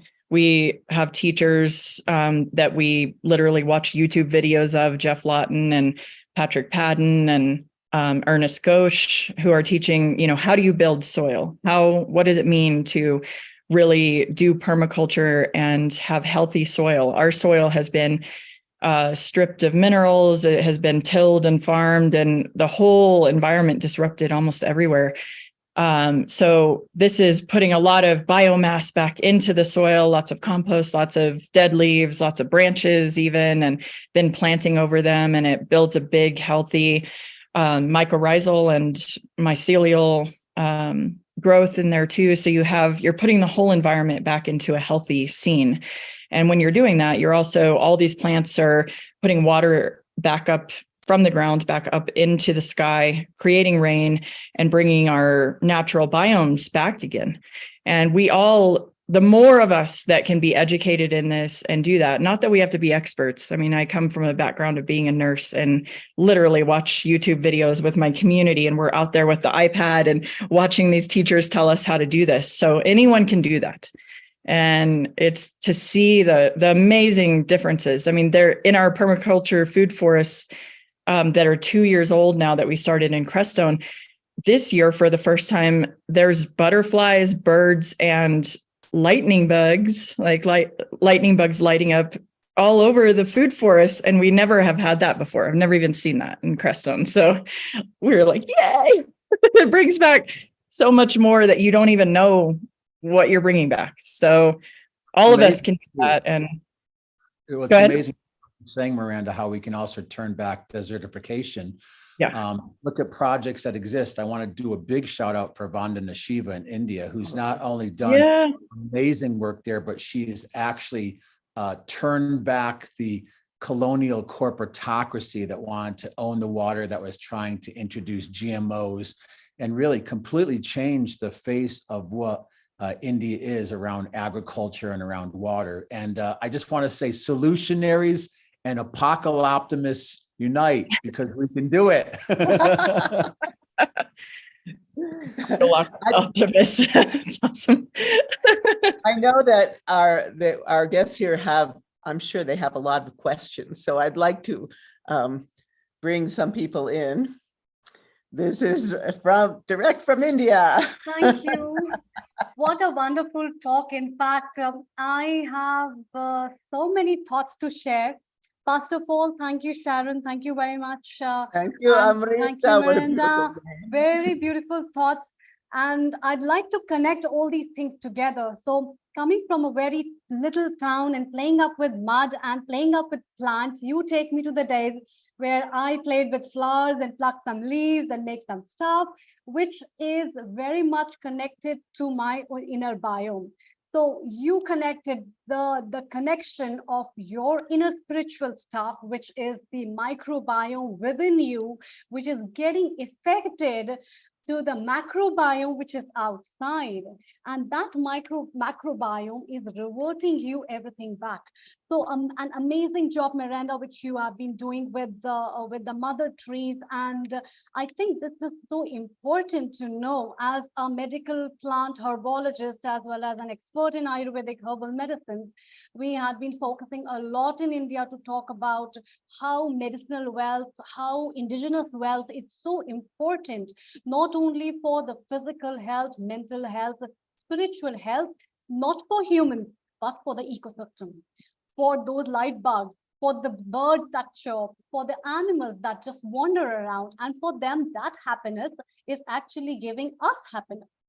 And when our children see all that bioflora of fauna and flora, that gives them the real energy that is existing. And in so many talks we had been talking about that energy which comes as prana in the form of life force. And that is the real biome force which is existing within each one of us. And so the connecting shells of you three have joined up all the ends together to make that connection, which is so logical and so important, because it's not just about plastic. It's not about talking about global warming. It's not about climate change, but it's about me, myself, and my life, how I can make it beautiful and how my surroundings can be beautiful. And that will change the whole biome and my perspective to look into the biome for me and future. So thank you so much from my side. I would say congratulations. And if I can contribute any way to this, it will be a wonderful thing. Thank you so much. I think you need to come and visit Crestone. Yeah, sure. Definitely. I would love to give the inputs and know more, so many things. It's so important. And especially when you see the intercultural things that are connected from one continent to another continent, and the kind of sharing of energy that comes about. Now, this tree of life, or the single tree of life, it reminds me of a story that my kids once showed me about a Spanish movie, and it was about the tree of life. And that was about an indigenous tribe where one daughter knows that her mother's life is in that tree, and she tried to save the whole community by saving that tree. And she had the only divine power to do that. So it needs a lot of divinity within you to hold that spiritual energy, to invoke that energy, to imbibe people and your surroundings to make this place really beautiful. Thank you. Well, I think it brings up this point of what's needed, I felt, especially after living with my Guruji Sitara Devi and learning so much from her, that the power of the feminine, because I was trained now to embody Lakshmi and Durga and everybody, and really feel that Shakti in my being. And I really feel right now that the feminine is in trouble here in this world. And that the more we can bring back those caring, nurturing qualities of the feminine, then the earth will revive, and Miranda and I have spoken a lot about these issues with the feminine. So would you like to speak about that, Miranda? Yeah. Another show that we have on Unify is Women Rising. And yeah, Sharon's been on there with me before. And Sharon teaches so many beautiful things with all the Qigong and the energy and the dance and just so much of your training. And I a little bit differently don't feel the women are so much in trouble here on this planet. I think the women are changing this planet and are awake, and so many of the initiatives we have with Unify, our climate initiatives, many of the environmental ones, it is 70 to 75% women that are showing up to lead the peace marches, run the environmental climate change action, run the youth groups, so women on fire and passionate and empowered is my greatest hope for this world right now. And I do think that so many of us are gathering together and carrying with that mother spirit energy of, we're not going to let our planet just go away or get harmed or continue in this way. Humanity has to wake up, even if we have to have all of us as a family and children together, and we have to teach each other and be together. But I do think women are our greatest hope and our greatest force of change right now. We see it all the time with Unify. So I agree with you. And it would be wonderful if instead of watching mainstream news that's telling you fearful things, that we would watch, going to Unify, going to Healing Our Earth, to really learn about beauty and regeneration and spiritual issues and yoga and Tai Chi and Ayurveda and TCM, traditional Chinese medicine, and indigenous medicine and qualities that would lift us up out of this, what's being projected on us. It'd be so nice if instead of the news, which is telling you about all the horrible things, you had a news that was telling you all these wonderful things that people are doing. Yeah, it's out there, and it is our job to keep telling the positive story. And thank you, Dr. Amrita. Also, I love your storytelling and everything. And yes, our, coming from a background as a holistic nurse, our internal biome and the health of our body and all the diseases that are happening are literally from disconnection of what we should be connected to in our body, and eating the right food and having the right spiritual balance and having the right herbs growing and harvesting and that we're taking and that we have, and being in right relationship with family and community and our planet. So yes, all these things are beautifully connected. I would love to come and visit you there someday too. Sure. Most welcome. I think Malaji has to say something. Malaji, yes, please. Okay, there we go. I was just going to say, Miranda and Sharon, you've made some such important, powerful points. And I've been reflecting on this for a long time. I know it's not about gender, and it's not about a competition between male and female. And I reflected a lot on this because we all just brought up traditionally and we get on with it, wherever you come from, whatever race, whatever culture. The power of women, even me as a female, I didn't realize we have produced and given life to everybody to create this world, to embody everybody. And I think we're underrepresented in the world. Without life, the fact of life, we get birth, the most powerful thing. And historically and in religion, every culture, you've got Durga, Lakshmi, Mother Kali, all of Indian deities. But in the African cultures, you've got the Mamawati, the powerful deities that hold the fort for the families. But then you've got Mother Mary as well, that was holding the fort and endured pain, endured suffering. And during the World Wars, World War I and II, it was the women that helped all those soldiers, wounded soldiers, come back home to food, to clothing, to more uniforms, to, they ran those factories. And I think, it's a great thing that we unite, we strengthen, but we educate at the same time. And we don't need to compete and, reinvent egos and all of the things that the world actually gives back to us. And you made some powerful points there. And thanks to everybody for helping us reflect on what we do in this world. Thank you. We have Trupti ji. Let's have her comments. Trupti ji, please. It's amazing, Sharon and Marinda, and I think it's Richard, isn't it?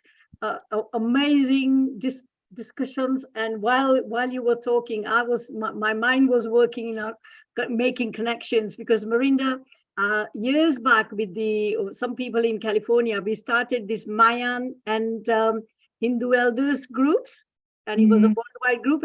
See how much connection there between the whole of the Mayan civilization, and there are also Tirana Indians in South America and many other cultures, and the similarity of indigenous people, their knowledge, and how, again, coming back to all of us, just amazing, not coincidence. I think it's something that we all meant to be doing. That's why we are all together today. And let's all work together. And Sharon, you mentioned Sitara Devi, and I've seen, this is amazing, really, because I'm a Bharatanatyam dancer like honey as well, and Sitara Devi being the Kathak thing, and how you sort of like teach from dance the whole stories about the environment, about the trees, the goddesses, how you teach all the stories in terms of dance. But when you tell the children those stories, you're not only teaching them dance, you're also instilling these values of being holistic with the whole nature, isn't it? When we teach about the yoga and starting with the sun salutation, I mean, what more can you teach about the value of sun and the necessity of how sun sort of like from the moment the universe was created, how sun nurtures us and everything else. It's just amazing, I think. And connection of all of us is really amazing as well. And I really loved listening to everybody that I listened to, and particularly three of you in the last segment. And Dr. Amrita, I also listened to you earlier on when you were talking to Dr. Richa and Kailash. So yes, fantastic listening to all of you, and such amazing connections. And let's work together. Let's do these more sessions on yoga, meditation, and everything else is needed. Thank you very much. Yes, that's wonderful. I want to respond. Number one, my husband and I made a movie in 2006, a documentary called 2012, The Odyssey. And in that, we looked at these prophecies about 2012 and this time from many, many different cultures. We were down in Peru with the Karo shamans, and we talked about the Kali Yuga concept, and then from the Hebrew tradition, from all of these different traditions. So since we've been talking about that period of time, and it was interesting because the people we interviewed were speaking about things at that point that are now, about the environment, about what was going on, about the emotional, psychological issues that we needed to deal with. So we watched it recently, and it was like, whoa, this is really prescient. And on the other note of working with children, I had for 6 years in New York and surrounding areas, I worked with Ramzi El Edlabi, my dance and music partner. And we went to thousands of schools, teaching them. We did 12 cultures in 45 minutes a show. And we had them participating and dressing. And then we went to one school where for a whole semester, we came every week. And each class had a different culture that they posed up. So I was able, through dance, through the arts, to bring in these deep spiritual concepts. Yeah. And they loved it. Even the parents came in and helped to make the costumes. And I just feel we need more and more of that. Because the children need our love. They need our nurturing care from this deep feminine well. Absolutely. It's time. It's time. Is that Seema here? Yeah. Hello, Seema ji. Global Namaste. Namaste. How are you all? Good to see you. Lovely to see you all. It's been a while. You're looking beautiful as always. It has indeed, and I've missed all of you very, very much. And I've missed being on Healing Aura. And but you would know I was traveling recently. I was in a beautiful country called Lithuania. And it was an experience of a lifetime for me. My great-grandparents came from Lithuania, one side. It is such a beautiful country, and the people are so warm and loving. It's unbelievable. And I mean, it's summertime there and it's very green. And you know, Lithuania has a lot of water bodies and forests. Oof. And they're pine forests. So yes, they're pine forests. So it's very fresh, and the air is very crisp, very clean, and it's not very polluted, and it's extremely close to nature and very high vibration. Sharon, you would have loved it. Amrita ji, you would have, I mean, Meeta ji and Lata, everybody, Miranda, and everyone else who's here at Healing Our Earth. I want to say you guys would have loved Lithuania. It's just beautiful. Very, very beautiful. Nice. And yeah, and you were speaking, you know, today our topic is all about climate, the climate crisis and plastic pollution. You know, and every time I visit countries that have all this raw forest energy, I can't help but think about how much more we can be doing for our planet. And there's so much more to be done, you know. I mean, we're just at the beginning. There's so much to tackle. And when I look at our youth, our children, they are the ones we really need to worry about, because a lot of the youngsters are facing this eco-anxiety. Yes. You know, that what is our tomorrow? Do we have a world that we're going to live in? You know, what's going to happen? Well, the human spirit is resilient. I mean, as a child, they were, you know, putting on us, oh yes, the nuclear war is going to happen and everybody has to go duck and cover under the tables. And right. You know, it's time for, and I think Miranda's part of it, we're all part of it, this regeneration of a connection with the natural world in the most positive, nurturing way. Absolutely. And if I can add to that too, you know, there's many different generations, and right now there's definitely a huge generation gap that I know here in the United States.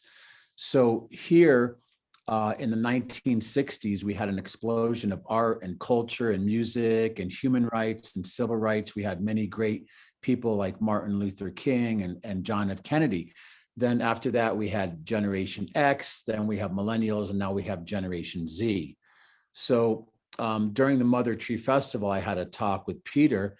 So what we decided is that right now we're all finding each other, and the unity that we all share in the spirit of the divine feminine. And I like what was said earlier, because it's not about gender, and we live in an age where there's a lot of gender confusion.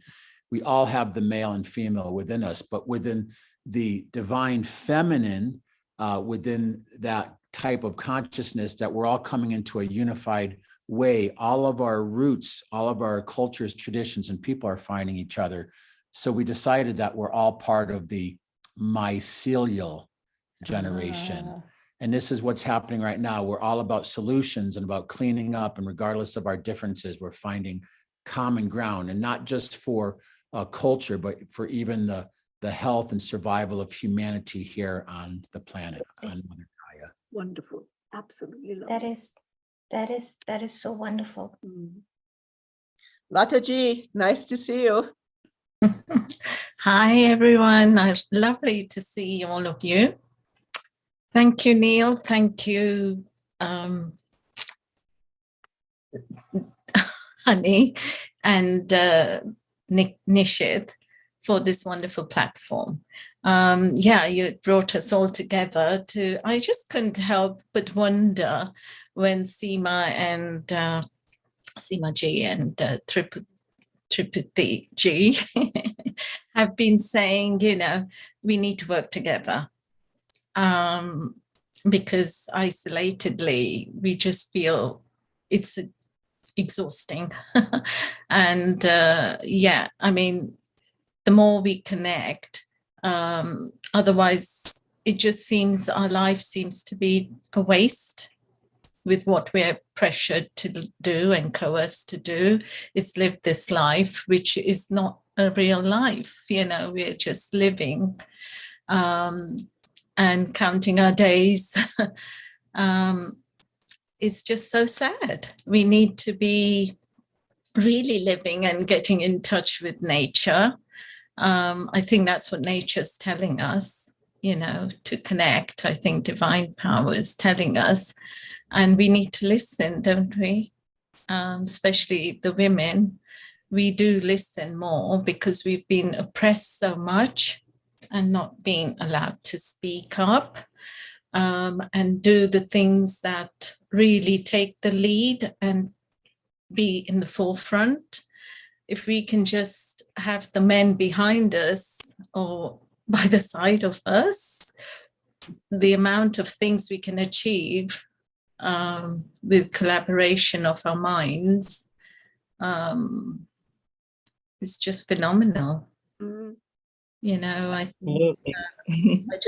just longing to go to Lithuania and experience the wonderful pine forests and fresh air everywhere, you know. Breathtakingly beautiful in the summer. So I was speaking to a local Lithuanian person who I got very friendly with, and they said to me, they said, Seemaji, you're going to love it in the summer. It's crisp, it's warm, they're cool breezes. But come and visit us in January and February. It's another story altogether. I said, I'm sure it is. But, you know, hitting on the note where you spoke about us women moving together and, you know, just, I think it's not only about moving together. I'm going to bring this back to what we're speaking about today, which is the climate crisis and plastic pollution. I'm sorry, I'm a bit passionate about this topic. I think we all have to not only join hands and move together as women with men behind us supporting us, or as women and men, or as Shiva and Shakti energies moving together. We need to take responsibility. It's, you know, a lot of us are out there, we say, oh, this has to happen and this has to be done and this has to be done, blah, blah. But we have to start taking responsibility because we have done this to our planet. And now we have to reverse the effects of it. We may have not been aware of what was happening when we did it, you know, because we were going in for the conveniences of plastic, etc. But now is the time for us to really take responsibility, because the reality of the situation is we don't have time. I think we have our Neil Kumar as well to say something. Neilji, please. Sharon, thank you very much. It's going good. We'll extend for 10 minutes just before that. And before we go to Nishi, our technical director, let's announce our future events. So Sharon, here you go. Oh, we have, as always, some wonderful events coming up. So Sunday, the 11th of June, we have Wellbeing and Wellness. That is always a very beautiful show where we bring in teachers and scholars and scientists about all aspects of healing throughout the planet, from indigenous cultures, from modern science. We weave it all together into something, a wonderful show with so much good information on taking care of yourself and ways in which you can do this. So that will be next Sunday on the 11th. And then after that, we have 2 weeks of International Yoga Day special. Wow. Yeah. And I know in the past, we've had people teaching classes, people talking about the science of yoga, people talking about the spirit of yoga. So that's on the 18th and then again on the 25th, right? So join us for that. And then after that, we have our Guru Purnima special. And that's always a wonderful show where we're paying homage to our gurus, to our teachers, and our first gurus, our parents. So that's on the 2nd of July. And please join us for that. And after that, I'm sure we're going to have much more. We have, here's the Ayurveda special. The next week, the benefits of Ayurveda. And that's also always a very powerful show. And also then we'll have more shows on wellness. We'll have the wonderful vegan cooking shows that everyone loves, and so many more uplifting and really informative shows. So all of you out there, stay with us every week. Thank you, Sharon. Wonderful. Yes, the vegan vegetarian is after that. Let's move on to Nishit. Nishit, for your comments, and we've had a wonderful day so far. And we are trying to beat the plastic pollution. Absolutely. So well done to all the speakers today. It's been a very interesting session. For me, I have a couple of things that I look at. I look at the 3 R's, which is reduce, reuse, and recycle. As a householder, you need to lead the battle yourself. And these are the common things that you have control over. So in your household waste, make sure you reduce where you can use of plastic. Make sure you can reuse it if you can. And number 3, make sure it's recyclable, so at least you can reuse in that way. Another tip would be to compost. So composting organic waste is an effective way of reducing kitchen and backyard waste. Also reduces the amount going to landfill, but it also provides rich nutrients to your garden. The next tip for me is to do water conservation. So make sure you fix any leaks promptly, install low flow shower heads and toilets, and water your plants early in the morning or late in the day to reduce evaporation, and consider collecting rainwater for garden use.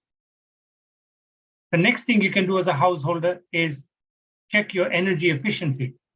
So switch to energy efficient appliances where possible, LED light bulbs, insulate your home properly, and consider using renewable energy if possible from sources like, say, solar panels. Also, having a programmable thermostat and turning the lights off and electronics when not in use can save a significant amount of power or energy. The next thing you can do is look at sustainable transportation. If you drive around, see if you can get onto commuter transport methods so that you don't have that many more cars going out onto the road and polluting the environment. Consider biking, using electric vehicles, and so on. If you have a car, make sure it's well maintained for fuel efficiency, and so on. The next thing you can do as the normal householder is to plant trees and shrubs. So plants absorb carbon dioxide and they provide shade, reducing the need for, say, maybe air conditioning. And they also provide a habitat for the local wildlife. The next thing I would do is reduce single-use plastic. Reduce the use of that where possible. So like things like shopping bags, things like that, consider moving to the cloth bags so that you don't have to use this one-time plastic stuff. And then the last thing I would do is, well, a couple of more things. One is support local and organic.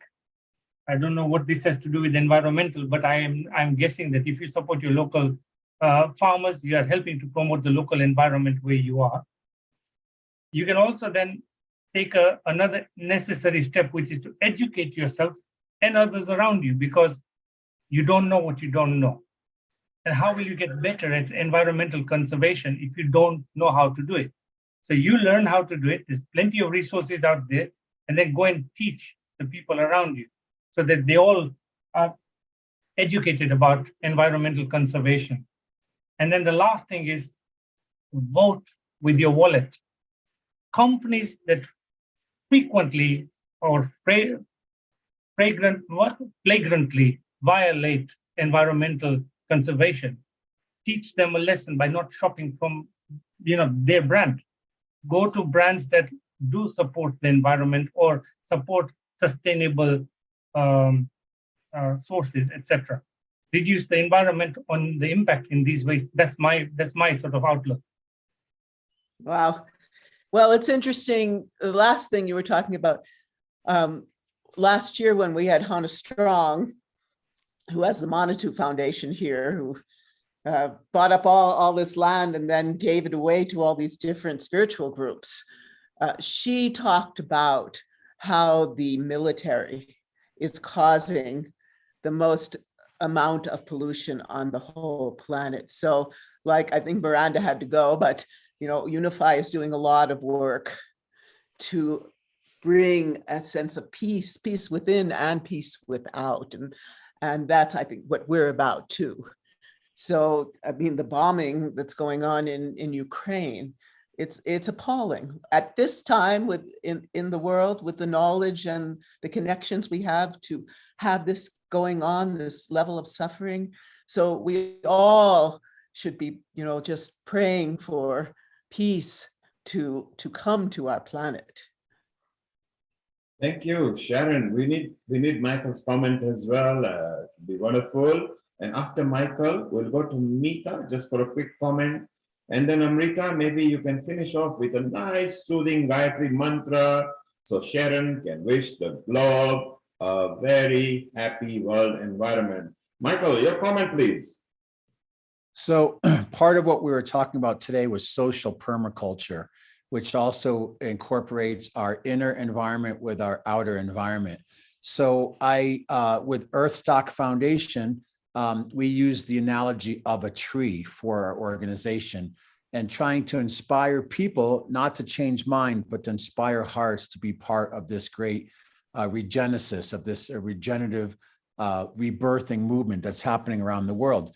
But if we look at a tree, the tree has roots, the tree has a trunk, and it has branches. So many people in the world are watering their branch and wondering why their branch is not bearing fruit.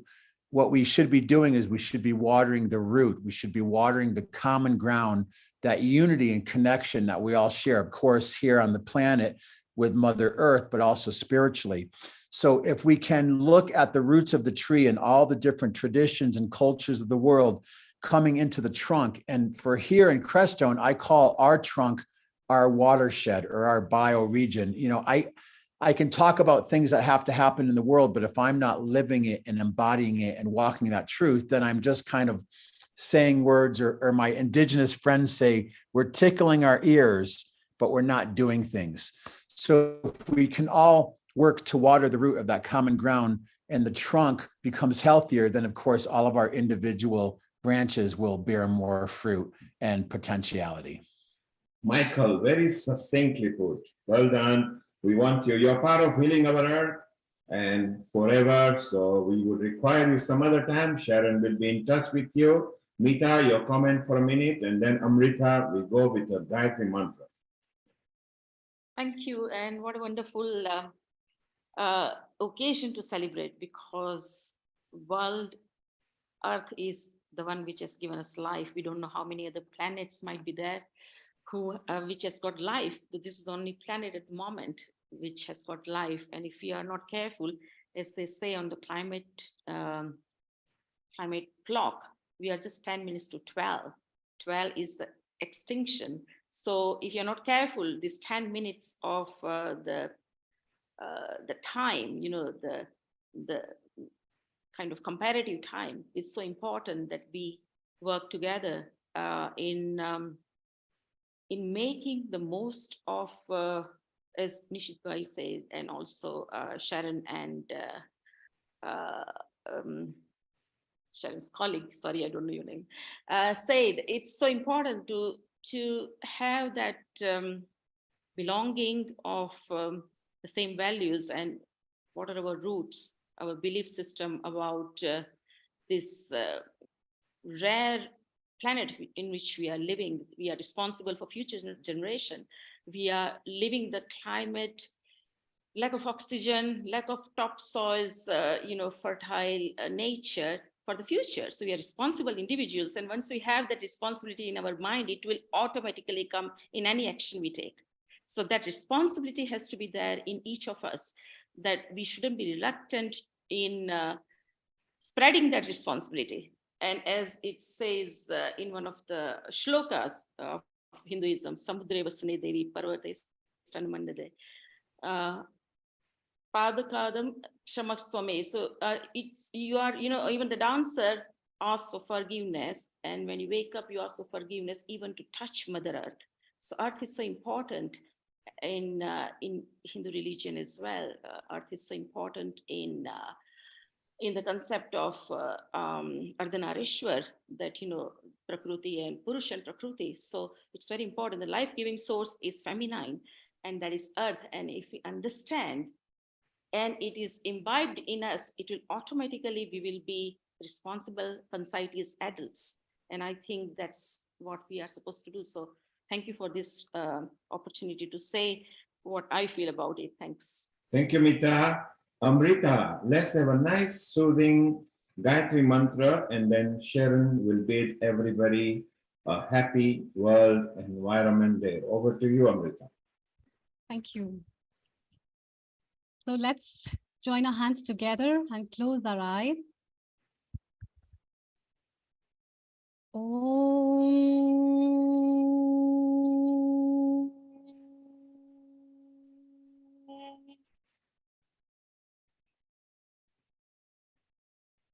Om Bhurbhuvah Swaha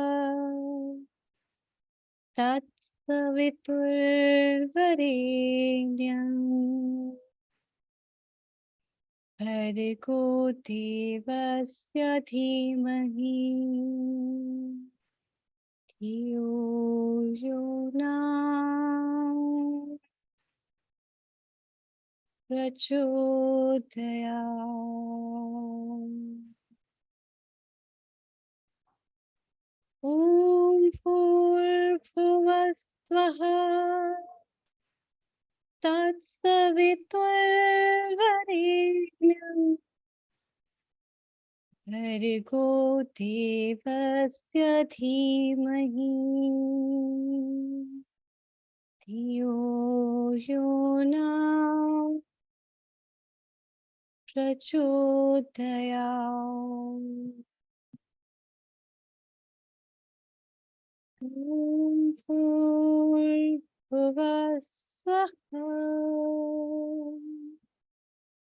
Tat Saviturvarenyam Bhargo Devasya Dhimahi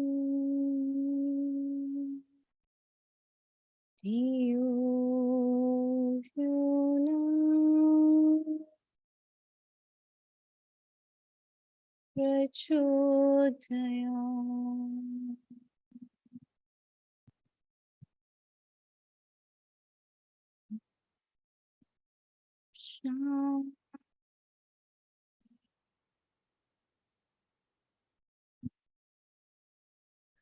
Shanti.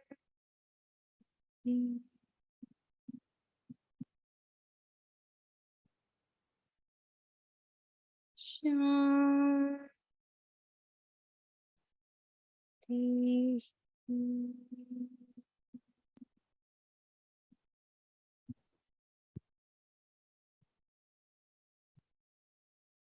Thank you, Dr. Amrita from India, and Shanti, Shanti, Shanti to the globe and the earth. And Sharon, if you'd like to wind down now, meanwhile, Michael, Sharon, Amrita, Lata, Meeta, Trupti, Nishit, Seema, and Mala, who are still here, and Lakshmiji, who is over there.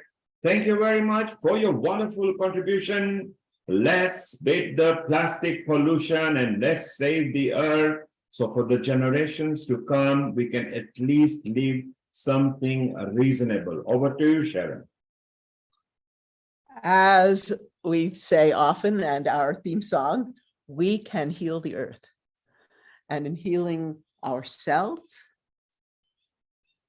as we speak about every week on healing our earth, As we heal ourselves, then the whole environment will be healed. And to me, this is the essence of so many teachings from so many cultures. So we thank you all. We thank you, Neil, and we thank you, Nishit. And for everyone out there, join us next week. It's been wonderful, as always.